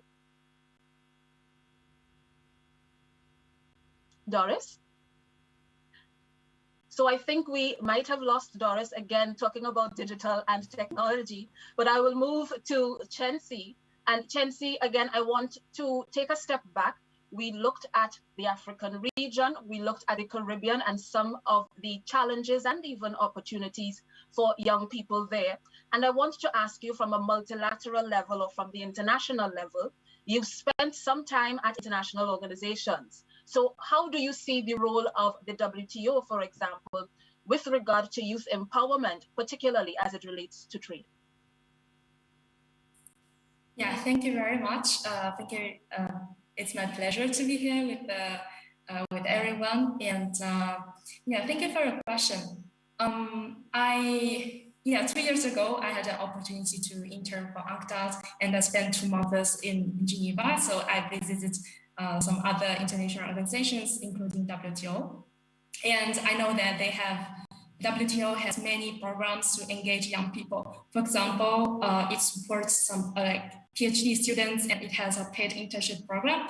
It collaborates with universities to organize in-company training programs, model WTO events. It has also an annual public forum, which is their largest outreach event of the year. And 2 years ago, it had a sub-theme focused on youth. And it was the first time that WTO organized a high-level panel dedicated to youth. And also UNCTAD had collaborated on some side events, and a group of our UNCTAD youth delegates went there to attend that public forum.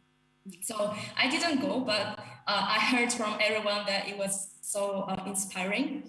And then WTO and OECD, they have published a report on aid for trade 2019, and there is an entire chapter dedicated on how to empower youth.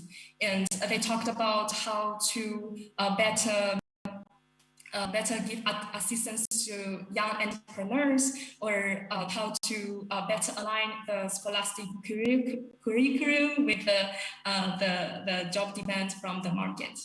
So I can go on with like all the list of things that they do, but I also want to shift the perspective and asking what us youth can do to help WTO, to keep its status as the international organization that regulates international trade, and also to restore trust and confidence in this multilateralism.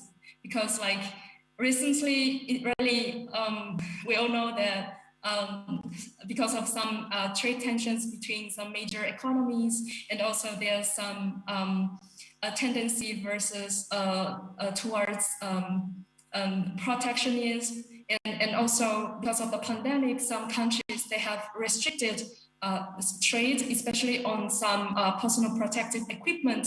So this is a really critical moment also for WTO to reform itself and to adapt to the new changes in the world, and also it needs to reform its dispute settlement system and restore the appellate body. So I feel like now it's really time for youth to step up, to get engaged, and offer innovative solutions to meet and solve these challenges. Thank you, Chensi. And we have Doris with us once more. So Doris, my question to you is on digital payments and how new technology trends and so forth in Africa can be leveraged to include marginalized young people. My apologies, it's raining in Nairobi, so my connection, I just lost my connection. My name is Doris Mwekali, based in Nairobi. I'm very passionate. I'm part of the UNCTAD Youth Action Hub here in Kenya, and I'm very passionate about marginalized communities, especially refugee youth, and how we can leverage on market-oriented solutions to ensure that we also include refugees in building more resilient and inclusive markets. And in regards to your question, how we could leverage fintech technology like M-Pesa, PayPal to include refugee entrepreneurs in camps like Kakuma refugee camp here in Kenya, is that one of the things that COVID-19 has done, it has showcased the kind of inequalities we have in the world.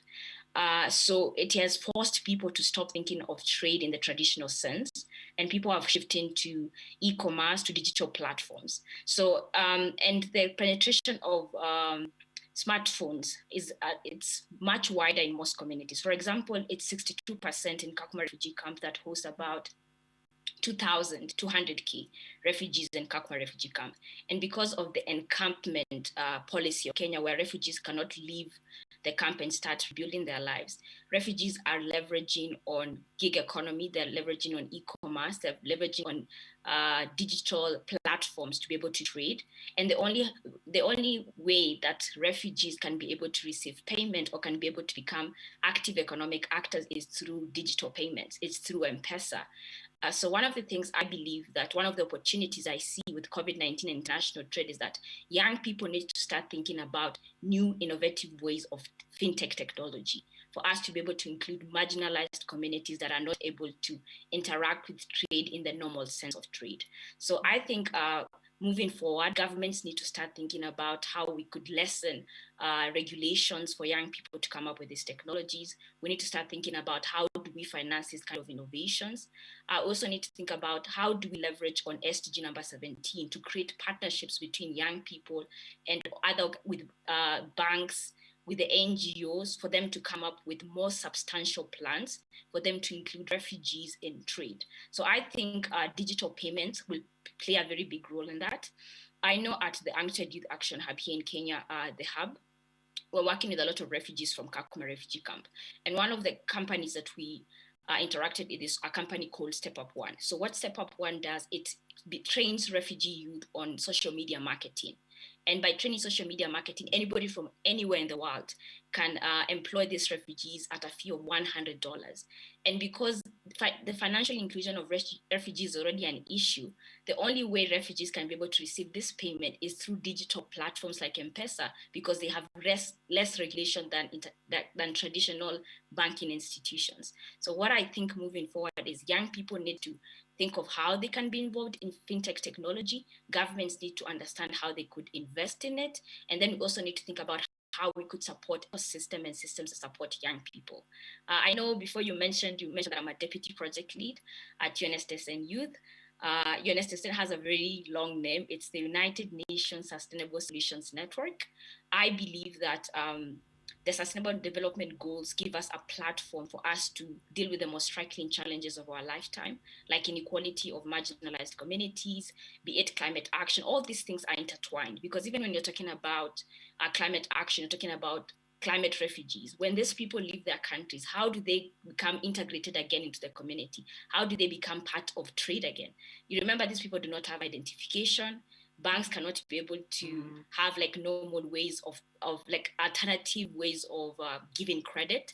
But if we invest in fintech technology, it's an easier way for us to integrate people that are suffering, people that are being forced to leave their countries due to conflict. So I feel like it's important for us to invest in these technologies, and it's important for young people to take interest. So I'm sorry about the glitch, but I'm so happy to be here and happy to just join into the conversation and interact with the rest of the panel. No problem at all. And thank you for the discussion, particularly as it relates to the penetration of smartphones and smartphone technology in your region. And I think as well, in terms of our discussion and what we see here, technology can be, and there's the significant potential to be the sort of great equalizer. But of course, as you mentioned, the regulations must be in place, not just for access, and we can talk about tariff and non-tariff barriers, not just for access to the technology and to the devices, but also as it relates to the capability and the human resource capacity to utilize that technology in a way that is productive and that allows persons, whether in Africa, the Caribbean, the Pacific, Asia, Europe, or elsewhere in the world, that they can now become digital service providers, as you say, and surmount other barriers to trade. I want to come to Leandri in the studio, because we're on this topic of technology, digital agenda, and digitalization, Leandri. And digitalization has advanced at a much faster pace because of COVID. I mean, the imperative of technology and of digital skills has come to the fore during this time in a way that has shown governments that they must act now, and of course stakeholders as well. So I want to ask you, what opportunities do you see for youth, and particularly from a SIDS perspective, what opportunities do you see for small island developing states? All right, thank you for addressing me again. And when it comes to the digitization really of the markets, when I'm thinking about youth, I'm looking at, like I mentioned earlier, like the gig economy and that part, right?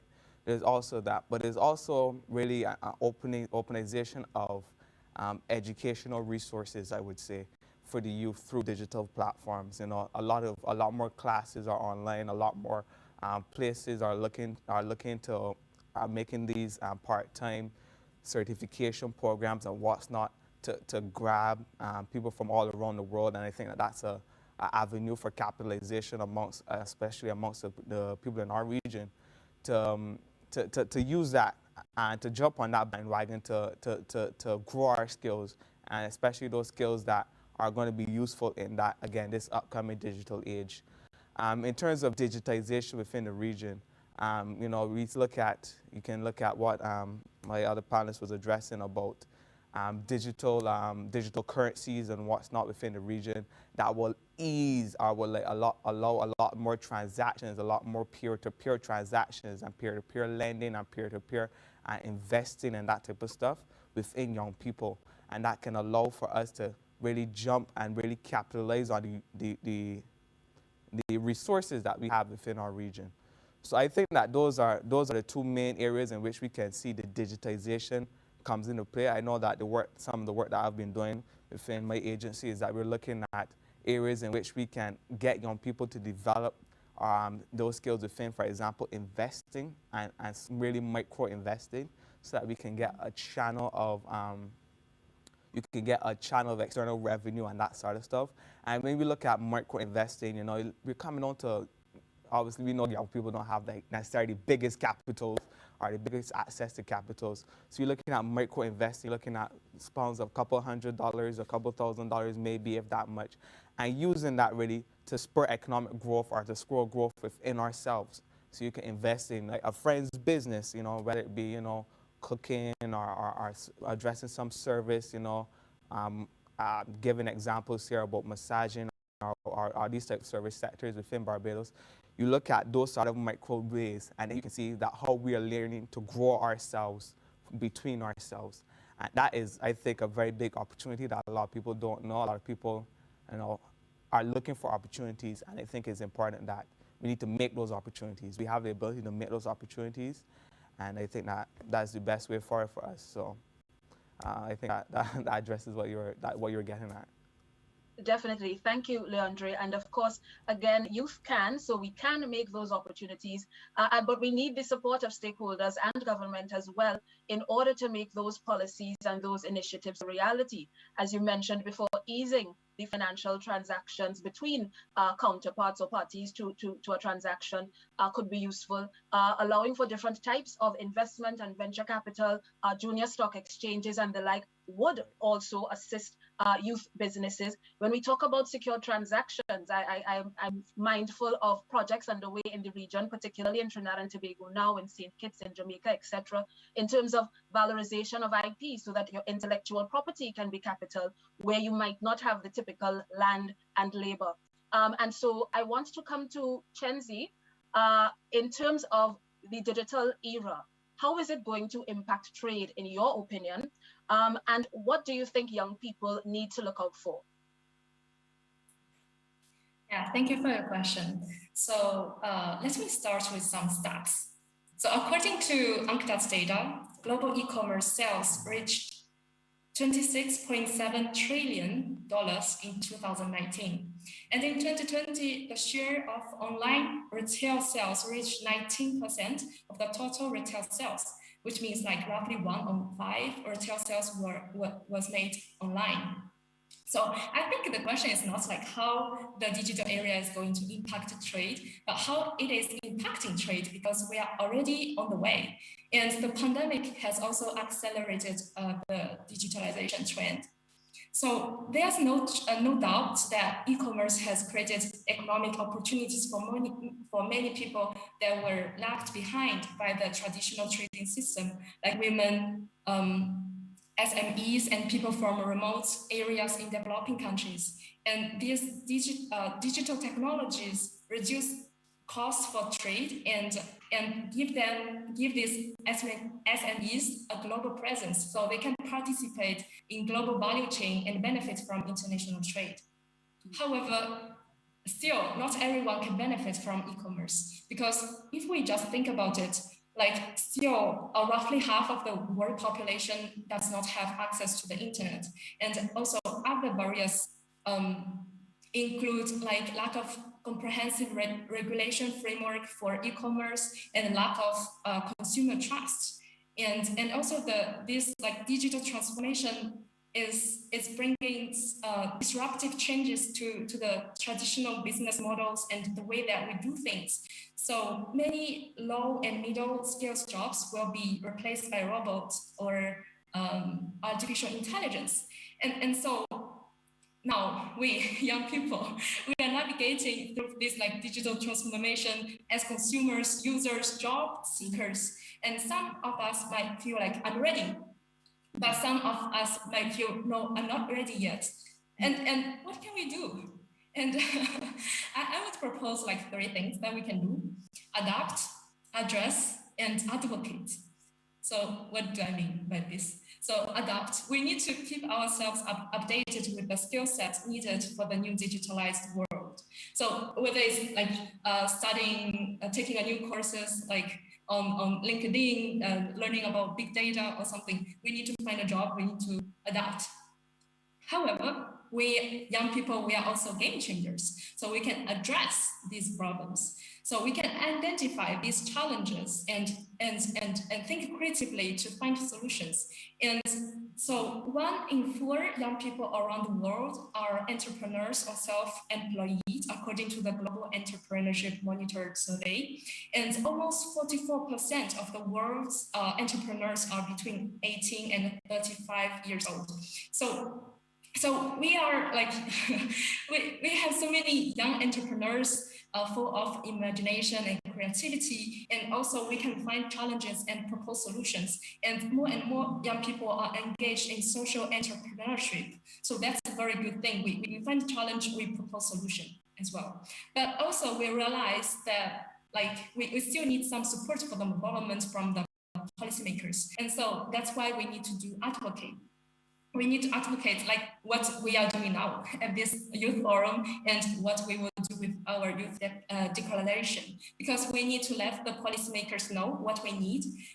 We need to make our voice heard. Like we need to let them know that we need, for example, a better framework for trade regulations to promote e-commerce and so on. So yeah, we need to let our voices heard. Yeah, thank you. Thank you so much. And I want to come to Bora now. After I've given you that promotion earlier today, I want to ask you, because Shenzi mentioned that the majority of entrepreneurs are between 18 and 35 years old, that youth cohort. So in your estimation, or if you had the platform, what are the top 3 changes in policies that you would consider or that should take place in favor of youth entrepreneurship?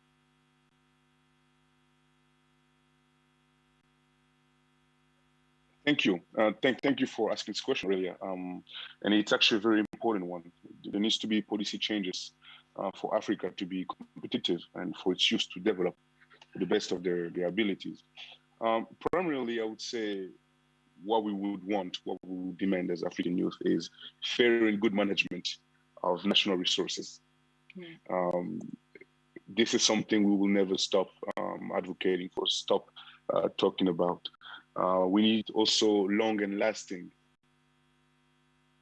infrastructures. We need the creation of strong and just institutions. That's very important. Lasting institutions, strong institutions. Those are the basis of what we need. We need to fix our import deficit. That's also something I mentioned earlier. And this also resonates with what Leandra was saying earlier. One of the issues is that we produce, most of the time we produce for tourists or for people coming from outside or for, the outside of our borders. It's time for us to, to focus a lot on our local economy. So to this end, we need the AU to put in place a youth emergency fund dedicated to supporting job creation businesses owned by young people. That's very important. And moreover, businesses should be mapped out So each country should know who's doing what in their country. And when you start there, you can, take along those young people on diplomatic missions or economic missions and showcase what your country is producing. That's how you create fair partnership with other countries. At this point, we have partnerships that are, I want to say, imposed to us because we're not the one asking for the partnership. Somebody's coming and saying, this is what I can offer you. I see that you don't have something better.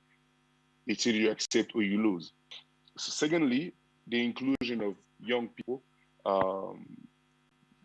from all demographic in the design, implementation, and monitoring of all policies.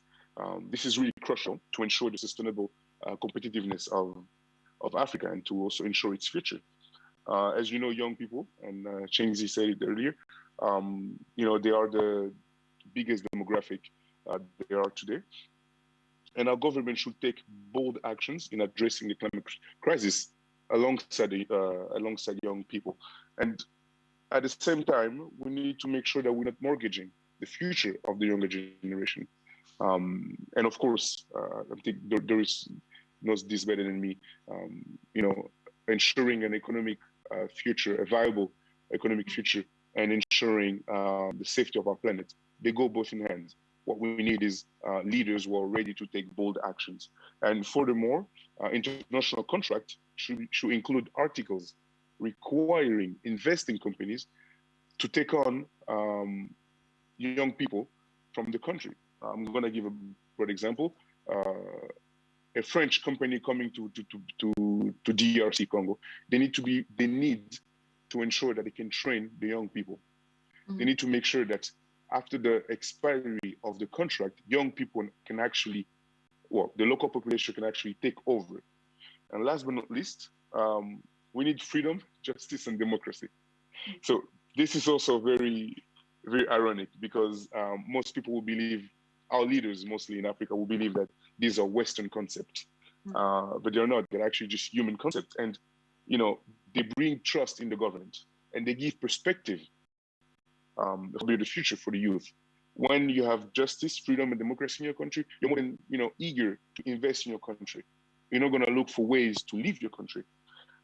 Young people cannot fully express their entrepreneurial spirits in a country where they are not free, when they are not protected from taxes that are aimed to impoverish them. For example, in some countries, we've toured lately, before the pandemic, of course, we did a quick tour of different countries in Africa. And one of the things that young entrepreneurs were telling us is every day you will hear of a new tax. You don't know what it is for, but you have to pay it, otherwise you have to shut down. So those are the three main policies that we would like to put forward if I was in charge, of course. And I hope it's not too utopic. Thank you. Thank you very much, Bora. And I want to weave together some threads of what you said there before I ask Doris my next question. And you spoke again, a recurring theme on inclusion of young people. And I want to ask Doris about particularly marginalized youth. And we spoke about strong institutions and partnerships and who are our better partners than some of our regional neighbors. So Doris, how does the African Continental Free Trade Agreement play into ensuring that international trade is more inclusive of marginalized youth, such as displaced persons? I just want to first start with just where Bora left out. He talked about democracy and strong institutions. One of the things I feel very strongly about, I'm a big advocate for advocacy. I feel like young people, we could come to this forum, discuss brilliant ideas, come up with a declaration and share it with the member states for UNCTAD. But sometimes I am very cynical of advocacy, and I feel like sometimes advocacy does not move the needle. And the reason why young people are becoming advocates is because we are living in societies where governments are thriving on insufficiencies. Actually, the reason why we have this forum is because governments have failed at what they're supposed to be doing. Mm-hmm. So before I even just go to the importance of the FTA and why is it important and its value addition into building more inclusive and resilient markets, I really want to affirm that unless young people become equally passionate about the creations of accountable, resilient, and well-organized governments and institutions, regardless of whatever policy framework we have as the African Continental Free Trade Area, it's inconsequential. Because I don't think the problem in Africa is the lack of good policy. The problem is the lack of implementation of good policy. Africa has brilliant young people that are hopeful. We have brilliant leaders. We want to change our continent. I mean, by 2050, I think the statistics say that we'll have 1 billion young people in Africa. That's one of the biggest populations of young people in human history. So the only way we can really have sufficient change or effective change in our societies is if young people on a local level invest in strong institutions. When young people care about who is my local mayor, who is my local governor, what is their track record on trade, what is their track record on climate action, what is their track record on issues that I care about? Because as even when we're talking about the sustainable development goals, for them to be implemented and integrated, it does not happen at a multinational level. Just look at the upcoming conference of COP26. All the instruments that have been implemented on an international level are voluntary instruments. Therefore, it means that for actual change to happen, local communities need to understand the significance of COP26. They need to pressure their local governments to take climate action and trade as a priority. And then after that, then maybe politicians will invest in implementing proper policies on the things that young people care about, and even the issues we're talking about today. So let me go back to your question about what is the importance of the African Continental Free Trade Area. The African Continental Free Trade Area has a potential of 3.4 billion trillion in the GDP for the African Continental Free Trade Area. And it has the potential of alleviating about 30 million Africans out of poverty. Imagine 30 million. I mean, I hope I'm among them. I hope it elevates my life and gives me a bit more, expands my financial horizons. But I'm worried that this document might be brilliant. It might have so much promise, but the question goes back, are our local governments ready to implement the FTA? Are they strong enough for us to implement this document? Do young people care enough about our local governments for us to have this change? Because, I mean, we could celebrate, but this is change that we're talking about in the future. It can only happen if young people invest in local governments and they care about democracy. I mean, when even talking about the FTA, we just talk about marginalized communities. The funny thing about East Africa is that we host one of the biggest population of refugees. Kenya hosts about 500,000 refugees for 20 years. And these people are unable to leave the camp. I've gone to Kakuma refugee camp and there are people who grew there, went to school there. That's like a mine gold of potential that Kenya is refusing to leverage on. But can you imagine if we had already implemented the African Continental Free Trade Area years ago? There will be no such word as a refugee in Africa. It means that this person will just be moving to Kenya because there's a bit of chaos in their country. I come pack my bags, start a business in Kenya, make money, and my life continues. But because we have not really embraced regional integration and the benefits that regional integration brings into the continent, that's why we even, imagine in 2021, we're talking about making unity when it comes to trade in Africa. So I think the most important thing for me, I know there are a lot of benefits, even in elimination of trade barriers, but all those things are things we're talking about in the future. It only literally lies on the balance on the kind of leaders that we choose. And if young people are involved in governance. I mean, governance is everything. We need good governance for us to implement good policy. We are not short of good policy in this continent. We have people like Bora, we have people like Lorraine who are thinking of good ideas. But the problem is we have not gotten the opportunity to be in government. I mean, if I was in government tomorrow, probably I'll stop having a job. I will solve financial inclusion.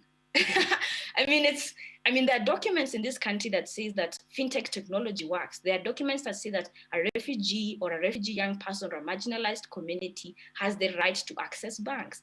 The only reason we are coming in with innovative ideas is because somebody in government has refused to implement it. So I think the most takeaway, even in the declaration, is to demand youth involvement in governance. Then if we have young people with brilliant ideas that want a sustainable future, they implement policies that allow sustainability to thrive. So that's all I have to say. I hope I answered the question. Definitely you did, and we can see some synergies across the region. I am reminded of Dr. Terence Farrell, former Central Bank Governor of Trinidad and Tobago. He has a book called We Like It So, speaking to the socio-cultural issues that influence how we not only make policy, but implement policy. And I'm sure that Leandre in studio can speak volumes on the implementation deficit in our own region in the Caribbean, as it relates to trade and as it relates to socio-economic development, and particularly for young people. And so I'll come to Leandre shortly. But again, I want to just highlight the point that you made on advocacy and remind young people that advocacy is not just advocacy, it has to be sustained advocacy. So it's not just a Twitter post, I'm sorry to tell you that. It means that we must be the generation to move from talk to action. We have to be willing to put our minds, our hands, and our hearts into the effort, like you said, and be equally as passionate, because when we ask for a seat at the table, we must be ready to take action. Leandre, I want to come to you because we've opened the floor for questions, so get your questions in now. You can use the link, and we have a few questions from the floor. And you can touch on, of course, the implementation deficit if you dare, Leandre, but we also have a question, and this one is perfect for you. Speaking of encouraging a growth of fintech, how will governments keep up with the rampant expenditure on data security and data storage, especially now when major capital is being diverted to the health sector? As a small, Leandre, you're there? Yes, can you hear me? Yes. Okay. Go ahead. Okay, great. Let me address first the implementation thing, because it was something that, Doris spoke really passionately about, and I completely agree, You're talking about the African Union, we're looking at here in the region, looking at CARICOM and CSME, and, these were dreams and realizations that happened back in the 80s and the 90s, and that we're still lagging behind significantly. One of the biggest things I think that we have the free movement of persons here within the Caribbean that's slightly better. I think that, for example, in our brothers over in Africa as well. But there's a lot of what I would say, like, discontinuity within the trade within the region. Many of the times it's cheaper, believe it or not, to get something from Asia, to get something from Europe, than it is to get something from within the region. And, especially when you're looking at essential products, mainly agricultural goods and that sort of stuff, I think that is one of the first things that we need to really revise the trade barriers within the region, and that we can really bring down that cost really within the Caribbean and use our collective bargaining power. One of the ideas that I've been recommending and I've been pushing for within our consultancy group is to start collectively bargaining on the international market for essential goods within the region. You look at rice, look at potatoes, look at other agricultural goods, or whether it be, automotives or any of these essential stuff that we might not necessarily have the economic prowess to produce ourselves or what's not, to use that collective bargaining power. So it isn't just Jamaica going and bargaining. It isn't just, Barbados going to various regions. It's us as it together, and where we can drive that. We can really drive down that cost within through the collective bargaining, as well as, solidify that, yes, the Caribbean is an economic bloc. We're together, and this is how we're going to address the international world, because we're always better together. When you're looking at a country like Barbados, barely 300,000 people, if that. There's no way we can go against these bigger countries. And when you have the population, the collective population of the Caribbean of millions of people, that is where the potential lies. Repeat the second part of the question. Again, as a small island developing state, again, combating issues like climate change. Of course, we are in the middle of a hurricane season as well, so our fingers crossed there. But we have spent a significant amount as a globe on the COVID-19 pandemic. A lot of resources have been diverted to the health sector. So where or how will governments keep up with the expenditure needed to finance some of these things, or this pivot, this diversification agenda, even especially in the digital sector? Good question, very difficult question.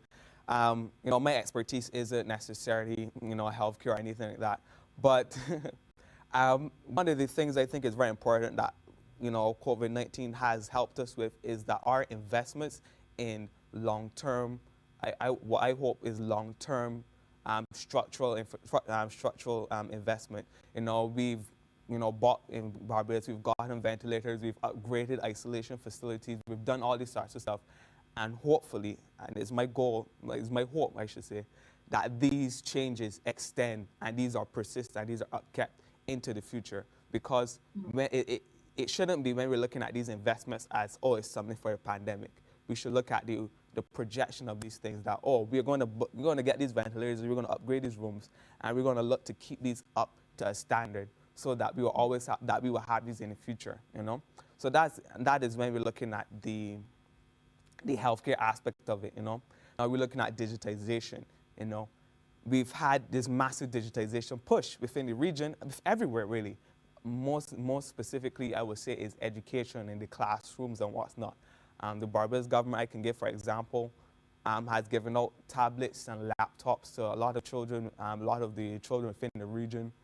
And we have pushed all these digitization platforms online, and there's this massive push for that online. But I wonder how, hopefully when the pandemic is over, you know, we move on with everything back to normal, or close there, how much are these, you know, devices, how much are these laptops or whatever are going to be useful? How are they just going to be thrown aside and be like, oh, that's from a forgotten era, you know, that was from the era where we were all at home? No, these need to stay with the young people. They need to specifically change the curriculum, I would think, that would allow us to leverage these laptops, have them to be able to come into the classroom, have them that we can, you know, start you know, teaching coding and that sort of stuff within the younger starting from younger. You don't have to wait to university to get into Python or anything like that. You know, we're using these implementation, these resources that we've implemented that we can sustain. You know, the pandemic has allowed us to put a lot of resources quickly into things, and that's good. But it's important that it's not just, okay, we're throwing money at the problem, we're putting resources at the problem to deal with it temporarily, and not looking at the long-term viability of these things, not looking at the opportunities that are opening up when we throw all these resources in here. So I think that that's something that the region can do, and this goes for also with you know, also of our brothers and sisters in Africa as well, and throughout the region. Is you throw resources at a problem, but this is the prime opportunity that when you throw the resources there, that we sustain those resources, that we look for ways to leverage those resources into the future. Thank you so much. And exactly that, again, while we are looking at the healthcare challenge and a lot of resources have been diverted there, again, we cannot lose the gains that we've made, many of us, in terms of our digitalization. Even some businesses have been forced to go online. And again, that could and would spur on hopefully growth in the post-pandemic period. Now, while I wrap up this session, unfortunately, we've come to the end, but I am sure our panel is more than happy to engage you on social media if you type your questions there and in the participants section. I'm going to task the panel with one word, that is one word, your final word on what does the post-pandemic trade look like? One word. So while I wrap up, think about that word. We've had a lovely panel here today. We've had Bora, Leandre, Chenzi, Doris. Chenzi is thinking hard there. And we spoke a lot about the challenges, but also the opportunities brought on by the pandemic, and in particular, how young people are influencing trade, how they can benefit how they can benefit from trade, that is, and of course, the connection or the nexus between trade and employment, trade and inclusion. Inclusion, the digital space, digital technology, digital payment systems. We didn't get to touch so much on sustainable trade, but hopefully in another session they will. The transfer of skills, and of course the need for action and sustained advocacy. So I'm going to start with Bora with his one word on what the trade or post-pandemic trade looks like. One word, Bora. One word, equal, sustainable, human trade that starts locally. That is cheating, Bora, but we'll go to Chenzi. Chenzi, your one word. Well, I wanted to say sustainable, but it's already taken. So I will say inclusive. Inclusive. Doris? Resilient. Resilient. Leandre, your one word? My one word is digital. Digital. Digital. I like it all. We can see that the post-pandemic trade will be digital. It will be sustainable. It will be inclusive. It will be youthful. And I think it will be so because we are prepared to take action and to work together as a region, as a world, within our countries, within our societies to make it so. Thank you very much. Thank you very much. Thank you for having me. Thank you very much. Thank you.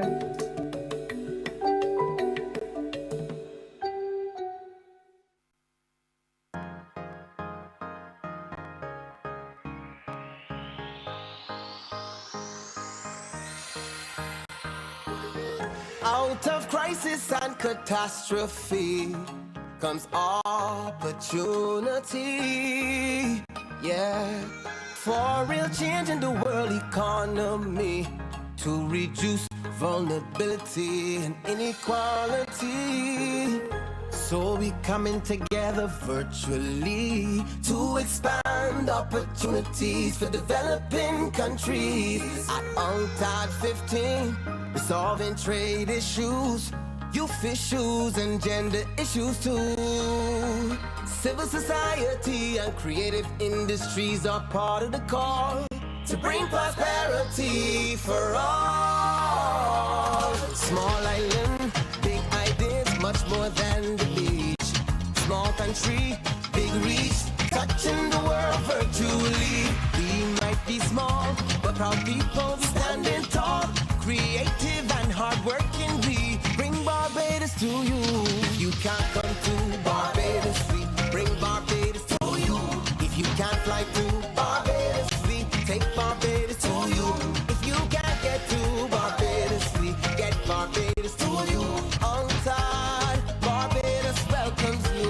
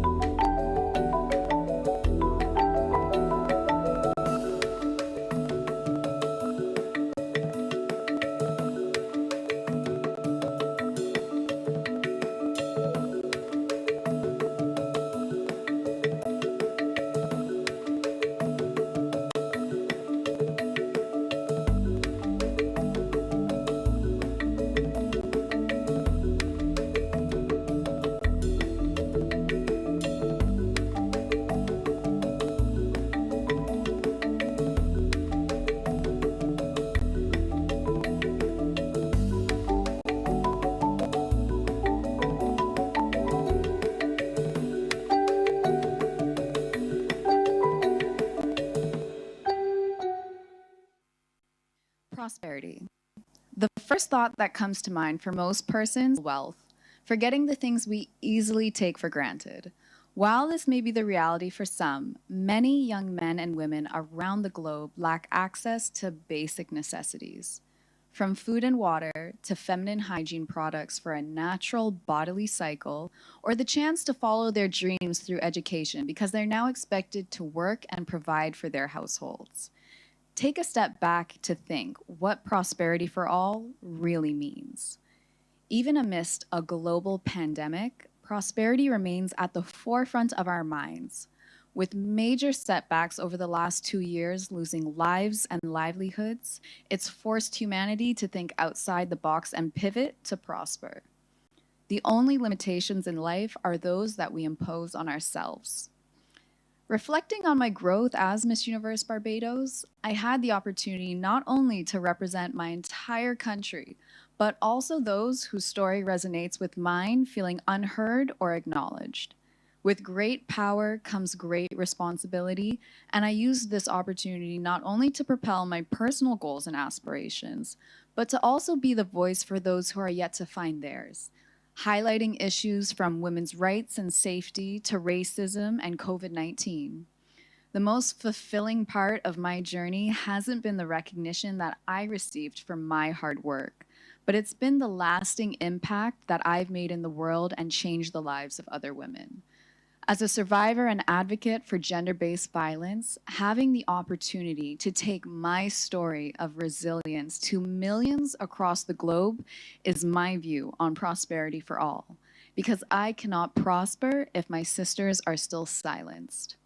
A sustainable world requires working together with empathy, to be the building blocks for others, knowing that they will pull you up along the way. There is more than enough space in the world for each of us to thrive in our own respective ways collectively. Thinking beyond our borders or selfish aspirations is what will allow us to truly achieve prosperity for all.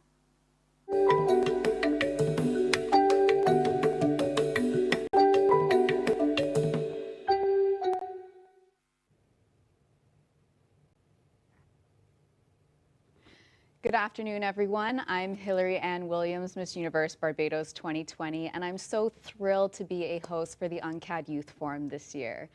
The theme this year is from inequality and vulnerability to prosperity for all, which I believe is a critical conversation even during the times of COVID-19. I'm thrilled to introduce one of our guest speakers today, Lizzie Carr, an award-winning adventurer, acclaimed author, campaigner, public speaker, and founder of Planet Patrol. What started out as paddleboarding to aid in her recovery during her fight against cancer sparked Planet Patrol, a global NGO which combines the power of community action and science to crowdsource data around single-use materials and water to equality with wildlife from the harmful effects of pollution. From a single individual fighting environmental issues on a paddleboard, Planet Patrol has grown rapidly, mobilizing thousands to change behaviors and take action. Planet Patrol now operates on a global scale, connecting people with nature and gathering vital data to protect our waterways, and that has been internationally recognized by the media and the general public. So, without further ado, welcome Lizzie, and can you tell us about your journey into environmental campaigning? Hello, thank you for having me. So, a bit of background. You briefly touched on it already. So, I was diagnosed with cancer a few years ago, and to aid my recovery, I started paddleboarding, and I would go out on the water quite a lot, spend a lot of time there. It was kind of where I went to get space and sort of freedom, I suppose, from day-to-day life. But whilst I was out on the water, I was witnessing firsthand sort of the environmental impact of plastic pollution and more broadly, the single-use culture. And being out on my paddleboard, it really magnified the problem. I could see it up close. I was part of it. I was part of nature, and the impact was so visible.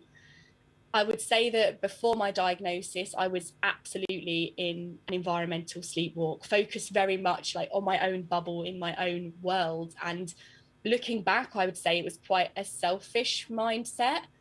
But paddleboarding and being on the water and that connection made me so much more conscious and aware of the problem. And I think for me, there was a real turning point. There was a moment that I still remember now, was a coot's nest, a bird's nest that I saw on the river in London, the Thames, and it was made up almost entirely of plastic, and there were little eggs in it that hadn't hatched yet. And I just thought, this is awful. The first thing these eggs are going to see, when these chicks will see when they hatch, is plastic. That will be their norm, and it's not normal, and it shouldn't be normalized. So yeah, like I say, that was the moment I thought, I need to act. I need to do something about this. And I wasn't sure what it was. I didn't know what it would look like, but I guess that was the seed that had been sown in my mind that Planet Patrol needed to happen, whatever that looked like. Oh, wow. That's very, very interesting. But speaking of that, how do you think that we can change the mindsets of individuals when it comes to plastic pollution? That's a really interesting question. I think there's a lot of awareness now about the detrimental impact of plastic pollution, and I think it's a great gateway environmental issue because it's so visible and it's so tangible that it's hard to deny the harm that it causes. And that was certainly my experience. That was my entry into environmental issues, I'd say. I think to reach this point, it's taken a mixture of things like grassroots campaigning, powerful storytelling through documentary and film, as well as a lot of hard-hitting scientific papers and journals rooted in science, again, that are really undeniable. But I think for me, I would say that first-hand experience, visually showing the problem on the ground, coming face to face with it, and finding ways to take that to the masses holds huge power. So my first paddleboarding challenge, the length of England, so I paddleboarded 400 miles over 22 days, and I photographed every single piece of plastic, and not just plastic, single-use litter that I found, and I plotted it in this sort of interactive map to create this evidence base. That's now rolled out into a big citizen science program, and individuals are collecting data in a really consistent and standardized way all over the world. And that repository of data now allows us to hold governments and corporations to account. But I would say more broadly, when we're looking at the climate crisis, it's far less clear cut than something like plastic pollution, where it is so much more visible. Like, you can't necessarily see the impacts immediately of something like air pollution. I found, to be honest, like trying to convince climate deniers is a real waste of time. I think there's skeptics who are open-minded and willing to have conversations and willing to sort of hear you out. And that's where I would focus more of my attention, with people that will at least be debated with around these issues.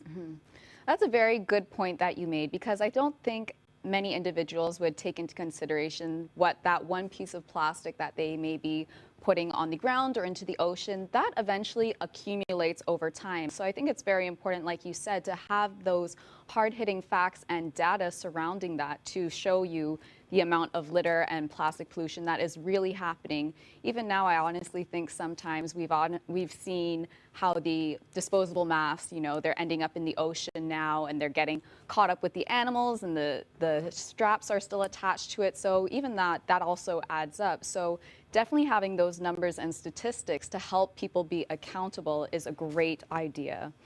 But that leads me to my next question, which is Planet Patrol has started as a local community project, and it has grown into an internationally recognized and respected organization. How did you take it on that journey over the last few years? So another great question, I would say. It's definitely been a long, squiggly journey. It hasn't been a linear one at all. I think for me, it was very much about approaching this problem on a very local level and allowing it to grow naturally and organically. Community engagement has been the absolute heartbeat of Planet Patrol, and it continues to be that. We have our instructors and our reps that run activity-based cleanups all over the world, and we have our participants that go along and collect data. This is happening at a sort of very granular local level, but obviously because it's replicated in communities globally, it means that we're having a massive international impact. Citizen science, data collection, crowdsourcing information, all over the world, that has always been deemed, even like the UK government have talked about this kind of being impossible to track. Litter particularly, it's so widespread, it's so prevalent, it's so ubiquitous that we cannot track it, but we've proved that you can, and we are. And that, again, it holds great power. So I think, like I say, for us, it's about starting small, having big ambitions, but starting small, and building a network of like-minded individuals. So, for example, at this event and the networking around it, people that are on a similar journey and a similar path that you can learn from, you can share experiences with, you can talk about your challenges too. I found that incredibly powerful for me. Trusted advisors and mentors as well have been, through the journey, really important. There was no blueprint for what I was creating with Planet Patrol, and that I found really hard and exhausting, I would say, because I had nothing to try and replicate and improve on. I was kind of inventing the way that we were collecting data. So I would say identifying a genuine need to address should sit at the root of whatever it is, whatever project you're looking to create. That's a fantastic point. And I think even touching based on what you said, everyone's journey to success is going to be different, but along that journey, you never have to go on it alone. You're always going to run into like-minded individuals who will have similar passions or can help contribute to your own personal journey on your path to success. And I think that's so important to really foster that community of people who want to be change makers. Because more often than not, I think a lot of people often may think, you have to do something big and grand and, go out the gates running and sprinting. But it really is a step-by-step process each and every single day. And those little baby steps, they always add up, just like the community that you've been able to build now, collecting this data, which is so vital in these times right now. So even with that being said, I know many that are currently watching right now are probably wondering how they can get started on growing their own community project, be it environmentally related or anything else. Especially in a COVID world right now, what would be your top 3 tips for them to get started on their own journey to success? I think the points you've just made are super important. This all takes time. Like Planet Patrol was set up nearly 6 years ago. This didn't happen overnight, and this obviously took a lot of time and dedication. I would say 3 tips for growing community projects would be, and we've sort of touched on this, but having a very simple, clear focus and mission, just knowing in a single sentence or 2 sentences what it is you're trying to achieve. Now, you may have broader ambitions, and I absolutely did with the work I was doing at Planet Patrol, but the very beginning of that journey was focused around plastics and single-use culture, and now that has evolved into things like water quality testing and protecting ecosystems from different toxicity levels in our water from various factors. But that's something that was introduced much later. I think just channeling energy into one thing and doing that exceptionally well with a lot of conviction is incredibly powerful. Yes. And then linking that one objective, that one mission with wider goals like policy reforms or changes or legislative changes or even the sustainable development goals. How does what you're trying to achieve feed into a bigger picture? Because that will be a very key way of unlocking funding long term. Another thing I would say is be consistent, show up every day for what you care about.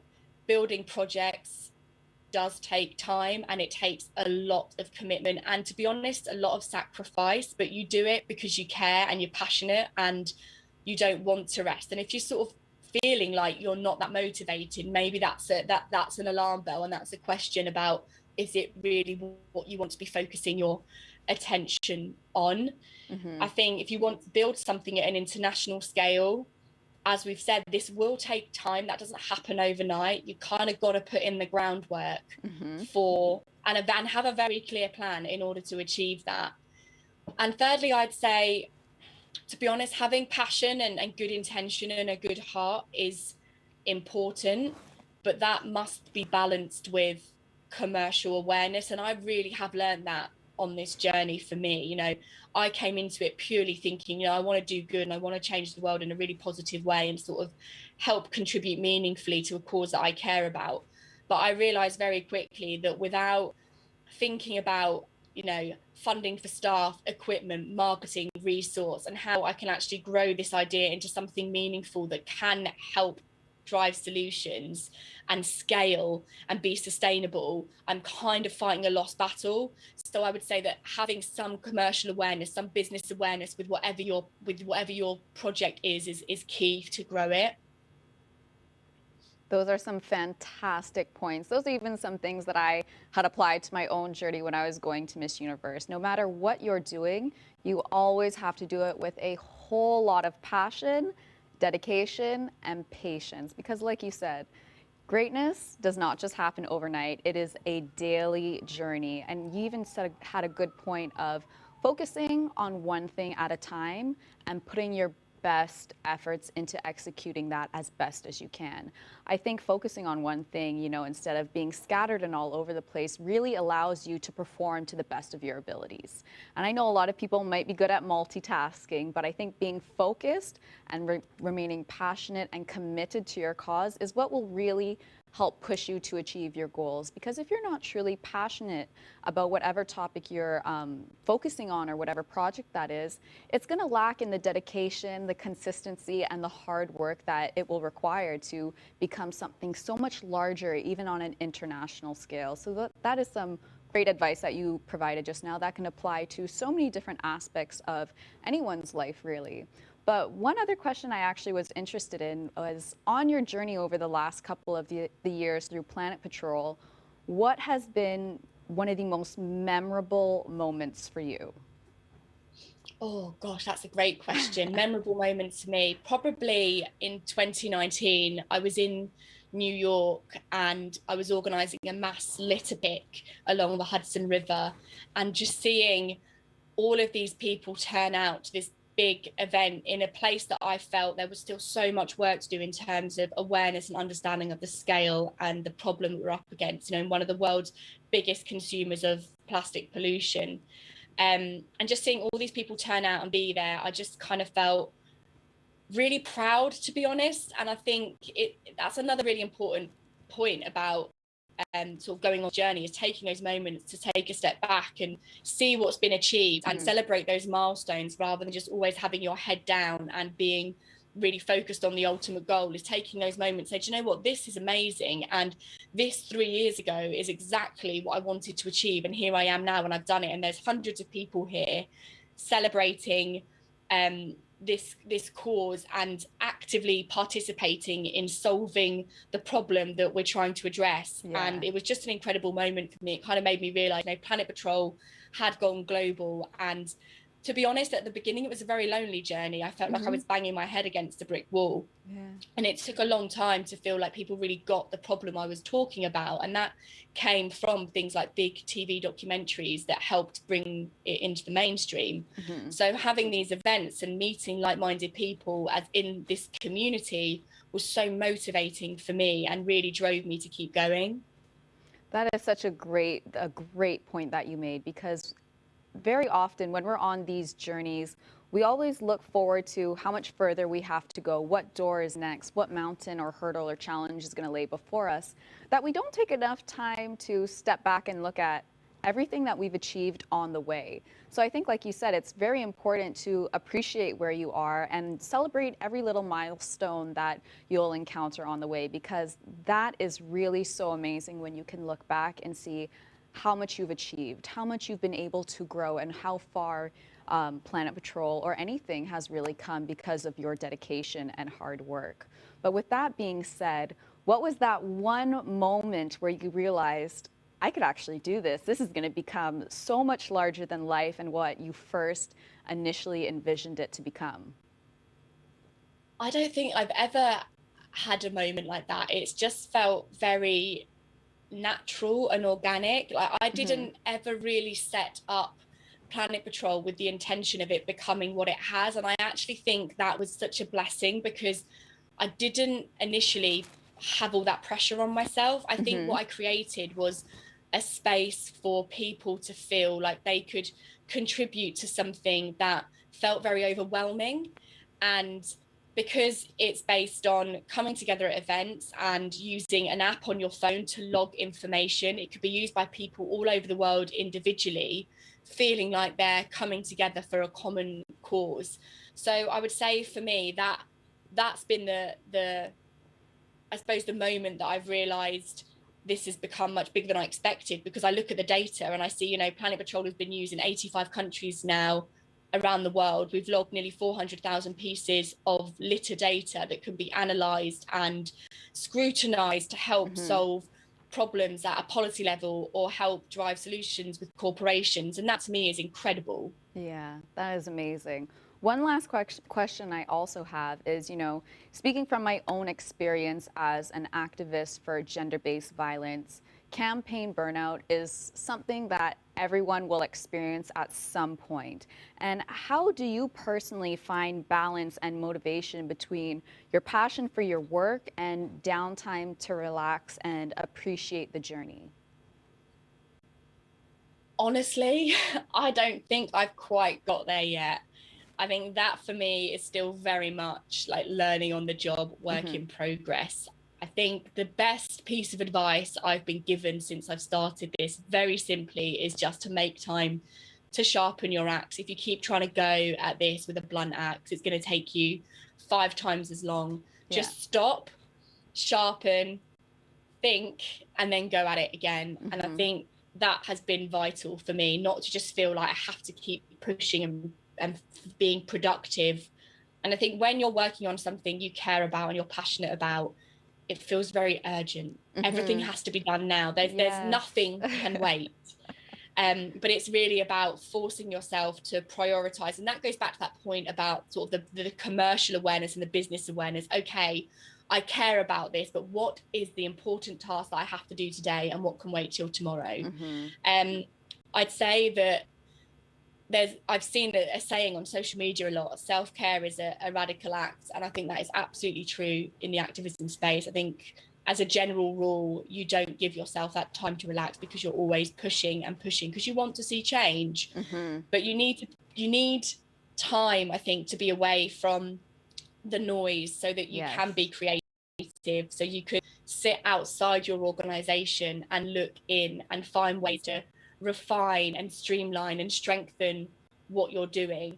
And I think as well, like we've talked about COVID, that's a really interesting one for me, because we had to really pivot what we were doing during COVID, and that could have been like a moment where it had been very stressful, but I think it was, for us as an organization, or for me as running the organization, you know, we're fairly small and we're fairly agile, which means we could pivot and we could change direction. But I think what I learned then is the importance of being open-minded and not being so fixed on the end goal that you're not willing to adapt as and when you need to, because I think that is when you have the potential to fail. You've got to be willing to take a step back, rethink and re-strategize as and when you need to, i.e. in the face of something like COVID. Yes, definitely. I think that's such a great point that you made, that self-care is very much necessary for anyone who's going down an activist kind of route.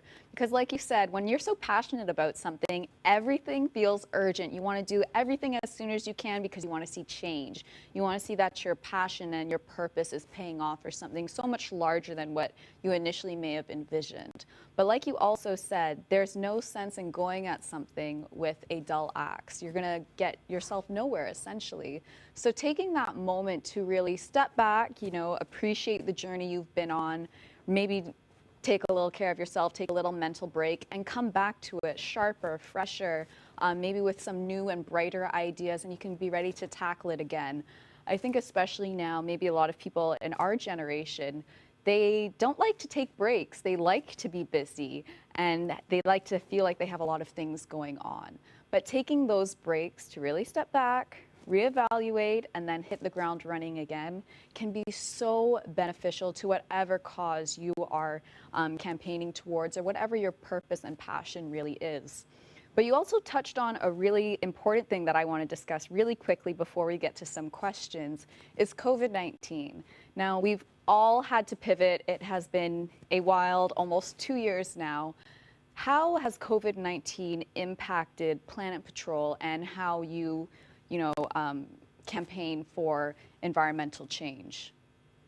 It's been a really interesting journey for us because when lockdown first happened, obviously a lot of our activity is community-based, it's outdoors, it's in nature, and all of a sudden we're all forced to be at home for an extended period of time and nobody knows how long, and it just sort of felt like a bit of a car crash moment for us. But what I found actually is that people were using the Planet Patrol app more. I think in the first month of lockdown in the UK, we had a 400% increase in app downloads.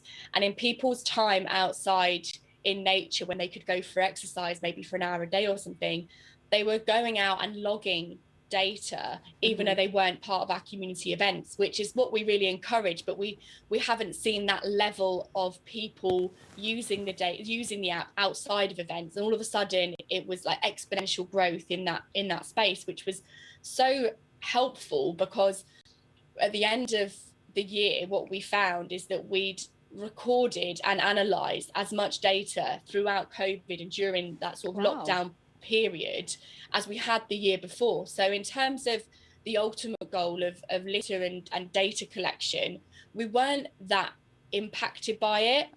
What we did have to do is think about ways that we could still engage with our community during COVID and whilst we were in lockdown. And because mental health and burnout, I suppose to a degree, felt like such an important issue that needed to be addressed whilst we were at home, we were still trying to find ways that we could not like engage in that very generic sense of the word, but really kind of get under the skin of our community and feel like we were adding value to their lives, maybe not in the way that we normally would have done running our events, but it was kind of having like Zoom, we called them green and tonics, where we would get our community together. We would organize online fitness activities for free for people to participate in. So it was just trying to find ways that we could still all be together even though we were apart. Yeah. That's really important, and I'm really glad that you also touched on, even outside of just the environmental aspect of it, you're still including, health and fitness, and I think that's really important. But absolute last question now before I get to the other questions from people watching. Out of curiosity, what have the statistics been like during the pandemic when it comes to plastic pollution and litter compared to other years prior to the pandemic?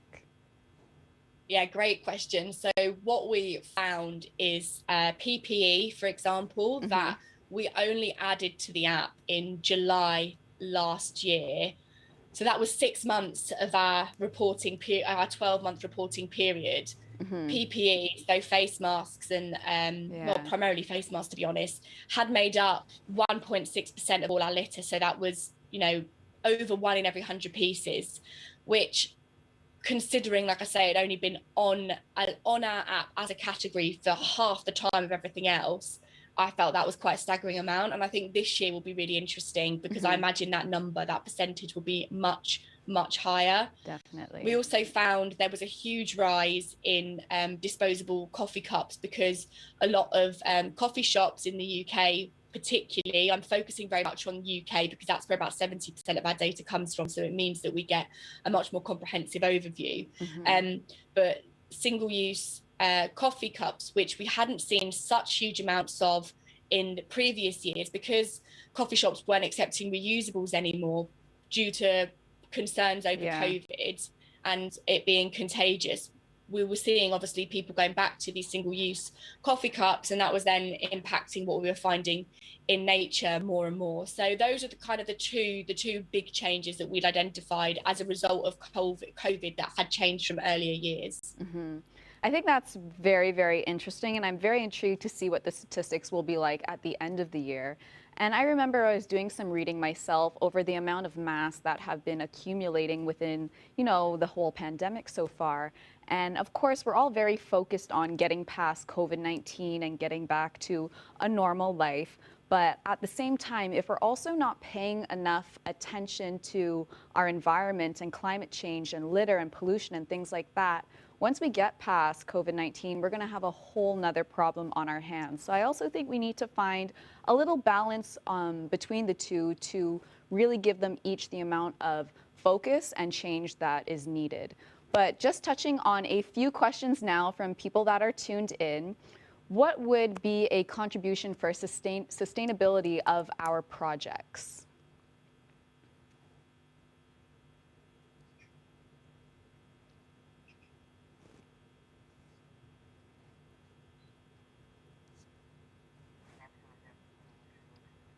One question that we have here from someone tuned in is, what would contribute for the sustainability of our projects? Is that for me? Yes, that is for you. Can you explain what you mean by that a little bit more?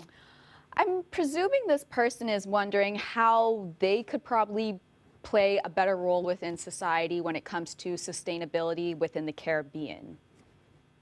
Okay, I think if I've understood this correctly, my answer would be there's things we can do at home in our day-to-day lives to contribute, and I'm talking specifically around climate here because obviously that's the space that I work in. But I feel that what we absolutely need to do is find ways to fight system change, and whether that's writing to your local MPs, lobbying government, pushing for reforms that will completely reimagine how the system looks like. And I'm putting that in the context of the work we do at Planet Patrol. So the reason we collect data, the reason we log it and record it and analyze it is because we can't litter pick forever. If corporations are still continuing to churn out single-use materials, and which they are, and that's set to increase over the next 20 years, we need to be able to campaign against that with evidence in order to try and change the projection of what is intended to happen. So I think in terms of like what your contribution can be in society, looking for ways that you can support citizen science, not necessarily in this space, but more broadly, there's a lot of community projects out there that are very focused in that space. And thinking about your own individual footprint, that is important, but I think that needs to be coupled with kind of bigger picture system thinking as well. Yeah, that's a very great point, because everyone individually, even from home or at work, they can do small things every day, and those small things, they gradually will add up over time. So if everyone took that stance, we would be a lot further ahead. Another great question that we actually have is, how did you overcome struggles along your journey, especially when you were just starting out and you didn't have so many people around to support you and Planet Patrol? I think it was a case of being naive enough to start and stubborn enough to finish. And I didn't realize when I started, like, the beast of what I was creating on my mental well-being specifically. And when I said about burnout and not really being, qualified to answer that yet because I haven't figured it out, I'd say that's been that is still a struggle for me. It goes back to that point of being passionate about something and caring about it and making sure that you're creating time and space for yourself. And I think at the very beginning, I didn't manage those struggles very well. It's taken me 5 years of being on this journey to understand that I must rest and I must take time out. I had my daughter, my first child, 10 months ago, and that for me has been game changing because it's forced me to just stop and spend time with her, and I didn't know how to do that before she came along. The line between work and sort of play, my downtime, didn't exist. They were the same thing, and now I have a very clear divide. I think that's very important. I really liked that question as well as your answer, is that, when you're first starting these things out, you're really taking a chance on yourself. You're really betting on you, what you're passionate about, and what you believe in. And I think the most courageous thing that you could do is say yes to opportunities and just figure things out along the way.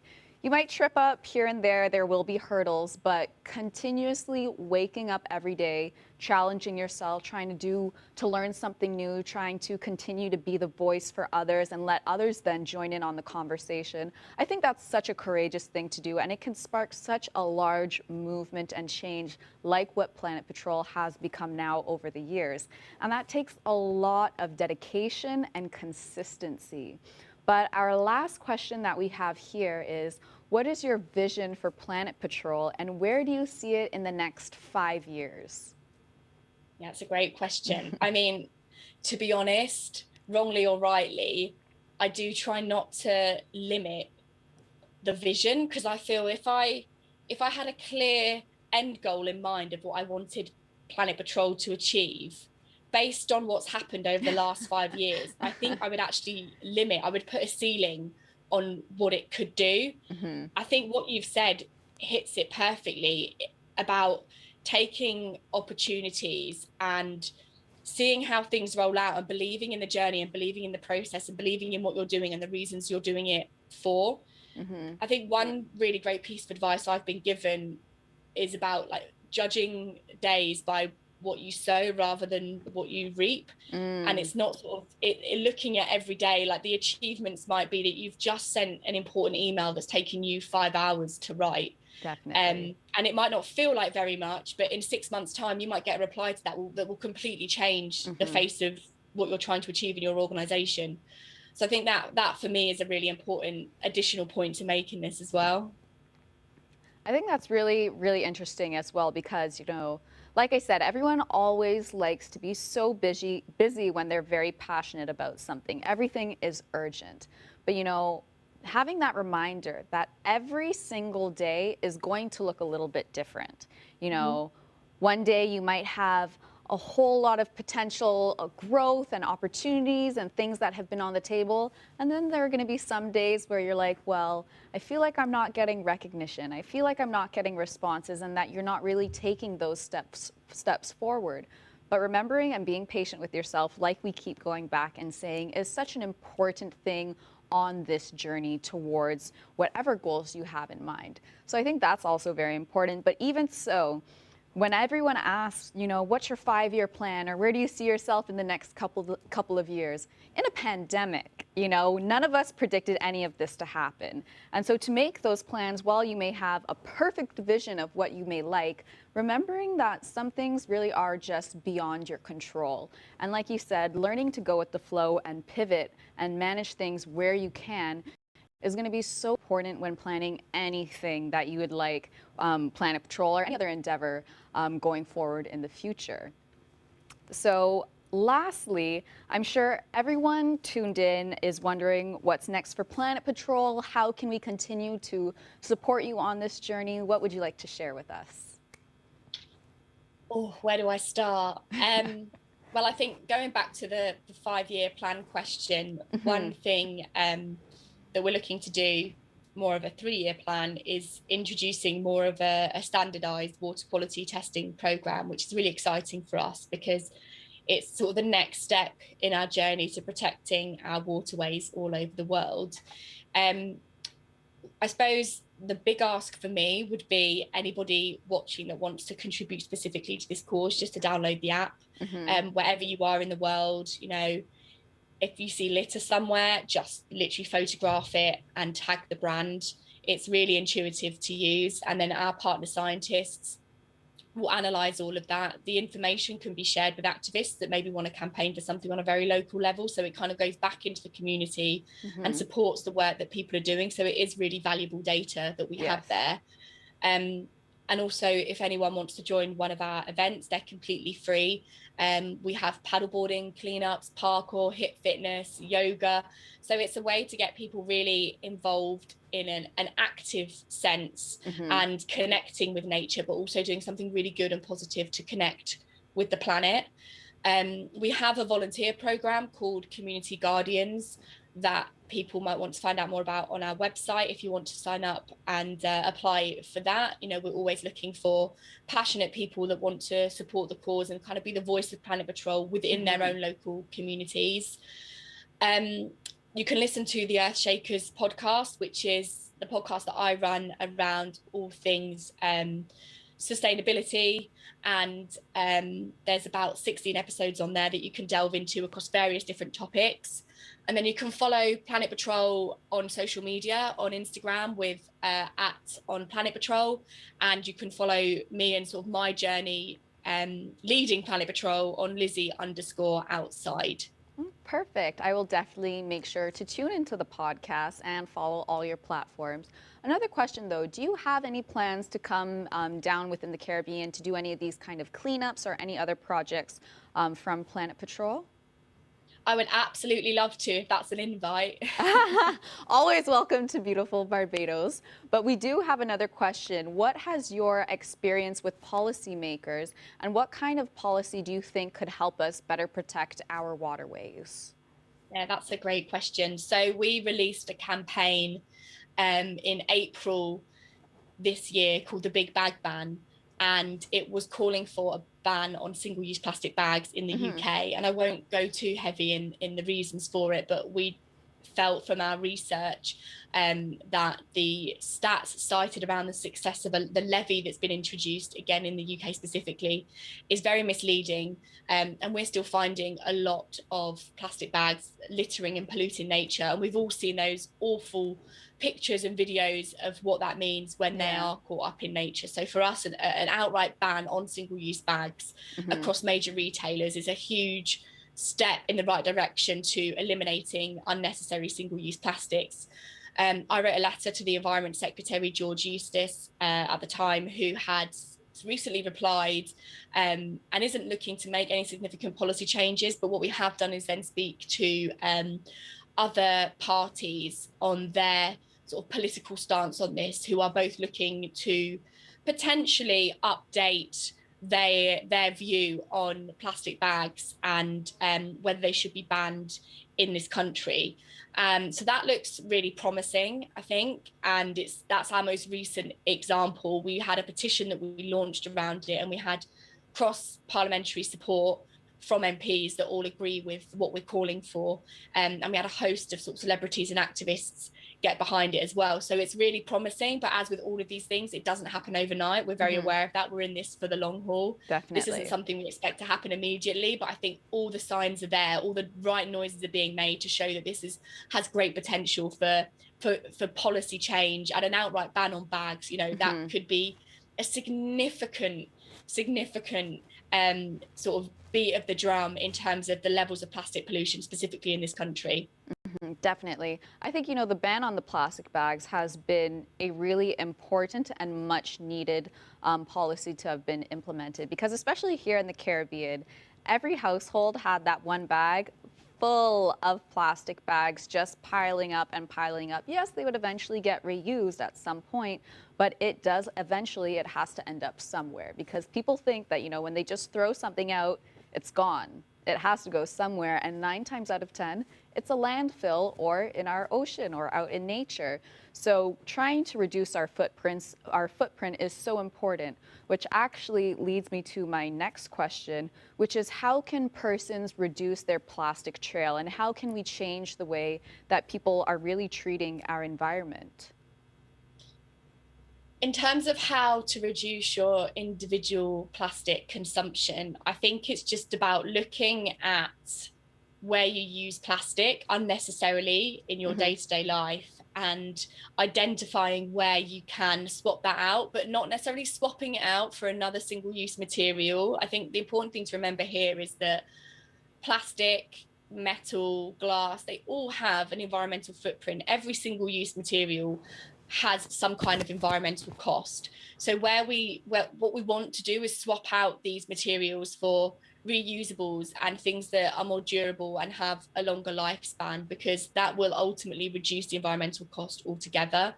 I think being able to go zero waste and plastic free is a huge privilege, and it's something that I do think requires a disposable income, time, resource, energy to research and travel to like local food markets where they have zero packaging and that kind of thing. I don't think it's easy for everybody to participate in that movement, and nor do I think it's absolutely necessary. I think, again, it goes back to the point we discussed earlier, is yes, look at what you can do to reduce your plastic footprint and your consumption and make those changes.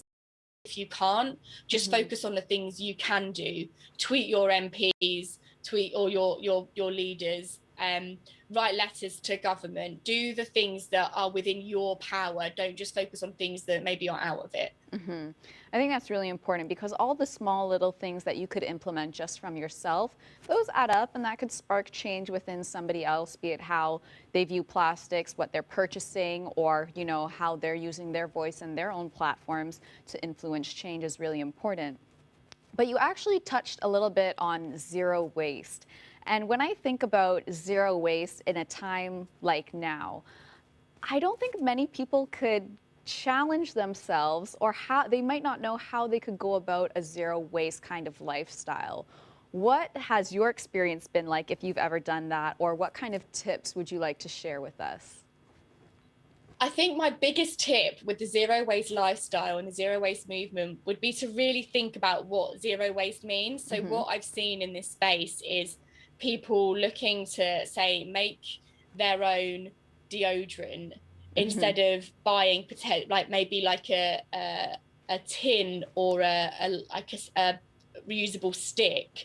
And if you're buying your own ingredients, that means probably a lot more packaging, the delivery of a lot more ingredients, like all of the stuff that you're getting to then create this sort of zero waste product actually doesn't make it zero waste at all. And I think it's just thinking about the bigger picture of your actions when it comes to the zero waste movement. And that goes back to the point around having kind of the time to really invest in that movement, in that space, and weighing up, is it really worth it? Yeah, definitely. I think another interesting thing is, you know, we spoke a little bit actually about packaging. And, you know, when we're in the grocery stores or we're at the mall, whatever the case is, or we've ordered something online, how many times have you received something in such a large amount of packaging, plastic, bubble wrapped in a huge box or in a huge container, whatever the case is, for something that was so small, or there's just always some sort of unnecessary packaging around it? What kind of advice or what kind of message would you like to share with larger corporations when it comes to reducing their footprint and how they could start playing better roles to create a more sustainable environment? I think it just goes down to reimagining the system. Like, it doesn't have to be this way, right? Of course, by reimagining the system, it takes investment, it takes money, and that's what we need to see these big brands and corporations do. But there was a question earlier on about what we can do in our day-to-day lives to be more sustainable. And one thing we didn't talk about with that is boycotting these big corporations. And I think when they understand that they're seeing sales drops on products that are badly packaged and ill thought out and have terrible design innovation, all of a sudden they're going to be forced to rethink their packaging and their processes and their supply chains and what they're doing. So I think don't forget the huge power that you yield as an individual when it comes to choosing where and who you buy from. Definitely. I think that's such a great point that you made is, you know, even over the last 2 years, we've seen so many movements and so many changes happen within society that I think people are now starting to reclaim their voice, their platform, know what kind of change and impact they can have in the world. So I think that's such a great point that you made to, you know, urge people to take a stand. Maybe boycott a brand, or, you know, use their platforms to emphasize the need for this change. So I think that's a great point that you made. But before we wrap up our great session today, I just wanted to know if there were any last words or any last messages you would like to share with those out there about Planet Patrol. I think a lot of it's been covered in what we've said already about kind of getting involved in our citizen science activations. If anyone has any more questions or wants to get in touch with me, I'd be happy to answer anything or, you know, hear about any projects that you're working on. I think this, you know, this is such an important space to know that you have community and you have support. So I guess what I want to say is that as an organization, we're here and we're here to help. I think that's really great, and I love that you've really fostered such a great and large community globally and internationally for others to reach out, to join the movement, because, you know, starting from small on your own might be a little scary at times, but knowing that you can still be a contributor to creating a safer, a more sustainable world for not just ourselves, but also the animals and the environment itself, I think it's so amazing. But I wanted to thank you so much for joining us today, Lizzie. I had a great time chatting with you. I definitely learned quite a bit, actually. And my invitation stands. If you are ever ready to come out to Barbados, I'd be more than happy to tour you around and welcome you to our beautiful island. Thank you so much. Thank you for having me. Thank you, Lizzie.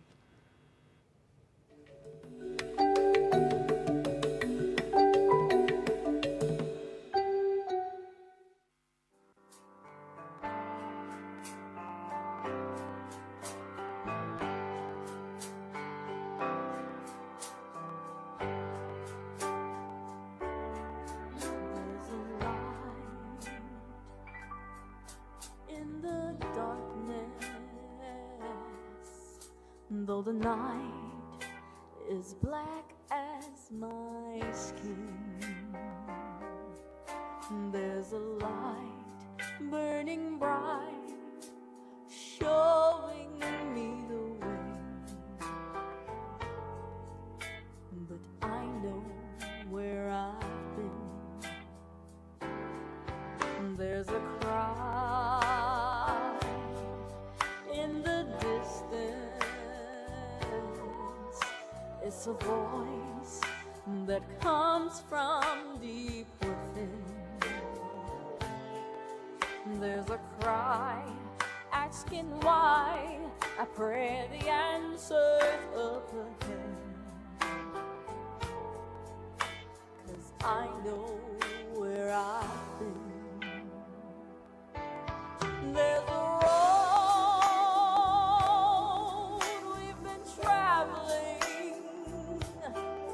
lost so many on the way, but the riches will be plenty,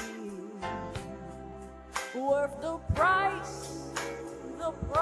we had to pay. There's a dream in the there's a struggle that we have yet to win, and there's pride in my heart, 'cause I know where I'm going. Yes, I do, and I know where I've been. There's a road we must travel.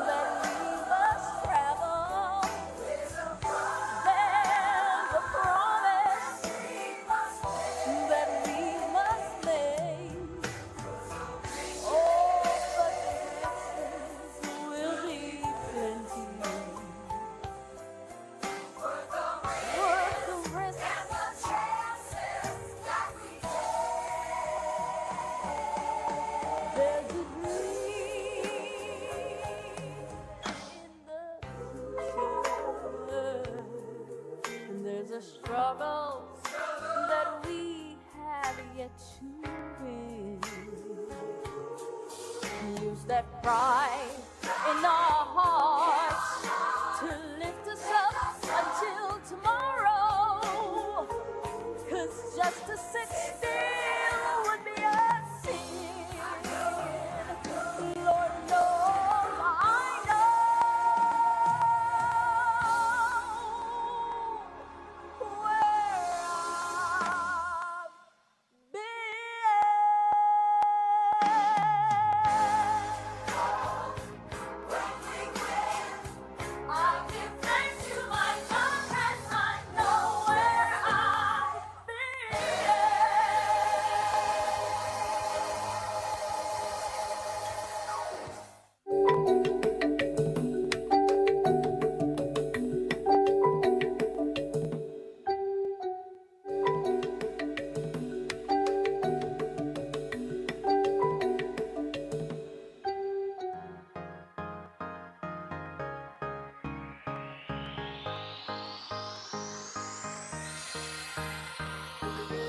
Out of crisis and catastrophe comes opportunity. Yeah. For real change in the world economy, to reduce vulnerability and inequality. So we coming together virtually to expand opportunities for developing countries. At UNCTAD 15, we're solving trade issues, youth issues and gender issues too. Civil society and creative industries are part of the call to bring prosperity for all. Small island, big ideas, much more than the beach. Small country, big reach, touching the world virtually. We might be small, but our people standing tall, creative and hardworking. We bring Barbados to you. You can't come to Barbados, we bring Barbados to you. If you can't fly to Barbados, we take Barbados to you. If you can't get to Barbados, we get Barbados to you. UNCTAD, Barbados welcomes you.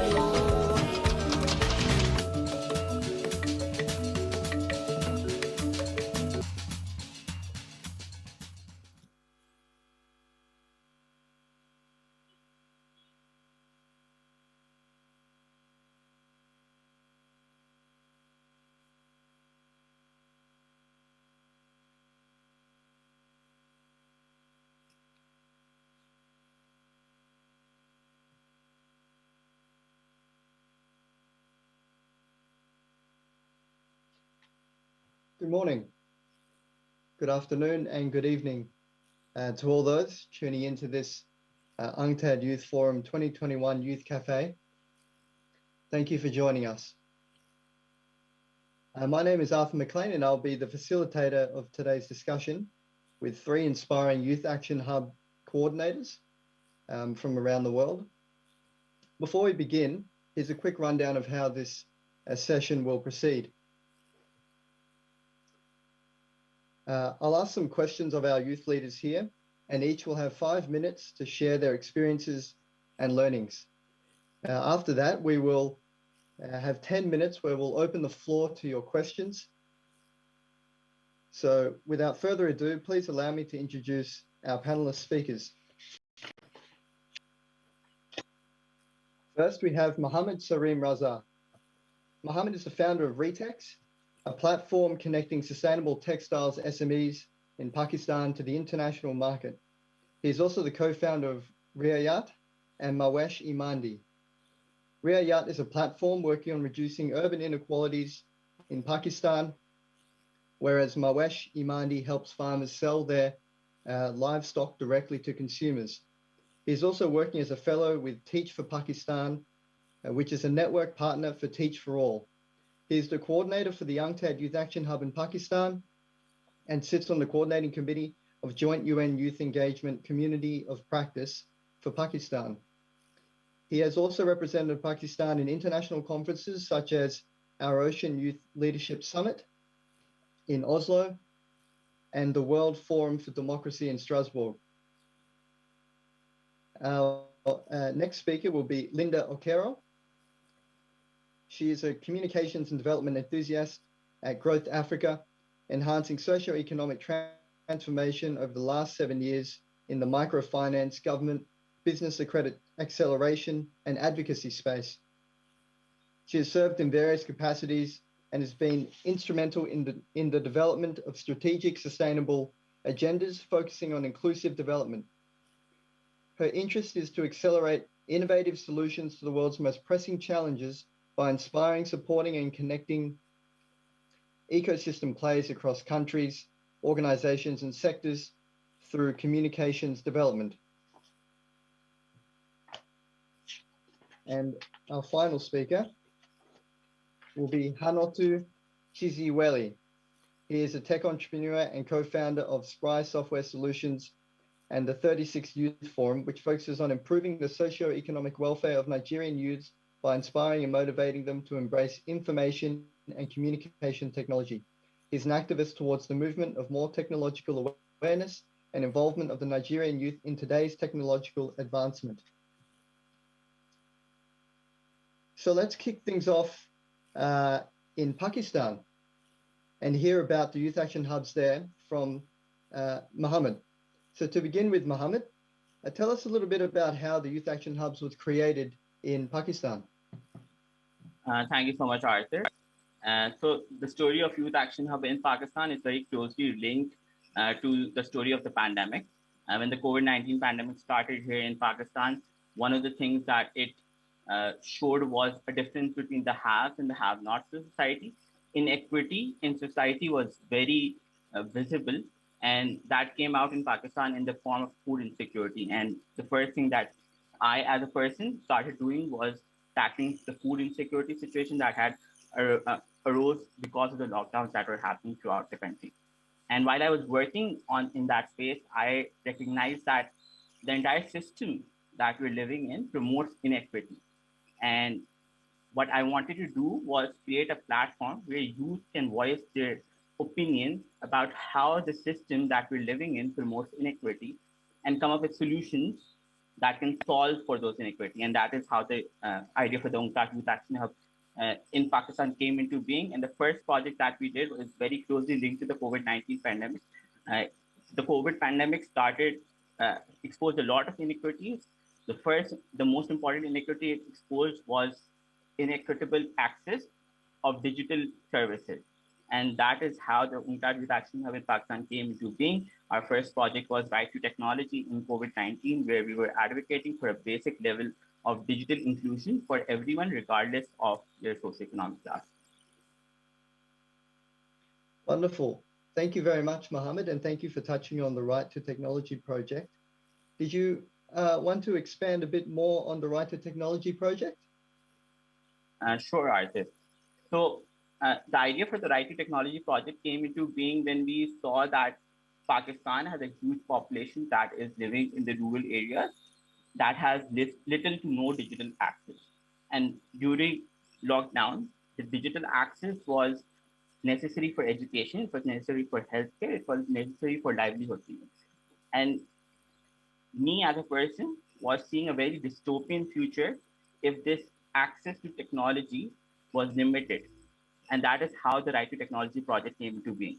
And we were basically trying to do two things to the Right to Technology project. The basic goal was to advocate for a basic level of digital inclusion for everyone. And we were doing that on two ends.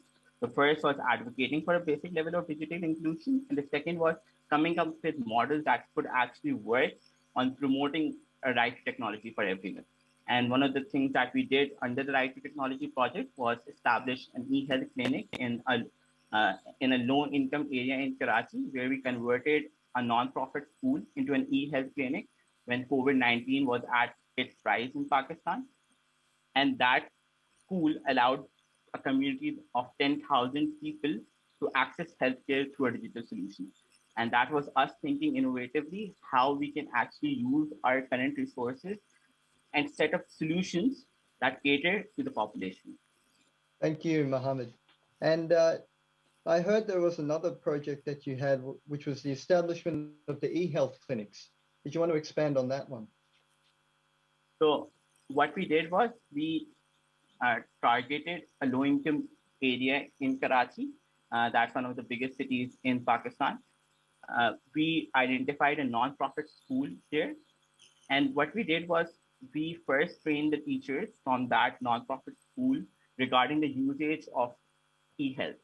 We had a partnership with Sehat Kahani, one of the biggest e-health platforms in Pakistan. We trained the teachers regarding how to use e-health, how to register patients on an e-health platform. After training these teachers were then tasked to go around the community, to go door to door and spread awareness regarding e-health. So there were two things that they were doing. First, in every visit to the household, they would create awareness regarding e-health as a concept. And the second thing they will do would create an ID for that family on the e-health platform and allow them to book an instant consultation if they had any healthcare emergency. That was our first part of the project. After creating awareness regarding e-health in the community, we transformed one of the rooms, a specific area from the school, into an e-health clinic that is still working, and it has expanded into a full-fledged clinic currently. Wonderful. That's wonderful. Thank you very much, Mohammed. And just quickly, what's your future outlook, and what are some sort of future or current and other existing initiatives? So we're working on two ends. The first is we want to build a youth network throughout Pakistan that's advocating for better youth inclusion. We are working on different areas. We're working with the government on the Kamyab Jawan program. That's the Prime Minister's initiative for youth inclusion. And apart from that, other youth-oriented programs. For example, we were on the consultative body for the National Volunteer Strategy for Pakistan. So we're working with the government to actually push the youth agenda. The second thing that we want to do is we're currently working on a gender-based violence task force that works on advocating on a policy level how we can reduce gender-based violence in Pakistan. The two ends we're working on. Wonderful. Thank you so much, Mohammed. And that's really amazing stuff that you shared with us there. Now we'll move to the African continent and we'll hear from Linda Okero. So Linda, did you want to tell us about your partnership experience and the importance of the hub, the Youth Action Hub in Kenya? Yeah, sure thing. Thank you so much, Arthur, and morning, afternoon, and evening to everyone. So essentially, you know, the past is full of struggles and the present has so many uncertainties. Think of COVID-19. And for many young people, the future just seems to hold either possibility of dreams or disappointments. But one thing we know, Kenyans are vibrant, and especially the young people, they're full of, you know, creativity, they're passionate. And one of the key things that as a hub we did was to leverage on this so that there's a lot of self-discovery, there's improvement, learning and growth. And just even before I talk about the partnership, I really need to point out some of the amazing young people in the hub, like Doris Mwikali and Lawrence Gia, who have been exemplary, reinforcing the belief that our collective goal should really be about building a future for the youth, and not just for the tomorrow, but for the today. So we leverage on the SDG goals, which are the 17 Sustainable Development Goals, and focusing really on SDG number 17. And why we did this essentially was really to be able to engage with economic players when it comes to trade and development, to foster intergenerational dialogue with decision makers so that we can really build momentum when it comes to the development agenda, where currently in Kenya, we have four key areas. So one of our key initiatives called Own Your Voice SDG campaigns was really focused on expanding the social protection of young people, and not just in the urban areas, I have to say, also in the peri-urban, the rural, including those who are left out, ideally when it comes to development, and that is refugees. And so this particular campaign also touched on refugees in Kakuma refugee camp. And through action-oriented conversations for financial and behavioral development on topics such as digital economy, decent work and skills, we were really able to ensure that development conversations are not just with a few, but with a broader demographic when it comes to the youth. Over to you, Arthur. Wow, that's amazing. Thank you very much. And I have met some of those Kenya Youth Action Hub colleagues of yours that you spoke of, and they are also inspirational people. Yeah. So did you want to outline a bit more about how COVID-19 has impacted upon your work in Kenya? Yeah, sure thing. Honestly, you can imagine it's a very vibrant young base of members where some are in school, some are working, and through it all, honestly, we've managed to juggle loss of livelihood, social and mental stress. Think of all the social media pressure that is out there currently. Personal struggle as well. Remember, COVID-19 has had not just health impact, but also socioeconomic repercussion when it comes to livelihoods. So in all, we've managed to showcase our resilience even during this challenging time. And it really comes to show that as a constant reminder, not just to us as young people, but even to key stakeholders, that young people possess the agency and power to actually shape their future as catalyst of inclusive development to really reimagine what Africa could look like. Over to you, Arthur. Great. And did you have any sort of final motivational or motivational words for those youth that are tuning in today? Yeah, definitely. The funniest thing about the current situation where we are in is not being able to see your impact as someone who is in the space of influencing for change. But I can assure young people out there, there's so much to gain when you stay committed to being a yardstick for change, to become an impact influencer and to change the world. And so if there's any young person out there who is doubting their voice or their power, please don't. The dream has never been clearer and the calling has never been louder. We must choose to be on the right side of history. And the journey is not easy, but it is definitely worth it if the prize is to influence the turn of change. Thank you. Thank you very much, Linda. And now we'll go to our final speaker from Nigeria, Hanotu. Why don't you tell us a bit about how the Youth Action Hub in Nigeria was founded? Oh, sorry, I didn't get that, sorry. I didn't get the question, please. Sorry. How about you tell us a little bit about how the Youth Action Hub in Nigeria was founded? Okay. Thank you so much. Good morning, good afternoon, good evening. The Youth Action Hub Nigeria was founded in May 2019. This was after I got back from Geneva after the conference, the 2018 conference.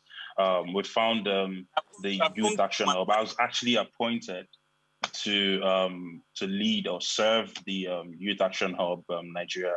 And it's been quite amazing, to be honest. I've been able to learn a lot from lots of young people that are part of the organization, various people from different sectors, from decision-making, politics, governance, basically, and also tech as well. So it's been an amazing time, to be honest.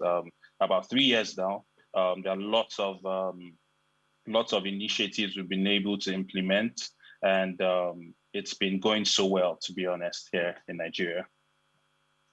Wonderful. And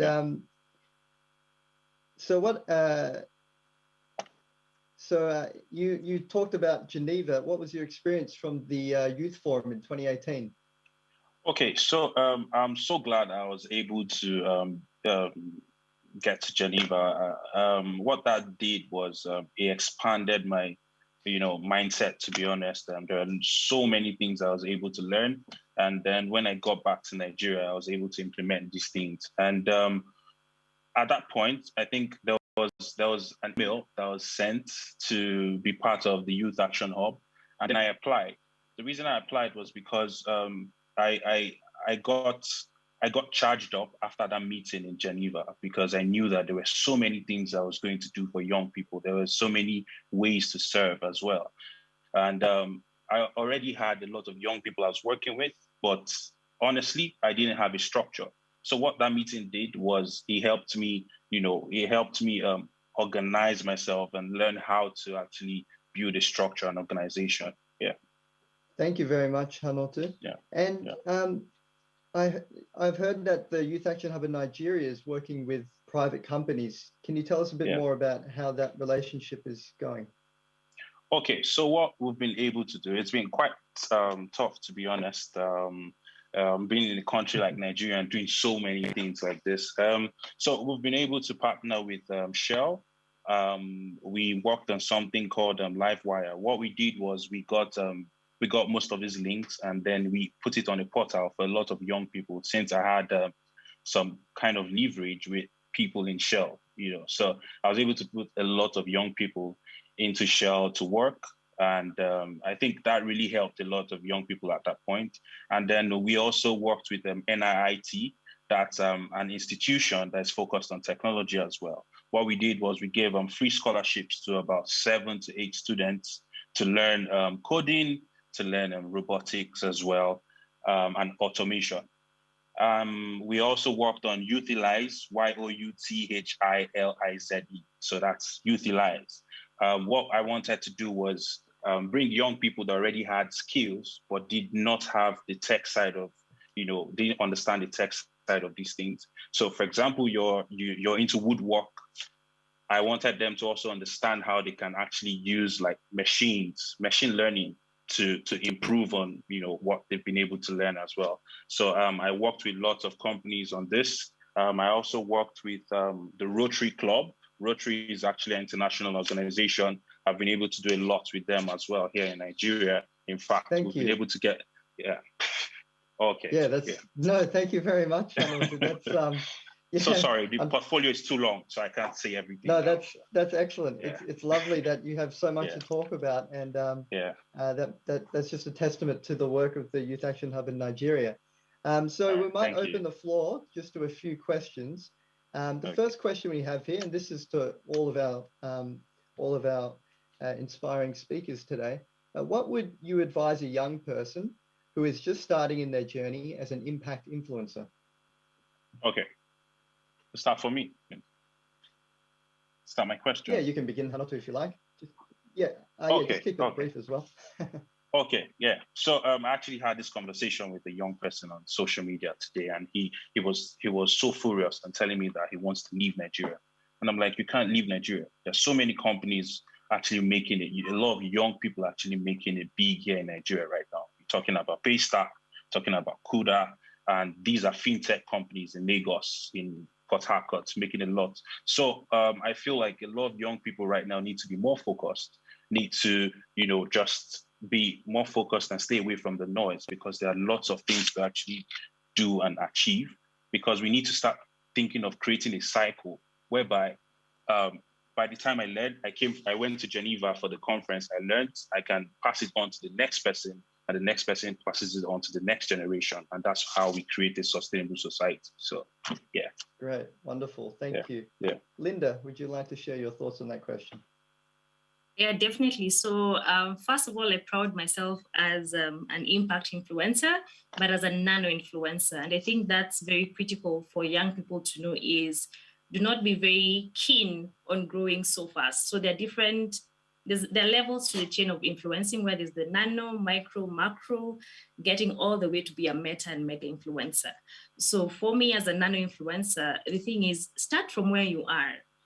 Start utilizing the new global culture that is really characterized by technology and innovation and new media as tools, not just for socialization. We are so used to using social media just for fun and posting images and pictures for people to have fun. But look at the economy where it's going. COVID-19 has showed us how important digital economy is. And for a country like Kenya, because I am in Kenya, where over 100% of the population have mobile phones, over 100%. It means you can actually leverage on existing platforms to create economic opportunities for oneself. So as much as, yes, there might not be job opportunities that are coming in as much or being created as much, I think young people also need to have a sit down, have a reflective moment and see what they can be able to do with the creativity that we have, because it's actually possible to create our own opportunities for brands to come in and leverage later. Over to you, Arthur. Thank you, Linda. And Mohammed, we'd like to also hear your thoughts on this question. So for me, I think my advice to a young person right now would be start somewhere and don't be afraid to fail. Look at things that you're passionate about. Look at the world around you. See the things that you want to change and things that you're passionate about and start somewhere. And don't be afraid to fail and don't be afraid to experiment. And the last thing that I would recommend, don't listen to everyone you meet. Listen to yourself and listen to the thing that you want to do and the mission that you have. So that's it. Great. Thank you so much to our speakers for answering that question. I think there's lots of young people who are, very interested in knowing how they can, actualize their passions to want to help other people and to become an influencer in their local communities. So it's really important. I think that they listen to those answers that you just provided, given that you have the experience.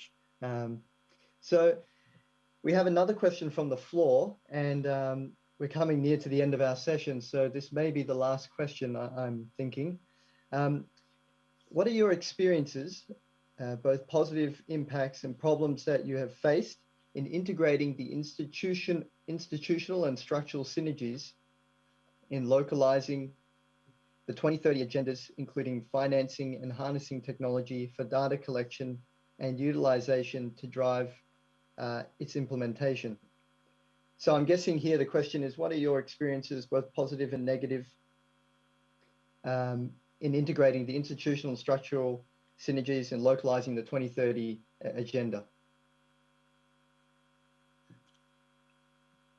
So maybe we'll go back to Hanotu. All right, thank you. So we've been focusing on Goal 4, quality education, for about 3-4 years now. Reason being that I feel the first step is getting informed and educated. So what we've done with this is setting up platforms whereby young people can be able to educate themselves, equip their minds, understand certain skills, gain most of these skills, so that once we know that they've been equipped enough, then we can now, think of diversing into new goals, and making sure that we continue with that, with our ideas and what we want to achieve. So what we focus on now is Goal for Quality Education, and we've been able to come up with something called Project 1000. So Project 1000, we plan on equipping or training lots of young people by the end of every year. So by 2030, we're looking at 10,000 to 20,000 youth in the Niger Delta region, in the south part of Nigeria, and also Nigeria as a whole. So that's where we are starting from. And we're also thinking of setting up something called Skill Bank Certification Scholarship. The idea with this is we want to also partner with lots of multinationals, so that once you're done with the certification scholarships, these companies can actually take you in as employees. So basically so those are the plans. But the first thing is quality education, which is really important, because you need to equip your mind first. So that's it. Wonderful. Thank you very much, Hanotu. Maybe we'll hear from Linda. What are your thoughts on that question? Yeah, thank you, Arthur. I think on challenges, honestly, I know if there's any Kenyan out there listening to what I have to say, they can resonate, because it's one of the things we even have a challenge when it comes to our own political development, when it comes to mindset.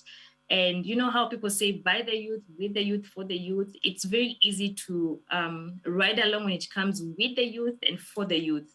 But by the youth is not as easy as it sounds. So essentially reaching out to potential partners and key stakeholders when it comes to trade and development, it doesn't become an easy sell, especially when you're a young person. And challenges related to credibility, experience, financial backing, having already created some kind of traction when it comes to impact on the ground. And those are like top-notch challenges that I can say we have experienced as a hub. On the flip side, UNCTAD, the banner UNCTAD Youth Network, has really managed to give us the support and the backing as young people to actually lead from the front. And I think that is very important, even as a continent, when you talk of Africa, where some of the challenges have been systemic and have been structural, but then you have unicorns, again, like UNCTAD, which comes in and says, we are ready to support young people. So we are very happy through such support, we've been able to make such amazing traction in the last 2 to 3 years. That's great. Thank you very much, Linda. I totally agree with you on the structural impediments there as well. Mohammed, just very quickly, 30 seconds. What are your thoughts on that question? I think the basic challenge that we face, and I think we as a generation are facing, is that the structures that are imposed on us, we're not allowed to think freely and creatively about how we can change them. So experimentation and development is something that's it's missing. And when the UNCTAD Youth Action Hub in Pakistan wanted to work on that, we did not receive a lot of support from a lot of bodies that we wanted to pitch it to. So I think that was a major challenge for us. And I think that's the kind of solutions that we need. We need more experimentation in the development sector to change the present structures. Yeah, wonderful. Thank you very much, Mohammed. And thank you very much, everyone, for joining in on this Youth Cafe. And thank you so much to our panelists of speakers. And also thank you to UNCTAD, to the UNCTAD Secretariat for providing this space for young people and young leaders to share their views and experiences with others. Thank you. Thank you. Thank you. Yeah. Thank you. All right. Cheers.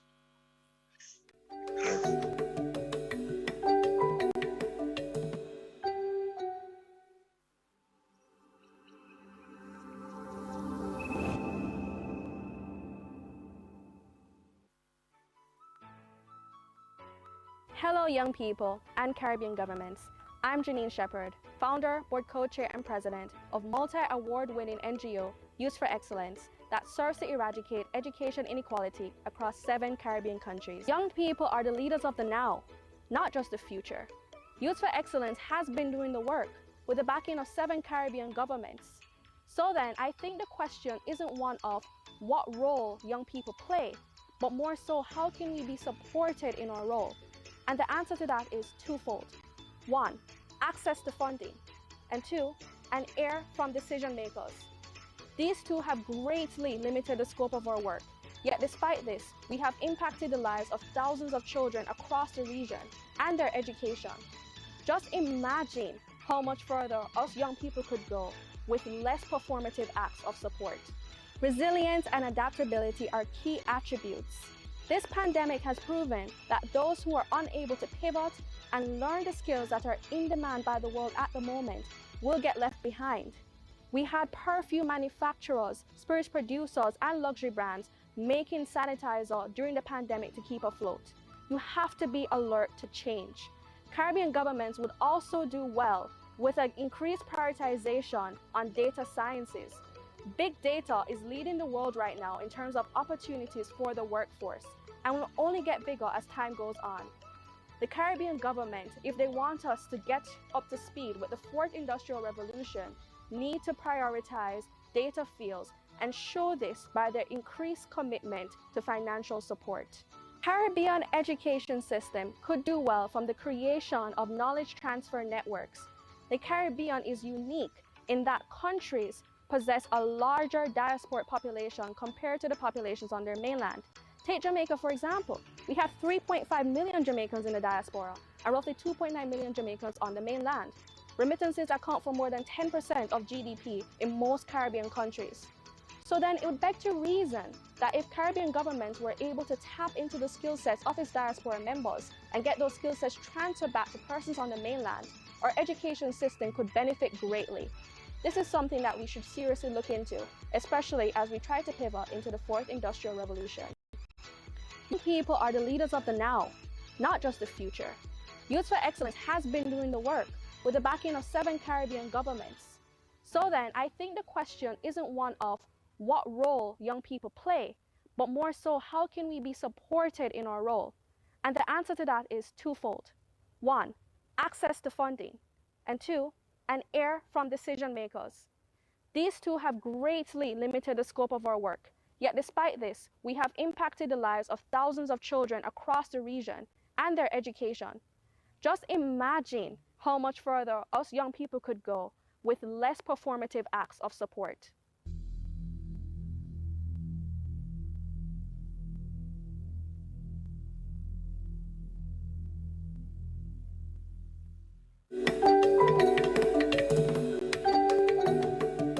An inclusive society is essential for progress and prosperity for all. Across the world, many persons remain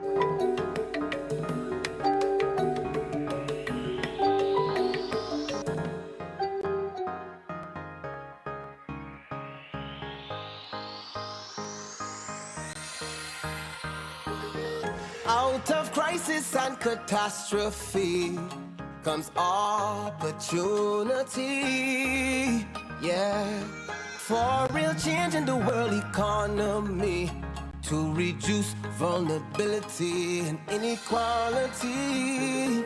So we coming together virtually to expand opportunities for developing countries. At UNCTAD 15, we're solving trade issues, youth issues, and gender issues too.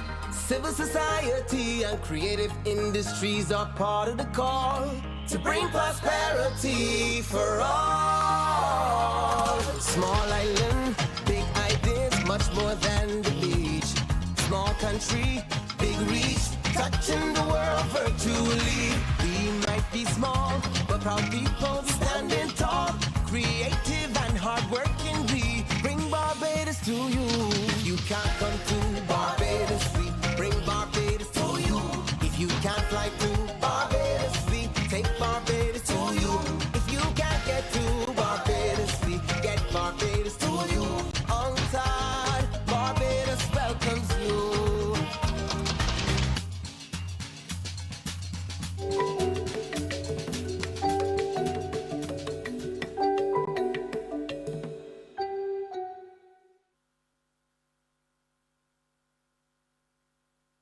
Inclusive society is essential for progress and prosperity for all.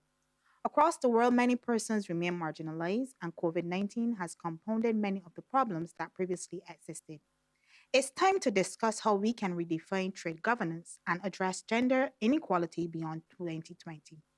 It is expected that gender equality will take 202 years to achieve. Let's talk about how governments can shorten this projection. You can also choose to explore how we can make trade and international development a more inclusive space that benefits youth and vulnerable groups. Have you checked out our youth features in the lobby? Don't forget to pull up.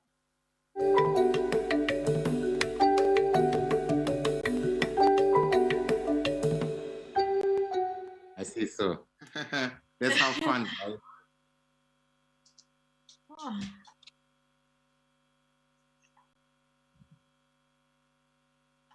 And we should be live now. Hello, everybody. My name is Ndimiso. Those who were in the session earlier might have seen me. We had a session with the Secretary and Deputy Secretary General of UNCTAD, and this was a phenomenal session. And now we are in a session to talk about trade governance, a very, very, very pertinent issue that I think is necessary for everybody to be a part of. And it really is about redefining trade. We've got three speakers here today with us. We've got Lawrence from Nigeria, we've got Alicia, and not Nigeria, Kenya, Alicia and Asri. And for today's session, really, we are having an interactive session again. You know that it's all about just communicating and all of us engaging and having really meaningful conversations as a whole. So what I want to do today is that feel free to pop your questions in the question section or the chat so that I'm able to see those, and we can then have an interaction and a very fruitful conversation. Outside of that, our three speakers are going to have a moment to introduce themselves and really give us opening remarks before we jump into questions. I know that we're really, really tight on time. So when it comes to really answering the questions and keeping your questions very short and responses very short, so that we can have as many people participate in the conversation as possible. So without further ado, what I would love to do in this section or this part of the session is to really just give each speaker to give me 30-second remark, who they are, conversation about the topic at hand, what are their takes, what have they been thinking about in this conversation, and what do they really aim, what's the aim of what they would want to say today. So if there's one thing you'd like to leave people with, what is that one thing before we go into specific questions and we start the conversation? So I know, Lawrence, you probably are so eager and ready to get it going. So I'm going to start with you, Lawrence, and say, this is Lawrence, the floor is yours. Let us know, what are your thoughts, and what's that one thing you want to leave people with today when it comes to redefining trade? Thank you very much, Ndimiso. First of all, I am not surprised that you said I'm from Nigeria. A lot of people confuse my face for Nigeria. I, for one reason or the other, I look very West African, and I sound very West African. But I'm happy to be here today and to talk to youth around the world about what we have done in terms of trade governance. So quickly to say is that by the time we are done with this session, I think the one thing, if you don't remember anything else from this, it is to remember how can young people participate increasingly in trade and in trade governance around the world. That's the one thing that I want everyone to have.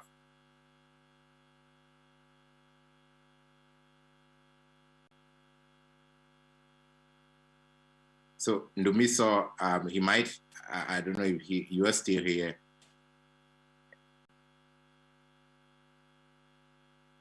Shall I start then, or? Yeah, okay. Well, hi, good afternoon, everyone. It really is a pleasure to be here. Good afternoon to my esteemed fellow panelists.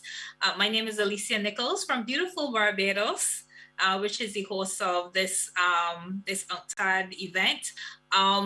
If there's one thing I want us to take away, is that we have to move beyond this notion of having a youth voice, being a youthful face in a boardroom or a youthful face in a discussion room. It isn't just having the presence of youth there, which is important, yes, but also ensuring that they're there every step of the way through monitoring, evaluation, implementation, those sorts of things. So I look forward to getting into that discussion a lot more over the course of the next hour or so.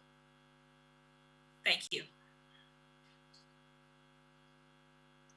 Thank you so much, guys. Technology. I'm back. I didn't desert you. Azri, what's your take? What's the one thing that you really think everybody, the one thing that you think everyone should just take out of this session? Hello, everyone. I'm Asri. I'm from Indonesia. I am a master's student. And the one that I want to tell to everyone that I am optimistic that the youth can create the future, and we are positively will be the future. Okay. Thank you so much. I don't know, Alicia, I came in and you were having a conversation, so I'm not sure if you've had a part where you've really had your introduction, or is this the chance where I need to bring you in? I do apologize. Oh, I already did. Thank you. Oh, you already did.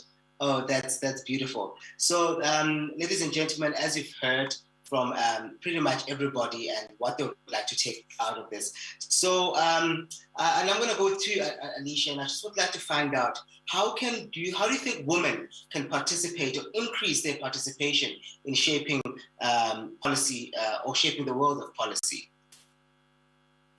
Sure, and that's a good question. And I would look at it from a young woman's perspective, because that's the perspective I bring. So in the Caribbean, we're fortunate to have women who are at the forefront of trade policy in many of our countries, whether as ministers, senior officials in trade ministries, heads of export and investment promotion agencies, etc. But I am cognizant that not all countries do. So what I see here is the opportunity where there's several ways in which we could include and increase women's participation in shaping trade policy. One, in terms of education, providing scholarships for women to study trade and development, or those who have already studied to upskill, putting frameworks in place that allow women who do the majority of caregiving in many of our societies to advance their education in trade. So for instance, having trade policy training programs that have part-time enrollment that will allow them to do their familial duties, but also be able to get an education or further their education. And not to plug my center, but that's one of the things we've been doing at the SRC through our training and the introduction of our part-time postgrad diploma in trade policy. A second thing would be mentoring of young women who are interested in trade and development issues. Mentoring in the Caribbean, to me, is sorely lacking for young people, and especially young women. And it would be good if more experienced women in the world of trade policy would reach out and mentor some of the younger women who are coming up, who are interested in trade and development. Thirdly, internship programs, and preferably paid, even if it's just a stipend, in firms engaged in trade and national ministries of trade, where young women would be able to see international trade and trade policy making and implementation in action at the firm level and at the national level. Fourthly, putting in place systems to ensure we have a stream of young people from our countries, especially young women, participating in young professional programs, whether it's at the WTO, UNCTAD, and other UN agencies. Again, unfortunately, those programs are not paid. Well, certainly the UN agency internship programs are not paid, and that's really something I think that the UN should really look at, because a paid internship will make it a lot easier for young people from disadvantaged backgrounds to have that opportunity. Fifthly, and my penultimate point would be opportunities for women to participate in resilient and sustainable trade policy making. So having a woman's voice at the table at negotiations, discussions of trade and development issues, not just to check a box, but meaningful participation. And lastly, when we're doing monitoring and evaluation of trade policy, of trade policies, of trade agreements, that sort of thing, we have to look meaningfully at how young people are impacted, and particularly how young women are impacted by some of the policies that we implement, such as trade agreements, etc. So those would be my main takes on how we could increase women participation in shaping trade policy. Thank you so much, Alicia. That really was a very comprehensive answer with very specific things that you really do think are important. And I'm going to jump to Lawrence here. And Lawrence, really, I want to think about, and there's a particular area where Alicia has really covered, and I want you to maybe build onto that, thinking about this question in this to say, how can rules be simplified so that startups and micro, small, medium enterprises, really which are owned by young people at best and generally around the world, can reap the benefits of international trade? So really simply asking this is that, how can SMMEs reap the rewards and benefits of international trade? Where can they fit in? Thanks very much, Ndomisi, for this question. And before I go on, I will want to say that I want to give a shout out to all the youth action hubs that are here currently today, and to all the global young people, and to UNCTAD for the work that we have been able to do through our youth action hubs in empowering young people to participate in trade. And I wanted to say that much of the work that we do, especially in Kenya, is to look at SMEs and startups and how can they be more participants in global trade. And in answering your question directly in the miso, it is that when you look at the world trading rules, I think that the current system of trading in the world is a rules-based trading system. And here I really am coming from the, or rather from the hinge point of backing or campaigning for a continued increase in the multilateral trade system that we have currently going on in the world. So really, the question that, or the right answer here would be that the rules are simplified enough, and what needs to be done now is actually what Alicia alluded to earlier, which is capacity building for the young people to be able to understand what does it take to participate in trade globally. So what does it take to be able to comply with the rules that are already negotiated for. I am part of the Trade Facilitation Committee that works in Kenya, National Trade Facilitation Committee, and this is an effort to try and have the East African ministries that are working in trade come together and simplify the WTO Trade Facilitation Agreement. That's the World Trade Organization Trade Facilitation Agreement in full for all those who might not be familiar with it. And this is an instrument that member governments around the world, and I should believe that the number at this current point should be about 164, which makes up over 97% of the world's member governments of the UN. who are signatories to the WTO, TFA, right? And this simplifies trading across the globe, it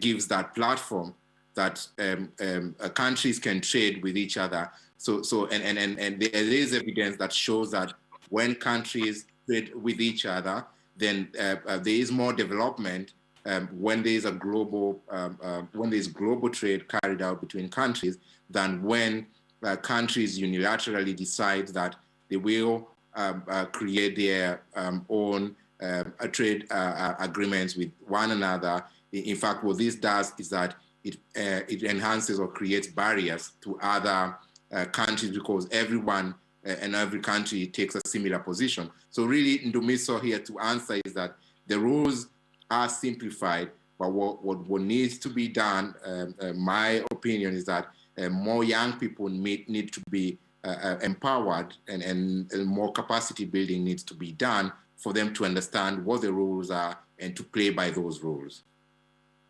Thank you so much, Lawrence. This was, again, very comprehensive. And I'd like to say to everybody else, please, on the chat box, if you can, send us those questions. We really want to interact, and I would love to see them coming through. And Azri, I'm going to come to you now and really ask, how are digital technologies changing trade? Of course, having heard what the other two speakers have covered on and the complexity of what they've covered, how are digital technologies really changing how we are viewing trade?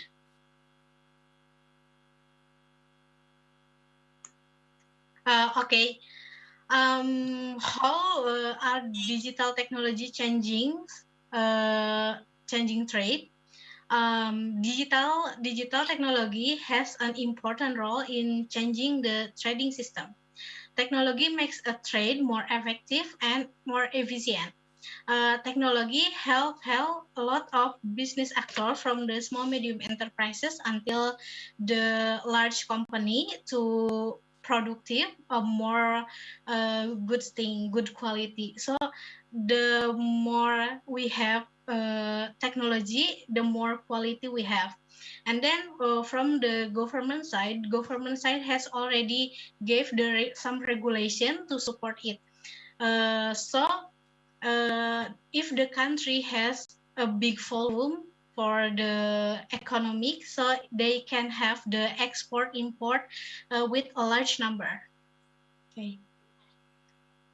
Thank you so much, Azri. And you touch about very specific things in there. One of those things that you speak about quality and amongst various things. And Alicia, I want to link this conversation that just the question that Azri have just answered is that when we think about some of these things and we're thinking about changes in the trade, what are some of these barriers that young people are likely to face, and what should we overcome them? So obviously we see that digital technologies are changing trade is how we see it.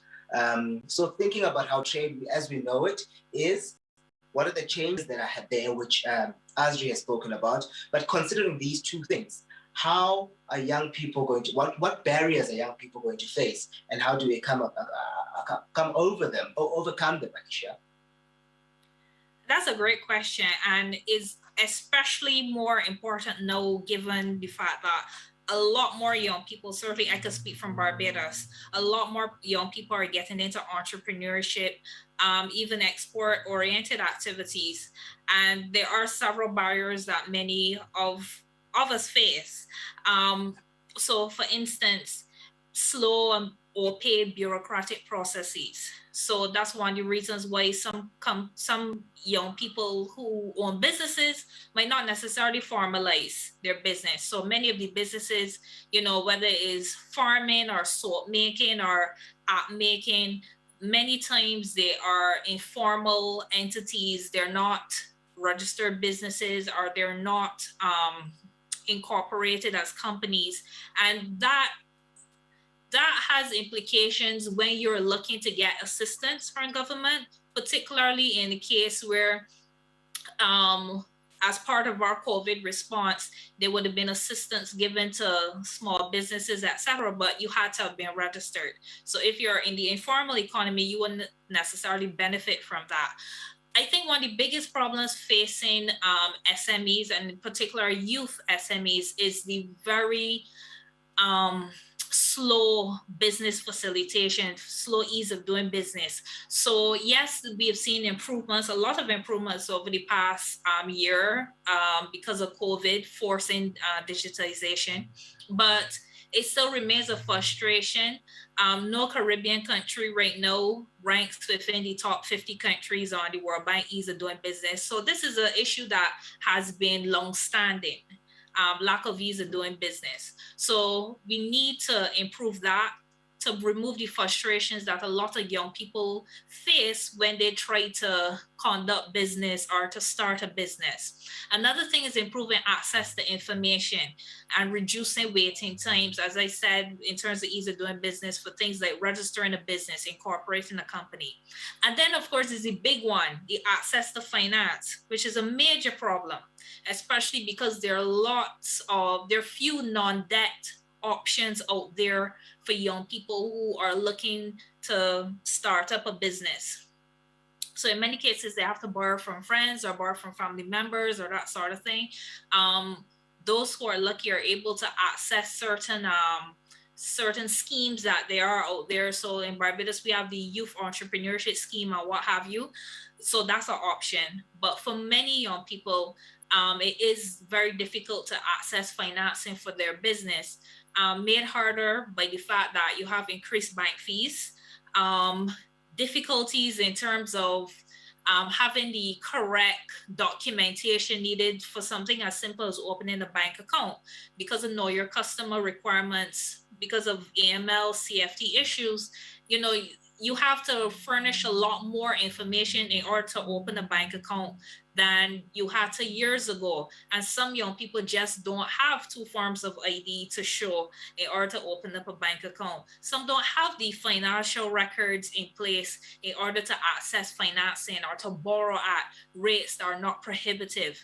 You know, another thing is being able to engage in international trade and through global value chains. A lot of the times, young people are interested in engaging in international trade, export and what have you, but they lack the information. So if you had more, and one of the things that could be done would be establishing some bespoke, young people targeted export promotion programs. So helping young people make the transition from just entrepreneurial exploits to exporting to global markets and participating in global value chains. And, you know, that will benefit us in many ways because we have our trade agreements are very underutilized. So those are just some of the barriers and some of the ways I think in which we could improve. Absolutely, absolutely, Alicia. And you speak about something so important about the global value chain. And it's almost like you're reading my mind as I'm thinking about, Lawrence, and I wanted to bring Lawrence in here to think about really how do we bring in specifically youth-led SMMEs from developing countries, because we do have to think about, developing countries. We do think about small islands and the works, and really how do they enter the global value chain? Lawrence, I want to bring you into this conversation that, or this point that Alicia has really almost ignited around this global value chain. How can we support youth-led SMMEs, particularly in developing countries, to integrate them better into the global economy? Because it's quite important that we're part of the value chain and that we're part of the global trading system. So how do you think we can bring in young people and young-led SMMEs, Lawrence? Yeah, thanks, Luis. So, I mean, this is a very pertinent issue to what we are speaking to today. And I mean, Alicia raised some very deep, some very heavy-hitting points around how to do this. And I mean, I was around thinking, of the several things that she was saying, and a couple of things that are jumping out for me. And when I think of this issue today, we have to simplify access to infrastructure. So most of them developing countries, and especially young people, do not have access to the necessary infrastructure. So, for example, to be able to carry out trade online, which is now a very, very big trend and movement, and especially now that young people are very embracing of technology. But you find that I was looking at statistics for Africa. So I'm currently in Rwanda, and I think Rwanda has the cheapest internet infrastructure, that there is in Africa. This is very astounding. I mean, for a 1 GB of data, you only pay for about 0.56 of a dollar. And in my country, where I come from, you pay about $2.6 for averagely for 1 GB of data, right? So that infrastructure that enables trade in itself being affordable and cheap for young people is one thing that will help to be able to include developing countries. And it's no wonder that a country like Rwanda is now, taking leaps and bounds in terms of their global outlook and their rank on doing business. Alicia mentioned that no country in the Caribbean is on the top, one of the top lists, or has a ranking, a good ranking on the World Doing Business report. And Rwanda is, I think a leading country now in Africa in terms of in terms of doing business. Quickly, the next thing that I think here in Dumiso is that we need to simplify IP access for young people. We have seen ugly times. We are going through a global pandemic, and you already know what's happening with the vaccines and with especially vaccine nationalism.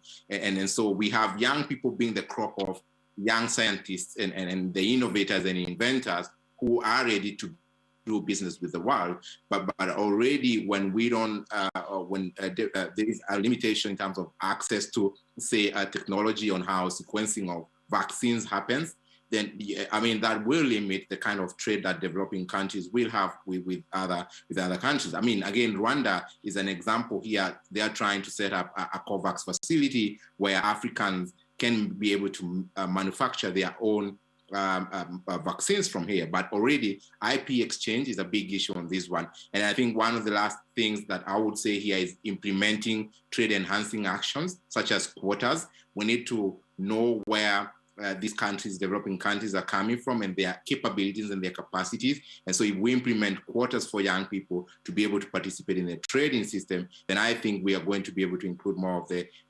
young people. And this comes, as well attached to training and on how the multilateral trade system, as I had alluded to earlier, works, because the multilateral trade system has been proven to kind of help, bring the world into progression, into development, and into growth. So those things in the midst of, for me, come out as the top 4 things that we need to look at to bring youth-led SMEs into the global economy.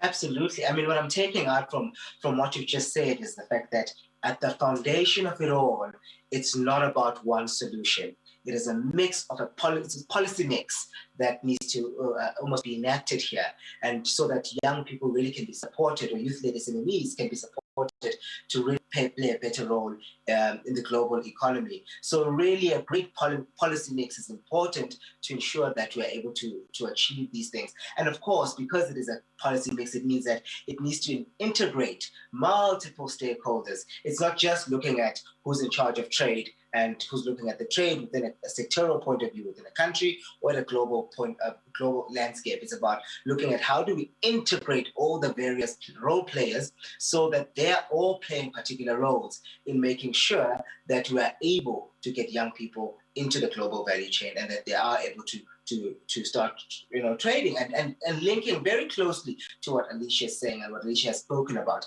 when we speak about barriers that exist. And I think that overcoming those barriers, again, from an Alicia point of view, said to me, from what I'm taking, is that we've got to consider a multiple policy mix. It's not necessarily a one-size-fits-all, a magic wand, this is what we want, but really integrating multiple policies into that space. And really great case studies that you bring out. It's absolutely, I don't want to use the word shocking, but it's like, wow, the cost of doing business for a SME in Africa is quite expensive.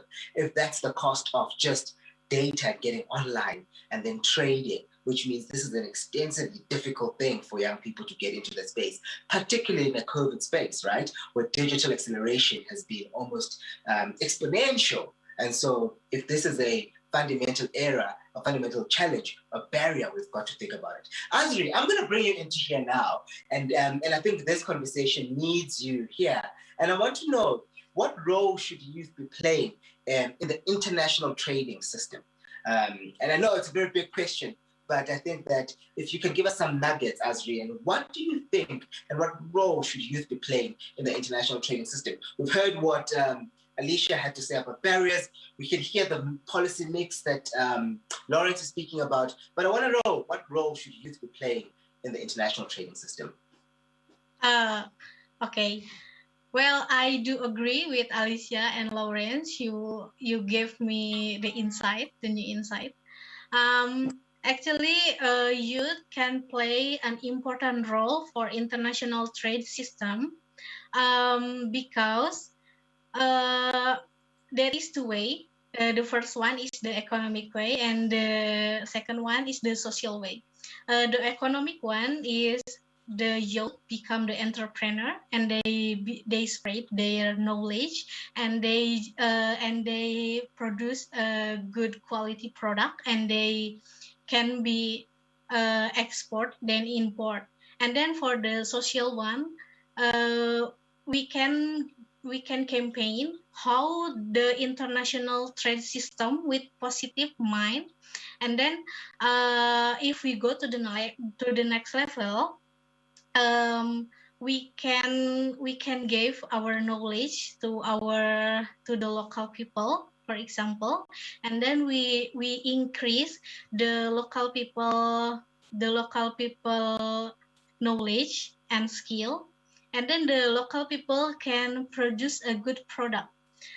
So actually, I have the project, and the name is One Someone per One Market. It is focusing on improving the small medium enterprises at the traditional market, that we will teach them about the e-commerce, the online trading, and they can put their product, and it's free, and they can get the buyer. At the first branch, there is only 3% who enroll to the class, and then after they graduate, we open the second one, and then there is 78 small medium enterprises enroll. And when I ask why they want to enroll, because they said they already see the result, and they realize that technology is very important. I think that's okay. Thank you. Azri, there's something so fundamental as you're speaking, and it's just ringing at the back of my head, and that's participation, right? And if you think about what role that, what are some of the role young people can play in the international system, is that at the core of it, it starts by participation. You'll never play or have an impact if you are not participating at the very least. We can't just sit and say, we want to participate, we want to do this, we want to be there, consider us. With raising our hand, the only way that it's really going to happen, and the role that we should be playing, starts at participating, starts at having a product, starts at having a business that can actually be within the value chain system. But that opens a big world of conversation around how do we get young people ready to be able to participate? How do you get young people ready into the systems and building into the global value chain, as the other guys have really rightfully mentioned? And Lawrence, I'm going to bring you back in here, and I know that you're a CEO, you're an entrepreneur yourself, and Azri really has brought in something so specific about participation, and participation also means that there needs to be on the ground local initiatives to allow young people to have almost a ready product and ready services, or something that they can trade in the global system. Lawrence, I want to find out from you, as an entrepreneur now, speaking anecdotally from your experience and that of other entrepreneurs, and imagine you exist in an ecosystem, what has been the impact of COVID-19 on getting young people ready to get into global value chains? Do you think COVID-19 has allowed us to perhaps almost backtrack us as young people to get into global value chains, to global trading systems? What has the impact of COVID-19 have been for us? As we said, let's participate. Are young people participating? And COVID-19? Thanks very much, Ndumi. So this is quite one of very, very those good questions that I would actually answer. And I think it's got two-sided. It's a two-sided dragon, so to speak. So on one side is that it's the COVID-19 pandemic has accelerated the rate of how entrepreneurs have or can innovate for the posterity and for the survival of their businesses. So we've actually had, for example, in my country and in speaking from experience that I have seen, we actually have now more young people who have raised funding over the period when COVID-19 has been around than in perhaps the last 2 years that before the pandemic was. And I think this is because new value chains were invented along, and anyone who was able to reinvent themselves very quickly was able to take advantage of the new normal, as we've always called it, and be able to re-engineer their business processes and their business models to be able to suit their current situation. However, there is the opposite is also true, that a lot of young people have also been left behind, especially those who had brick and mortar shops, especially those who their businesses were perhaps mainly very much one-on-one services. And tourism is one example. And so if you have young people, for example, Kenya is known a lot for safaris.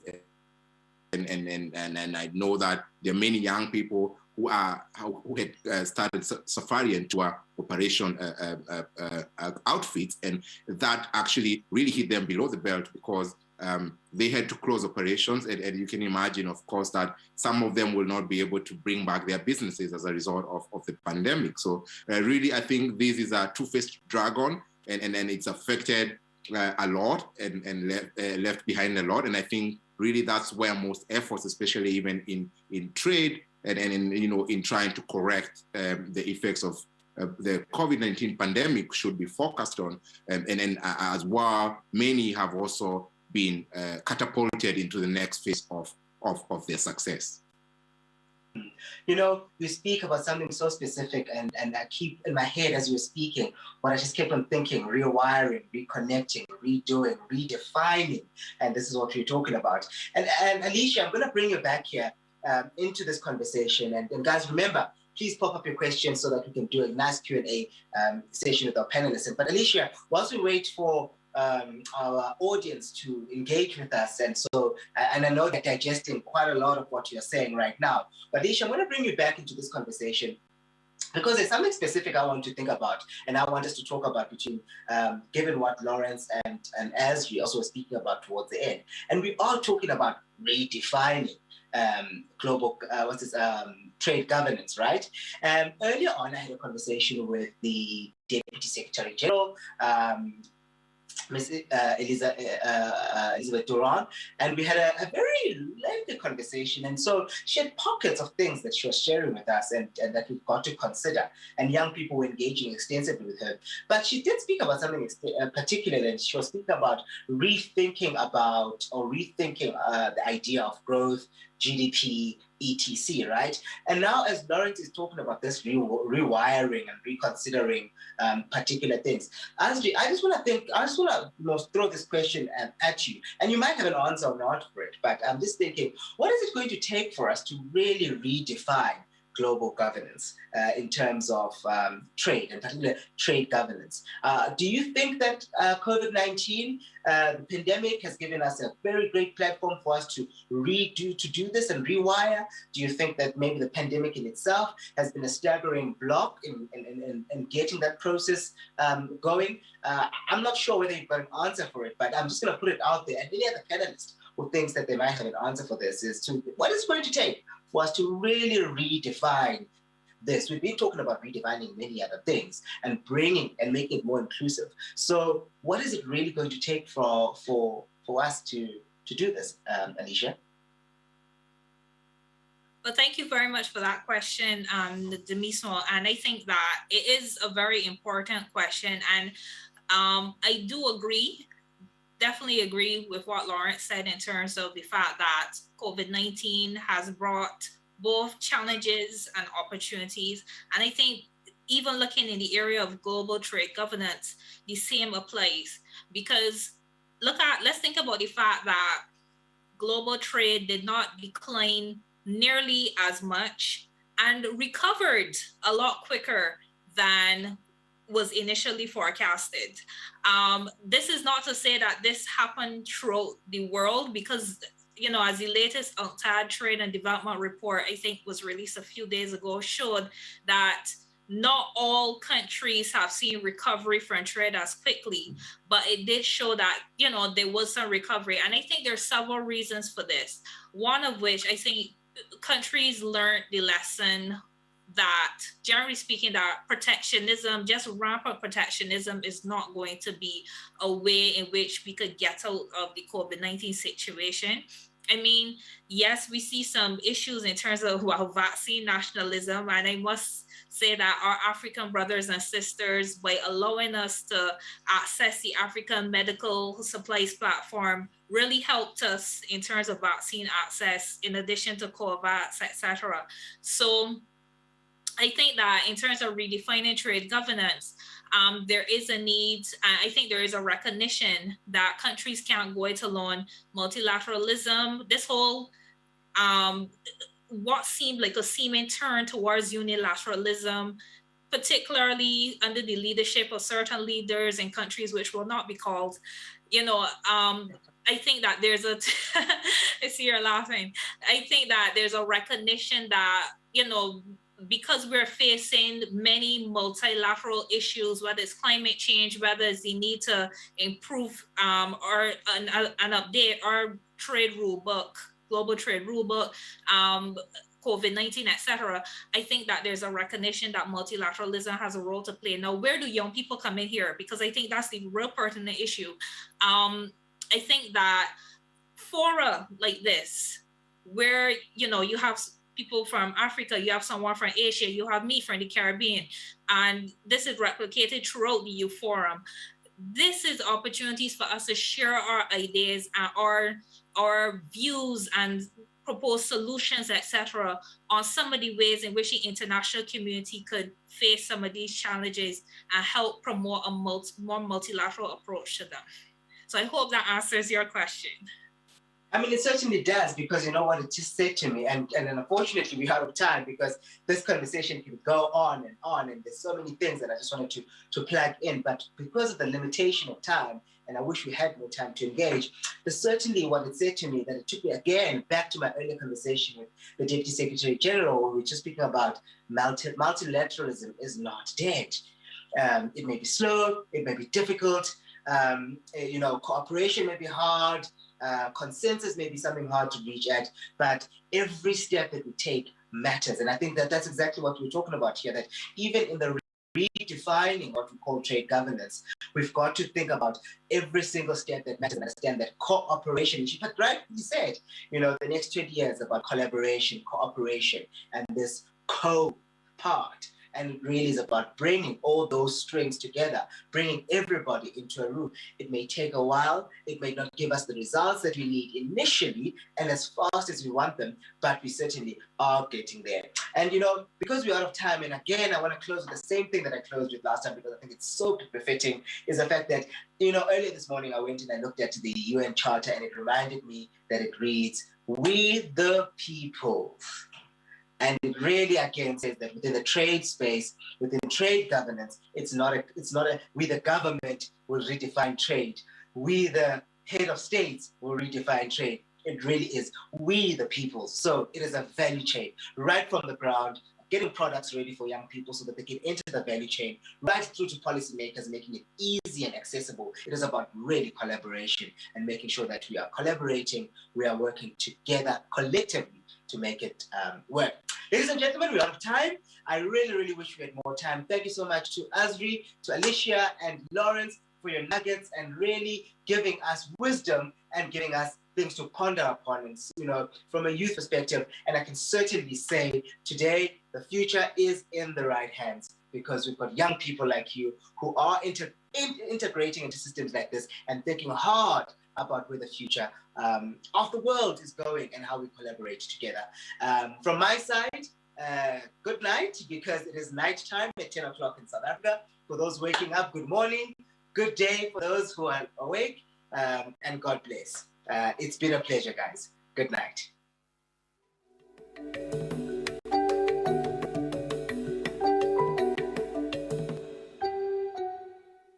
The Barbados Youth Advanced Corps is one of several positive youth service initiatives offered by the Division of Youth Affairs. The BYAC is a 2-year developmental program for males and females 16 to 20 years old. The program has provided hundreds of young people with a second chance to gain academic and vocational qualifications while making positive contributions to society.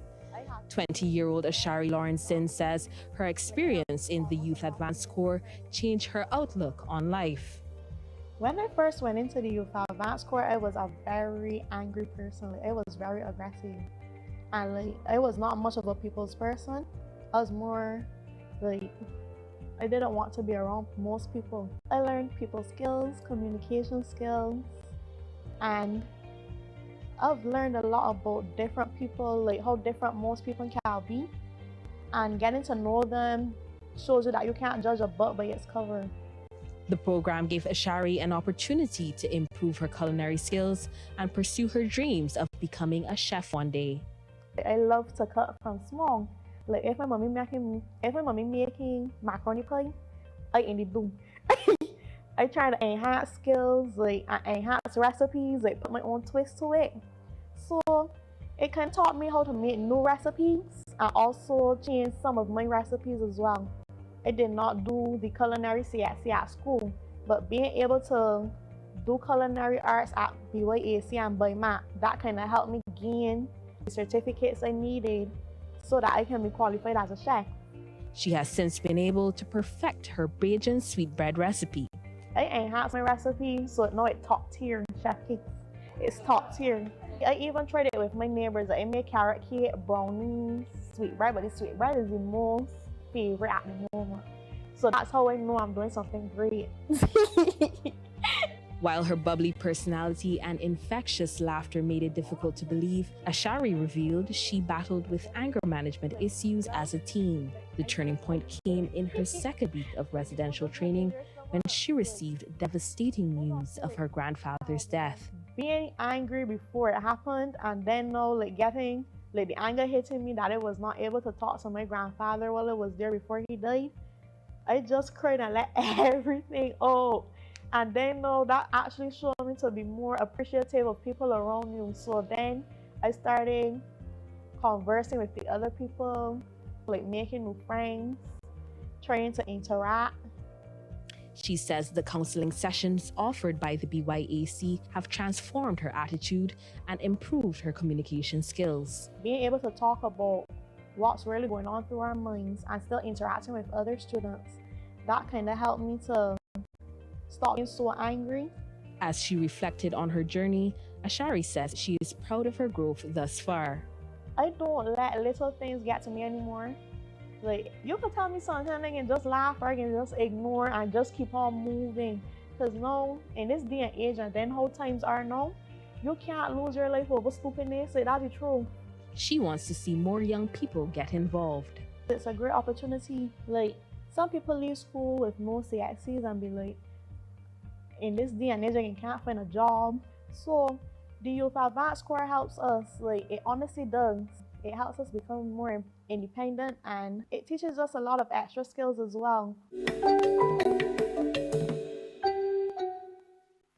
small island developing states face the brunt of the devastating effects of the climate crisis while contributing less than 1% to global greenhouse emissions. Barbados and other SIDS are beginning to experience this firsthand with the rise in invasive sargassum seaweed, more intense hurricanes, rising sea level, and longer droughts. As the intensity and frequency of storms increases, it cannot be business as usual. The world's largest polluters must take critical action to not only slow the climate crisis, but also support those most vulnerable as our lives and livelihoods are threatened by the possibility of a climate refugee crisis. Our next session examines the need for action by nations who are lagging on their commitments to pull up. As we approach COP26, we cannot afford to let this opportunity pass us by. We do not have the benefit of time. The lives of millions depends on us changing the rhythm.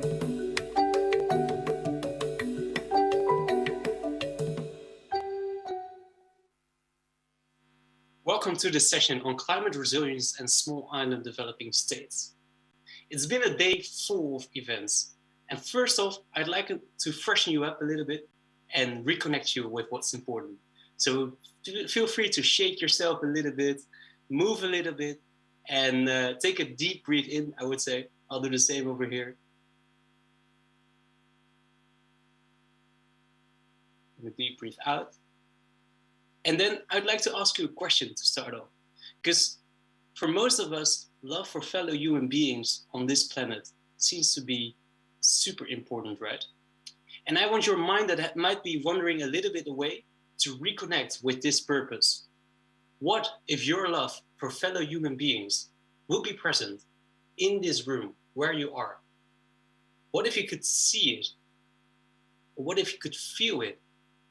How would it feel? Well, feel free to think more about this and feel free to breathe in and breathe out a lot more during this section. I'll be presenting myself and the other speakers that I'm looking forward to hear. I'm Lawrence Huing from the Netherlands, and I conduct projects for organizations like Oxfam on how they can help out people that are striving to make this world a better place. I'm coaching innovative minds that are taking action on the SDGs. And I'm involved in a student research project at the European Union, because right now I'm studying a master's in organizational psychology, and I did a bachelor's before about sustainable development goals. Back to this session about climate resilience in small island developing states.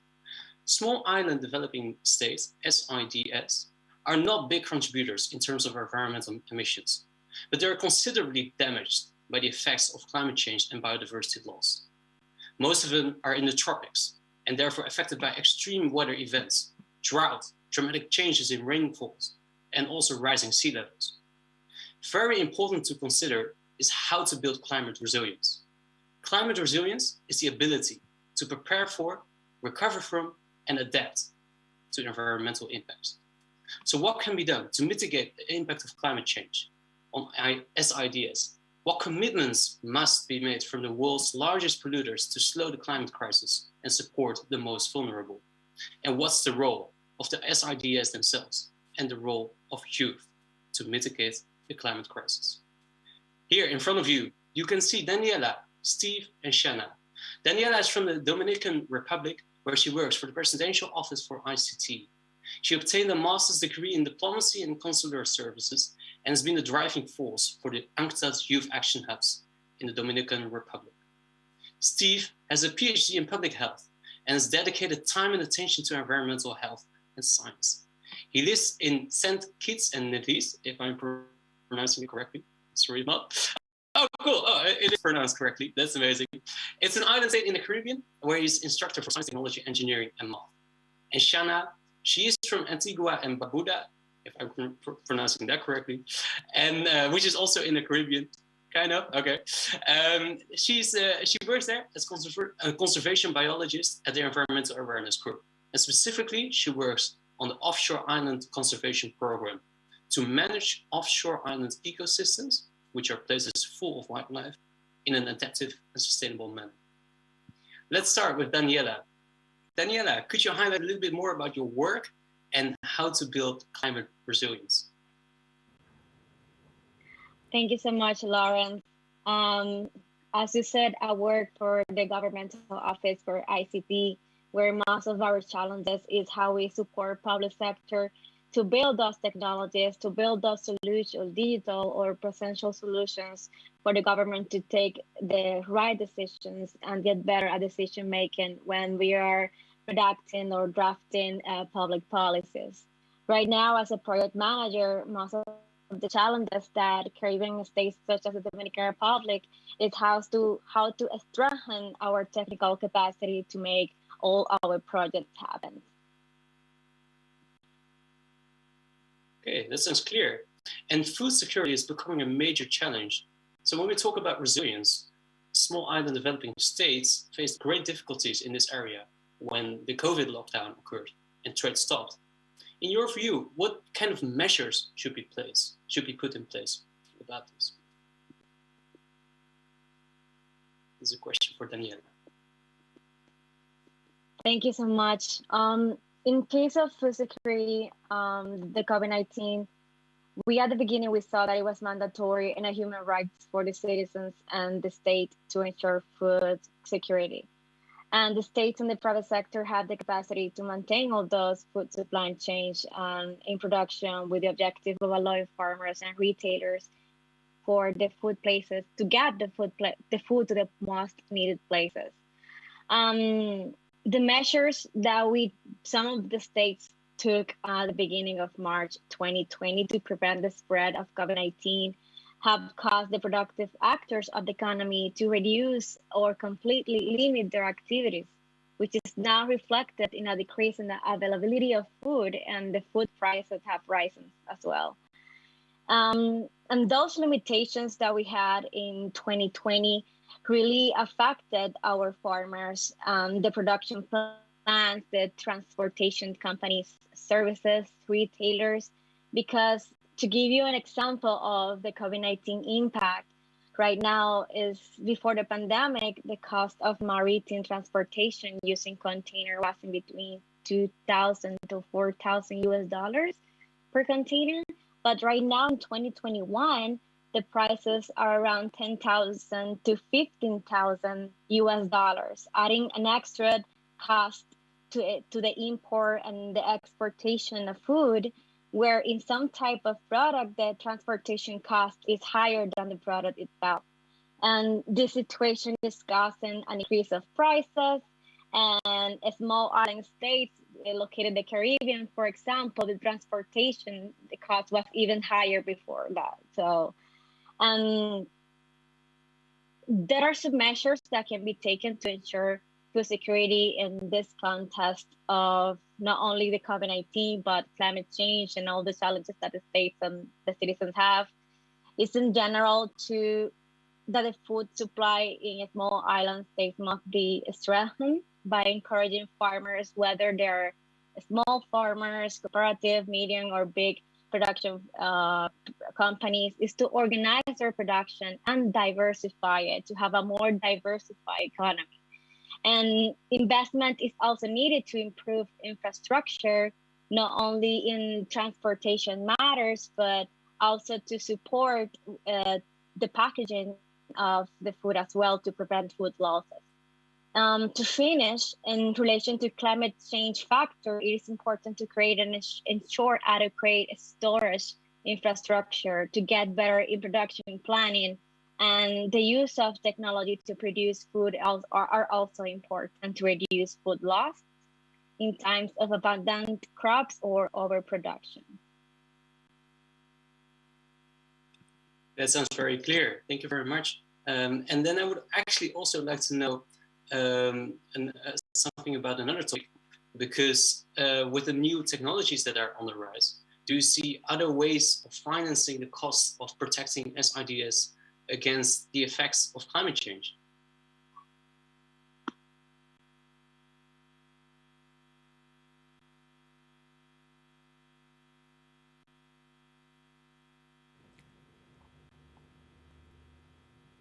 Yes, Lawrence, I have a bad connection. Can you please? Yes, I can. I'll ask the question again. No worries.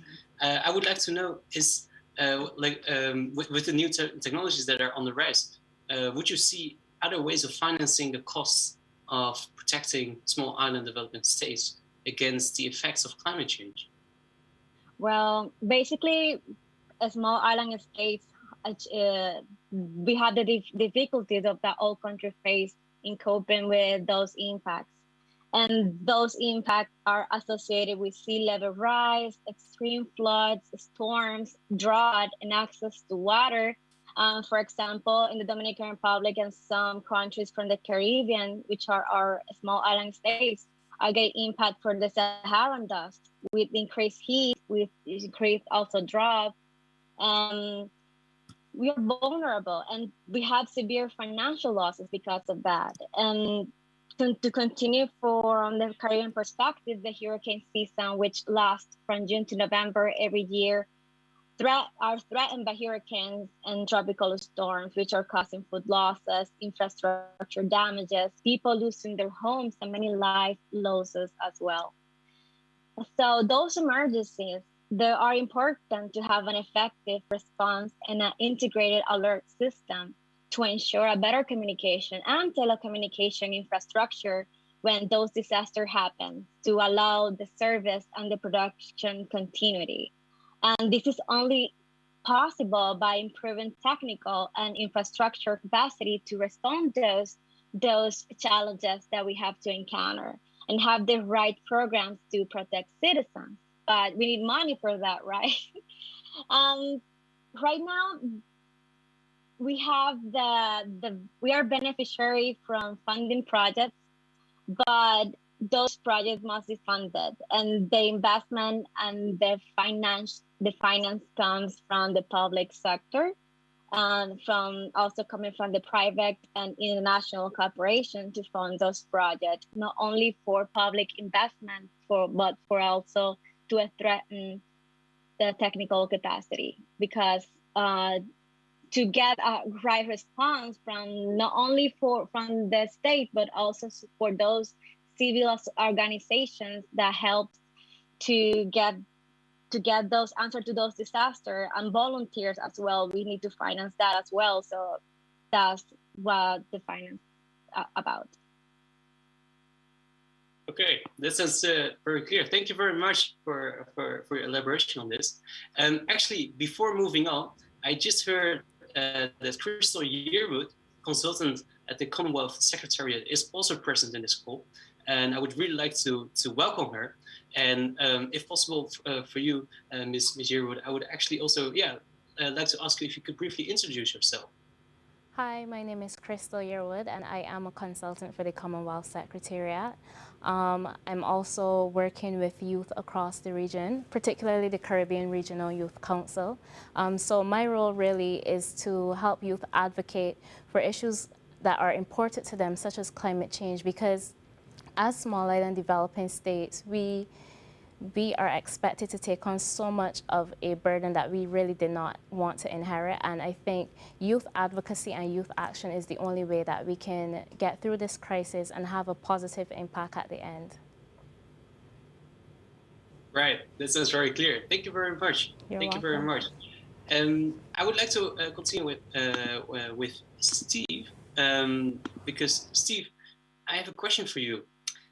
Youth are passionate and game changers, and how can they drive mind shifts of governments and businesses towards taking the difficulties and the difficulties that SIDS face more seriously? Great question, thanks, Lawrence. Apologies for any background noise. I'll try my best to be coherent and audible. I work with people. I've been working with young people in particular for a better part of like 10 years. Not only teaching, but throughout my dissertation work, I've engaged them as a vulnerable population when it comes to things like climate change impacts of storms, drought, residual impacts then of like disruption to food supplies, Daniela mentioned. And for me, what has become clear is they feel a little disempowered by virtue of the fact that there's this ageist kind of response to the fact that they haven't lived enough, had enough experience. And so for them to be advocates or advocate not only for themselves, but their community and their future as they should, I think one of the things that has to be made, well, two things in particular. The first they have to make a business case. So unfortunately, as much as health is my bread and butter and my wheelhouse, the economics, money talks. So you have to make a case, so to speak, for why it makes economic sense to more or less make a change that protects, prevents, and/or provokes in the right way, in a positive way, kind of protections from climate change impacts and other potential risks and threats.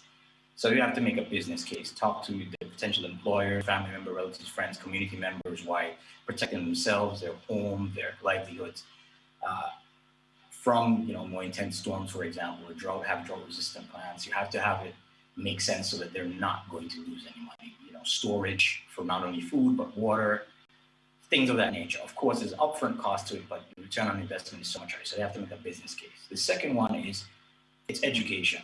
And education is not limited to just youth. Adult and continuing education is a big part of advocacy for climate change and the climate crisis, what we can do in response to it. And so I think it's very important for us to then think about ways we can educate and communicate and elevate the discourse around, awareness campaigns do their due, but how much people actually make a connection to their daily lives and experience is important.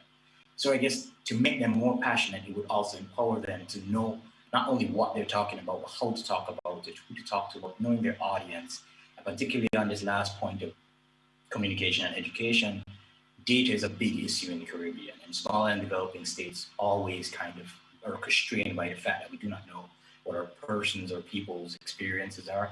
And I think if we can get young people engaged as early as possible to kind of document, catalog, and collate this information, do robust, but yet simple but robust analysis and prove, we're saving lives, we're protecting health, and we're saving dollars. I think that can rope in everybody, regardless of what their interests are, into this fight and advocacy against the ills of climate change. Right. Thank you very much. And actually, I would also want to ask you, because we know very little data actually about climate change, specifically meaning how it exactly functions. And we do know that a lot of new technologies are developing quickly. So what are urgent areas where data on climate should be collected? And how can youth be involved in this? It's a great question. It's not theoretical. I think there is more knowledge about what drives climate change.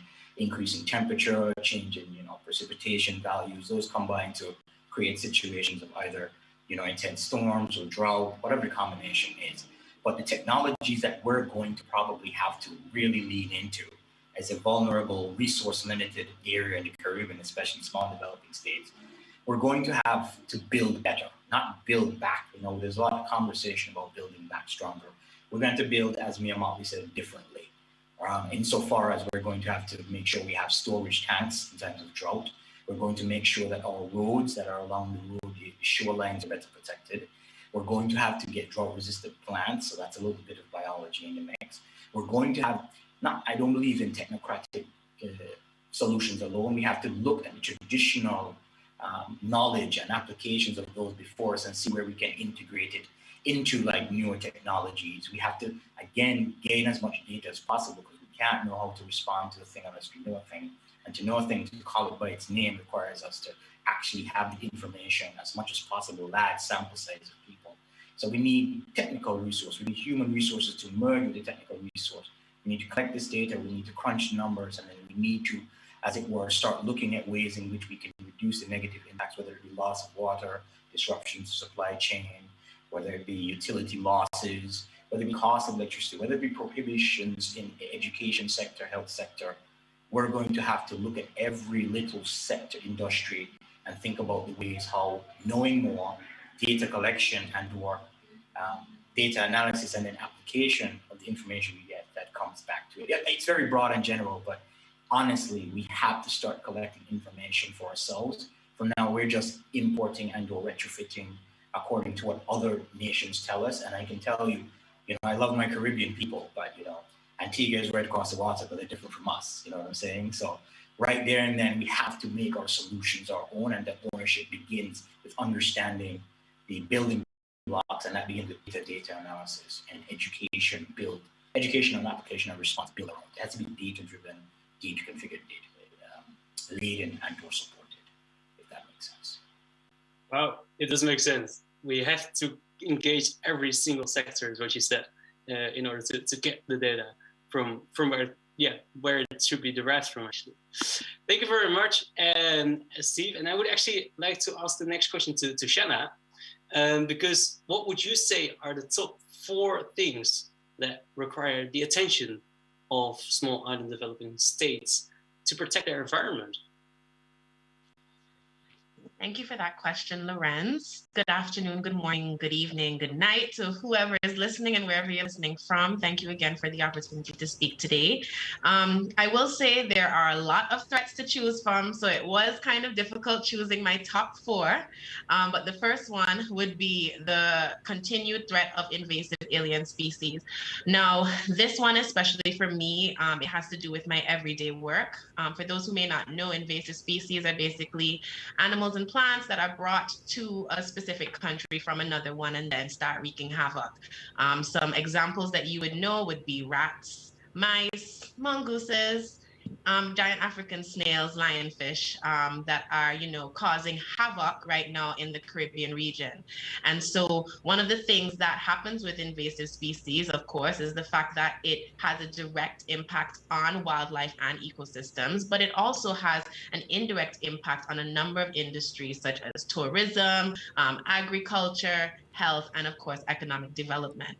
And the fact that we are small island developing states means that we are extremely vulnerable because we have this small size, we are surrounded by water, we rely a lot on things coming into our country. So, things can come across when they're bringing them here.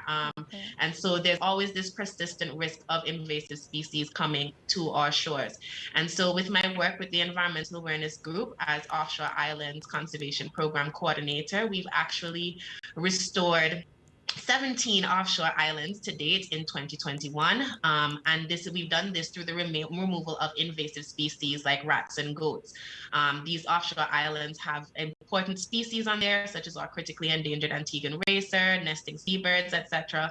And because of the work that we've done removing the rats and goats, they've been thriving. And so eradications are one option, but preventing the invasive species from reaching our shores in the first place is definitely the better and more cheaper option. And so making sure that there's policies in place to kind of check things before they're coming in, protocols for when you are importing things to prevent those kinds of things from coming to our shores is definitely something that's needed. The second one that I would say would be the reduction in the amount of freshwater sources that are on our islands. So as Daniela would have mentioned, drought is a very big factor, especially to us here in the Caribbean. Antigua, we don't have no rivers, we don't have no lakes, we just have ponds, right? And they're drying up. We've been in this consistent drought, and from some of the solutions that were given in the past, for example, rainwater harvesting. But you can't harvest any rainwater if there's no rain falling. So those kinds of solutions are just no longer an option for the extreme heat and long periods without rain that we're getting. It's either, no rain at all or a bunch of rainfall. And so not being able to collect that, of course, the agricultural sector is struggling because of the fact that there's this limited amount of water. Also with the EAG, we work with the coastal communities that border the offshore islands, and we recently did something where we did a vulnerability capacity assessment of the Param community to see what are their vulnerabilities to climate change, who is most vulnerable, and how are they going to be most affected. And the biggest thing they said was drought. So this is a really big issue that we're having right now in the small island developing states. The third one, I would say coastal squeeze and loss of ecosystem services. So because, of course, we're islands, the coastline is where a bunch of our major socioeconomic activities are happening. So, for example, our ports are there, tourism is there, fishing, etc. But at the same time, we have our most important coastal and marine ecosystems found there as well. So we have our mangroves, we have our beaches, our seagrass beds, and our coral reefs. And so you have this thing happening where you have these areas that are super important for us that are also being changed into, development areas or urban areas, that kind of thing. And when we lose these, when we chop down our mangroves, when we dredge and remove a coral reef, we are removing this line of protection, this line of defense against climate change impacts like sea level rise and hurricanes, because those mangroves and coral reefs, they actually they slow down the storms before they get to us, and they makes us have a less impact when they arrive. And so because we're having this coastal squeeze, we're losing the beautiful ecosystem services that are being provided, such as filtration of the soil, removing pollution, this lovely clear beach water that we like to swim in, and hashtag I live where you vacation. It's because of our mangroves cleaning up and making sure the pollution is not going into the sea, you know? And so making sure that we are not losing those coastal ecosystems is a big thing. Last thing would, of course, be the impacts of climate change. And climate change is the worst one because it's impacting all the other threats and pushing down even harder on them. And so us as small island developing states, we're releasing the least amount of greenhouse gases, and we are feeling it the most. And as opposed to other larger countries, we were not going to have anywhere to go. And so we really have to do things that are increasing the resilience of our people, of our infrastructure, of our ecosystems, just of everybody. Everybody needs to be resilient. And so, yes, those will be my top 4 things needed for protecting the environment. Well, I'm quite surprised to hear the broad range of themes that you're bringing up, ranging from drought to threat to the ecosystem services. So everybody needs to be engaged, basically. And also during this session, everybody that wants to be engaged should be engaged, because feel free to highlight any questions and bring them up, and then I'll ask them to the speakers. But for now, I would like to ask another question to Shanna first, because what kind of projects would you say are key, and what can youth do to better support the huge mind shift that is needed for people to understand that there's only one way forward? So at times, I think as youth, sometimes we can get eco-anxiety. It's like, oh my God, the planet is dying. I can't do anything. I'm not going to be able to get into my 50s. It can feel very saddening and depressing at times. But luckily, there are a number of things that can be done to show what youth can do to improve our climate resilience. And in my mind, I think it needs three kinds of shifts. First of all, we need a skills shift. We need to equip youth with the skills, the capacity, the resources they need to be able to understand this climate work, understand what needs to be done, and to be able to enact those actions. And so, first of all, that's the skills shift. Second of all, we need a policy shift. We need to have youth included and not just checking a box like, yeah, we asked one young person. No, we need to be meaningfully in the room and influencing climate policy, because once the policymakers are dead and gone, we're going to be the ones that are here to kind of deal with the mess that they left. So we need to be meaningfully influencing climate change policy. And the third thing, of course, is the finance shift. These kinds of the kind of creative, collaborative, innovative approaches that are needed to deal with this climate crisis are going to require money. And young people, we don't have money. And so what needs to happen is that there needs to be incentivization, there needs to be scholarship opportunities for young people to do climate resilient jobs. There needs to be opportunities for fellowships with or mentorship with other young people. There needs to be little small startups for businesses. If you have a climate resilient idea, you need money to be able to put into it to be able to start it. And so those 3 things, I think, are the top things that are needed for young people to be able to build the climate resilient future that we want. Wow, that's okay. That's a clear roadmap, I would say, even. Thank you very much for highlighting that. And actually, I have a question that was raised among the public, and that question is for Steve, because how do we work together with people to be ready for the big changes that are coming? You were highlighting some of the big changes and some of the big solutions and efforts that we should make. But yeah, how do we work together with people to get that? Great question. Thanks, Lawrence. We begin again, as we always do, with creating understanding, comprehension, and capacity for grasping what's going on. Yes, there is a risk, as Shanna put it, of there being eco-grief and anxiety. If you know too much, perhaps heavy is the crown. But we have to get people engaged on a level that's going to, again, let them understand how this directly impacts their lives. There are too many opportunities for persons to learn and kind of shift the burden, so to speak, to someone else or pass the buck down the road. And it was us kicking it can down the road that got us to this point. So let's not do that. So first we educate, and then we get people elevated to a point where they can have a conversation. And once they're in a conversation, then they can make demands based, again, on what information they have. So they can have, if we're talking about renewable energy, even though we're not the biggest polluter, our biggest greenhouse gas emitter, we can, as a region of smaller and developing states, get people to subsidize, or authorities, the powers that be, subsidize things like solar power, wind power. Yes, indeed, you're right. We want to have this thing is hit or miss depending on where you live, even on a small island. But even that is something, having cisterns that were part, unfortunately, of our oppressive plantocracy past, those exist in the neighboring island of Nevis. And so even though they might experience drought conditions, many people at home were less hit by the 2015 to 2017 drought that damaged the region so significantly. And again, getting people on board to say these are subsidized ways in which you can install these power saving, these power providing, these power generating activities, the water harvesting, etc., light saving. But it won't be enough in the larger scheme of things, but it's a good beginning. And last but not least, regard to the big change, once people are educated and have some access and subsidy, then we have to find a way to get back to a community concern approach to things. When I was much younger, yes, I'm going to sound so old when I was older, what happened when hurricanes were coming is that people came through to make sure that their neighbors' trees were trimmed so that there won't be any disruptions or potential branches breaking off, knocking into people's houses and roofs, knocking down power lines. For some reason, our modernity, our modernization is such that we build these beautiful communities, aesthetically pleasing, these beautiful, grand, expanses. But then little things like when hurricanes come, big impact. We're not having the authorities and the governments that be, no offense to anybody's government, but I can talk about my own a little bit.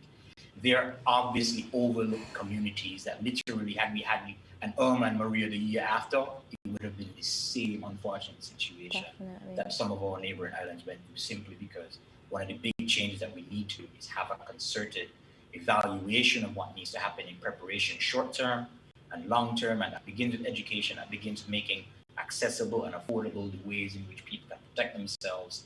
So again, it's a big thing, big ask, but these little things will go a long way. And if enough of us do it, linked hands, doing it next to one another, we won't necessarily be as vulnerable. We will still be vulnerable because nothing's perfect, but we can reduce and manage our vulnerability so much better if the big change that we make is by, linking ourselves and connecting ourselves to providers, service providers. Once we have that information and we can make those demands, and that's a good big change that has a lot of sweeping benefits, even if people don't immediately see them. And that's where I would like us to begin and continue. Thanks, Lawrence. Wow, right. That's a clear start that you indicated there. Thank you very much, Steve. And my next question is for Crystal. Crystal Yearwood in the studio. Crystal, as consultant at the Commonwealth Secretariat, I'm actually also interested in your view on the issue that Steve just raised. So Steve was elaborating on how we can work together with the people to get ready for the big changes that are coming. And I'm interested from your perspective at the Commonwealth Secretariat. What do you think the Commonwealth could do for this to occur? Thank you so much for your question. I think that what the Commonwealth and other development organizations can do by extension is to really have climate financing readily accessible for cities. I think that's the biggest issue, as we need technical assistance, we need capacity building, and we genuinely need the funding in order to build resiliently. As Steve and Shanna were saying earlier, the impacts of climate change can be quite severe, and as youth, we have to say, why does it matter now at this point? As Steve was also saying, we have to decide why it makes economic sense to pursue climate change. And for young people, some of us are like, why should we buy a house if we are on the verge of a climatic event as a SID? And we need to educate people, as Steve said. We need, and I believe that the money and funding from international organizations such as COMSET, such as UN agencies, such as IDB, such as World Bank, that would play a pivotal role in our moves forward, our working together in order to, I know Steve doesn't like this term, but to build back better or even build better in the first place. Right. Thank you very much, Crystal. That sounds rather clear, I would say. Thank you very much for highlighting your answer. I'm actually interested in the perspective of Daniela on the following question that was also raised by the public. Someone was asking, how do we get nations, communities, and people to take responsibility for the climate emergency as a shared challenge for those on the front line? Well, actually, that's a really good question. As Steve speak and Chana as well share her thoughts about the challenges that she has where she lives. Even though we share the same sea, we share the same climate, but we are in different locations, we also share the same problems. We share the same challenges, and we share the same economic impact. As they were speaking, was nodding, I have that as well. That's my problem. That's my situation. So this is a great example that even though we have probably sea level rise and heat, but it's like a global value change. If the global value change is disrupted, as it happens with COVID-19, we also can have a greater impact with climate change as well. If one part of the global value change has a problem, then the impact have a domino effect. But I know this is an economic impact about climate change, the responsibility that we have to take. But nations, civil society, and international organizations must be aware that our problems can be their problems too. So we are in the same earth. We travel a lot. We get to know people from other part of the world. So what happens there also can impact where I live. So everything can be solved through partnership. Okay, that sounds good. Thank you very much, Daniela, for highlighting your view. And actually, I would like to come back to Crystal Yearwood in the studio because someone from the audience raised a very, very interesting question that I'm curious, about. Like, I'm curious what you would say about it. The person said that a large number of environmental problems, specifically the exacerbating ocean acidification, unsustainable fishing, and habitat destruction, that these problems are caused by non-compliance with domestic regulations and licenses, basically, and that this leads to a denial of economic benefits from the rightful owners. So what is your response to these gaps in inclusivity, and what do you think the Commonwealth could do about this? Well, I think in terms of inclusivity, as an international organization, the Commonwealth cannot per se govern the rights of small island developing states. I think we need to move to a point where we discuss national policy in effect to curb these instances. So for example, each country or each state has a particular exclusive economic zone, which may be thousands of kilometers bigger than the actual island itself. So we need to find ways, to govern those exclusive economic zones and ensure that the rights within those zones are obtained. So therefore, as a government or as individual governments, we need to have policies which talk about overfishing. And I think Barbados is doing a great job in that regard, as we have a ministry of blue economy, where we're working towards mitigating the instances of trawl fishing and other invasive types of fishing which can just damage coral reefs, or even, as the question stated, result in overfishing, because that is really a problem that we have in the region, because a lot of our fishermen, even though they're so interested at times in getting the economic benefits of having the fish so that we often forget at times that, you know, we need our mangroves to protect the younger fish as nurseries and the corals to protect them so that they grow and develop into fish that we can have outside of those areas. So I think that what we need rather is perhaps not international organization involvement, but perhaps better national policies which would protect these areas. Right. So both domestic efforts as well as international efforts.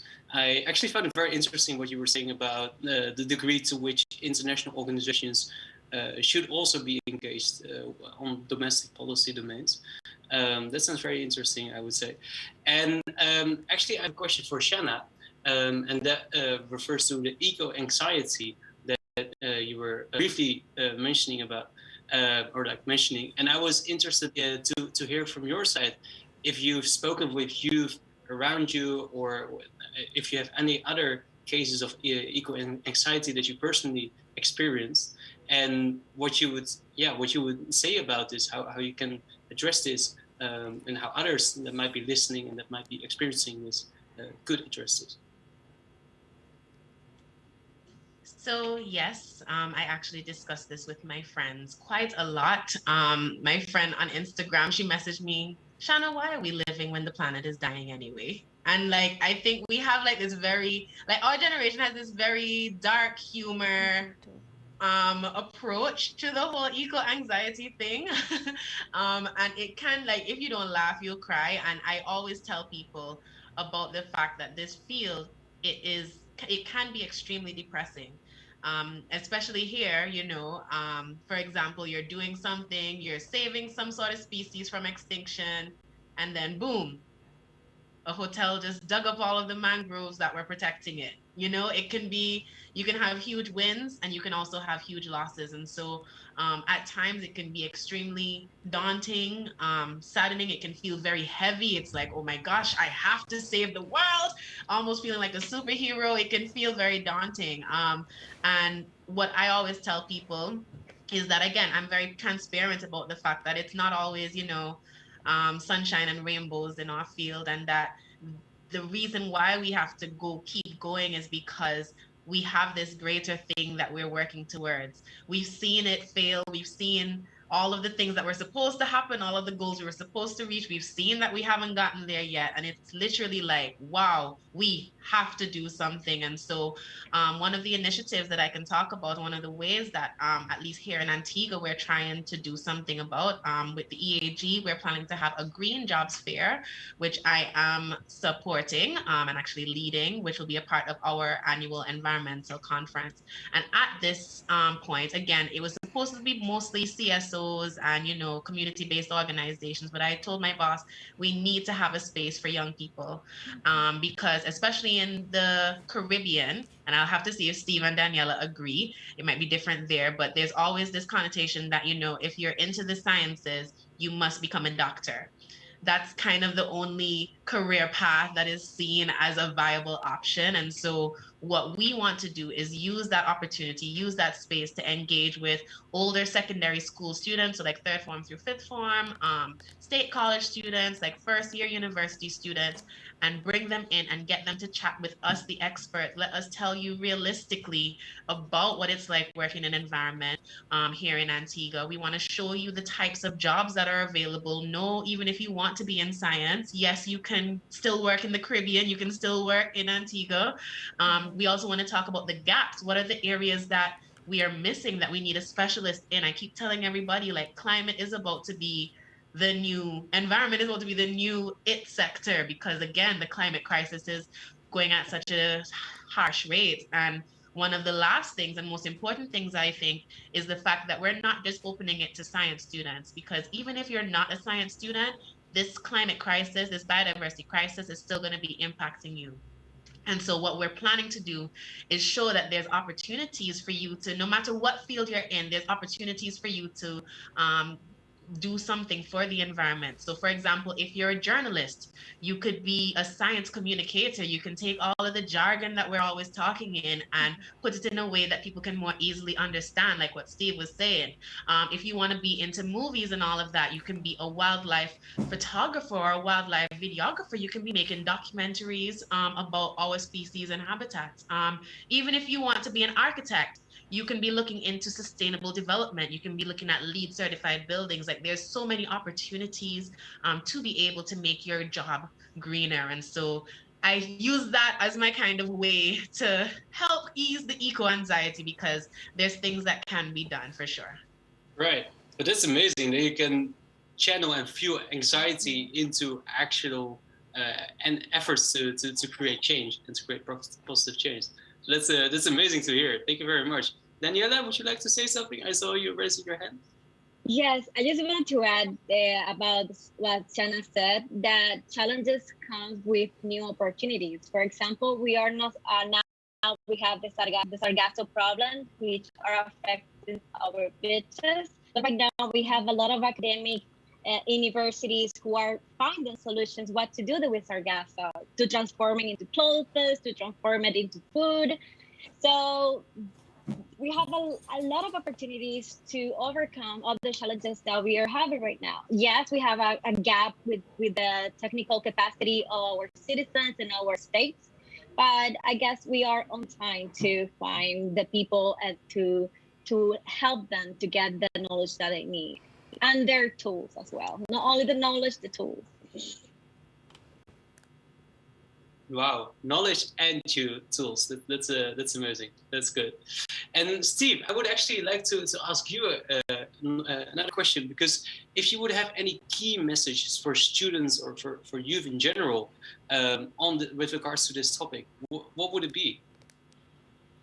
Good question. I would learn more. And with regard to the comments and about opportunities, I think we have to be consistent and coherent. Those are the two things I want to tell everyone, my students, my colleagues, my peers, everyone listening to us now, everyone on this panel. Because one of the issues we have, whether it's agriculture and food security, Daniela, whether we're talking about biodiversity, Shana, whether we're talking about influencing policy, on behalf of the Commonwealth, one of the issues that's going to happen is we're going to want our economy and our tourism economy, if that's the main industry, to survive. But it's very much dependent on a fossil fuel economy, you know what I mean? So can you have a coherent climate change action plan when at the same time your construction, your agriculture, and all the aspects are burning so many fossil fuels?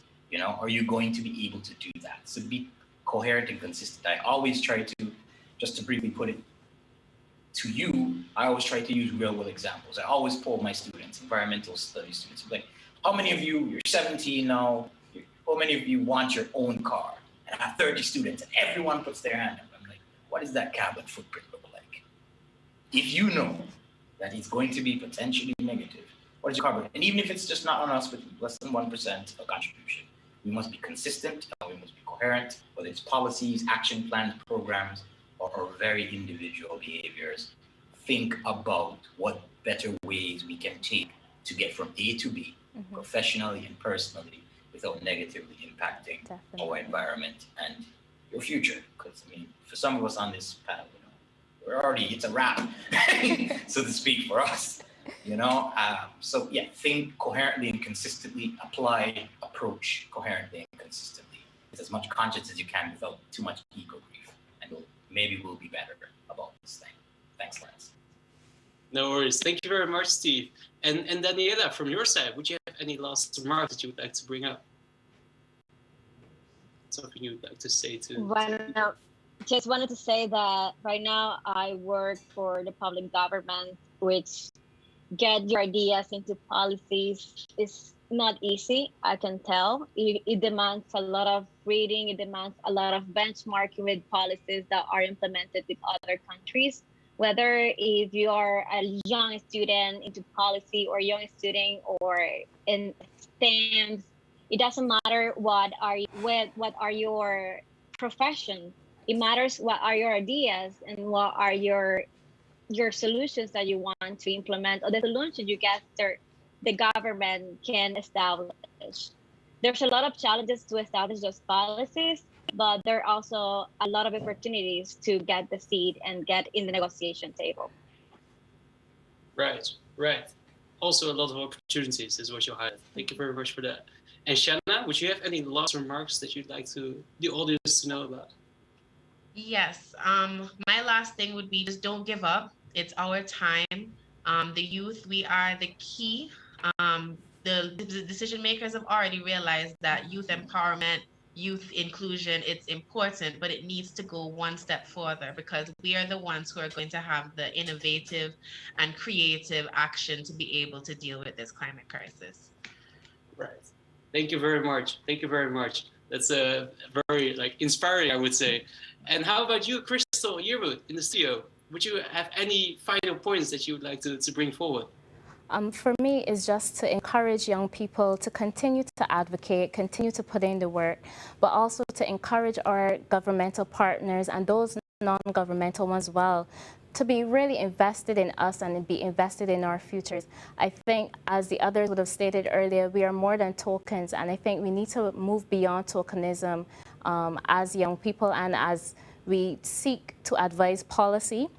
I believe with all my heart, very sincerely, that the problems that we face and the keys that we have to recreate these, sorry, not to recreate them, but to fix these problems can be found in small island developing states. And I would even go as far as to say that they could be found here in the Caribbean, but I'm also biased where that can be said. But I believe that we really need people to invest in our skills, invest in our future, because without that investment, we can't do it alone. We can advocate all we want, but we need the funding behind it in order to create a meaningful change. Right, creating a meaningful change. Thank you very much, Crystal Yearwood. So continue to work is what you basically said. If I would be very good at poetry, I would be able to sort of create a final poem that elaborates all of these points into one. Regretfully, I'm not so good in poetry, regretfully. But in order to sort of sum it up, fuel anxiety and fuel that towards energy for positive change is what Shanna just mentioned. Be consistent and coherent is what Steve Whitaker added for students, but also for everyone else. And it also highlights how it sometimes can be difficult because, hey, it would be nice to get a car if your classmates get a car. But in the very end, we do have the tools and we do have the knowledge, is what Daniela Peroso added for us and what she wanted to make us aware of. And with that, I would like to thank you very much to everyone. Crystal Yearwood, thank you very much for highlighting your perspective on it as well. And all the energy that all of the speakers added to this session and that will bring us further in helping us to strive for a better world. And I'd also like to thank the listeners for paying attention to all the words. I hope you made good notes. We will revise them tomorrow and we'll go over it. So please do take care. And I hope this session helps you in creating that positive impact that you want to make. Thank you very much from from the Caribbean, from the Netherlands as well. And I wish you a very pleasant night.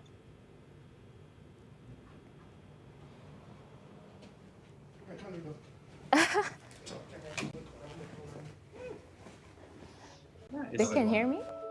Okay. That's amazing. That's amazing, guys.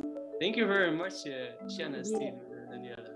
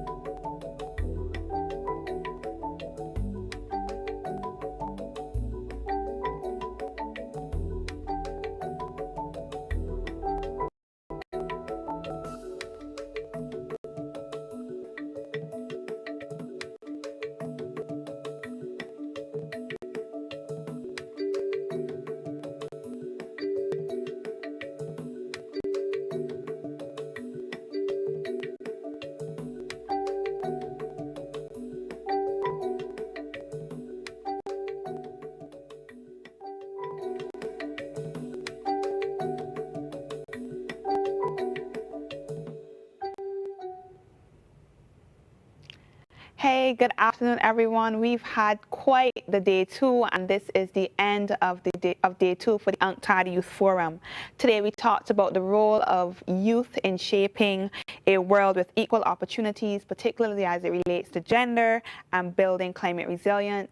We also spoke to re-engineering and refocusing a better world for everyone, as well as a very inspirational story with Lizzie Carr and Miss Hillary and Williams. And we're so excited, so just asking you to enjoy the rest of your day or have a great night's sleep.